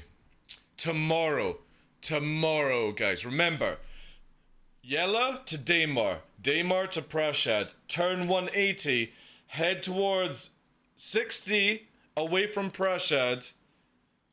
Or no, it wouldn't be 60, it would be 80. 80 from Prashad if you're on top of it, because obviously when you warp in, you're 20 off it. 60 in the direction of Brio Breaker Yard. And that has the best canyons I've ever come across on Daymar, where you've got lots of rocks coming out the edge on the ground as well, where it's not just a matter of just cruising through, you actually have to shift your weight to go around the corners. To be honest, I'm leaving on a high on that one. I'm leaving on a high on that one. Yeah. We'll save.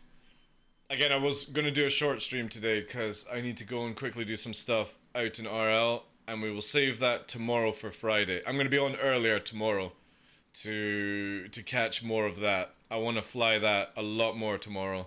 Maybe we can get some PvP around it as well. But yeah. That was a lot of fun actually, guys. I massively appreciate all the talks today. All the new follows, all the new people coming in. Arcodia, I'm hoping I'm saying that. Welcome in as well. First time. I appreciate you. Welcome. Let me see if I can find somebody to send you guys to. So yeah, we'll do more PvP, anti-bounty hunting, and more low flying. I really need to get in where Need some flight time with like Ondo and co and stuff like that. But yeah, thank you very much for all the love today. Holy shit, we're saying that #1 spot, baby. Woo! Thank you so much, guys. I appreciate it. Thank you for all the subs, the bits as well, the follows, the views. I appreciate it, guys. Captain Smashy for the donation as well. Also, going back to Skyborn, thank you very much for the raid and everyone joining in with Skyborn's raid. If you're still a part of it, massively appreciate it. We're trying to stream every single day for 6 months, guys. We're on day 22 completed. Are we on 22? Yeah, 22. So day 23 tomorrow. Saturday, 11th. We celebrate 2 years as a Twitch partner. We've got, obviously, the monthly giveaway to get involved with. All that jazz. You can do !anniversary if you need to know more. But yeah, thank you very much for being here, guys. I appreciate it. Let's see who we can go to.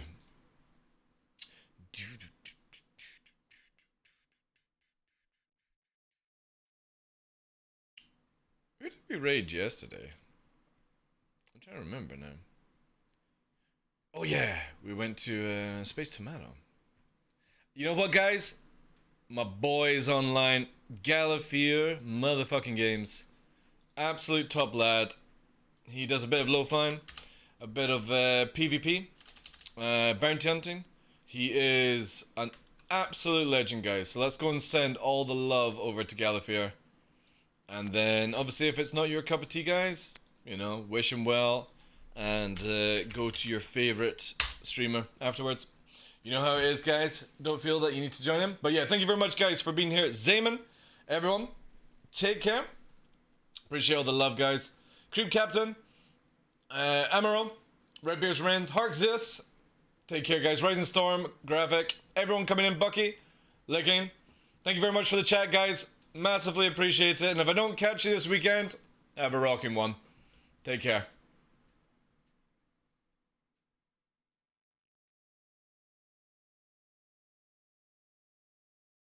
Appreciate you all. Have a great day. Starburger Lord, Proto. Take care.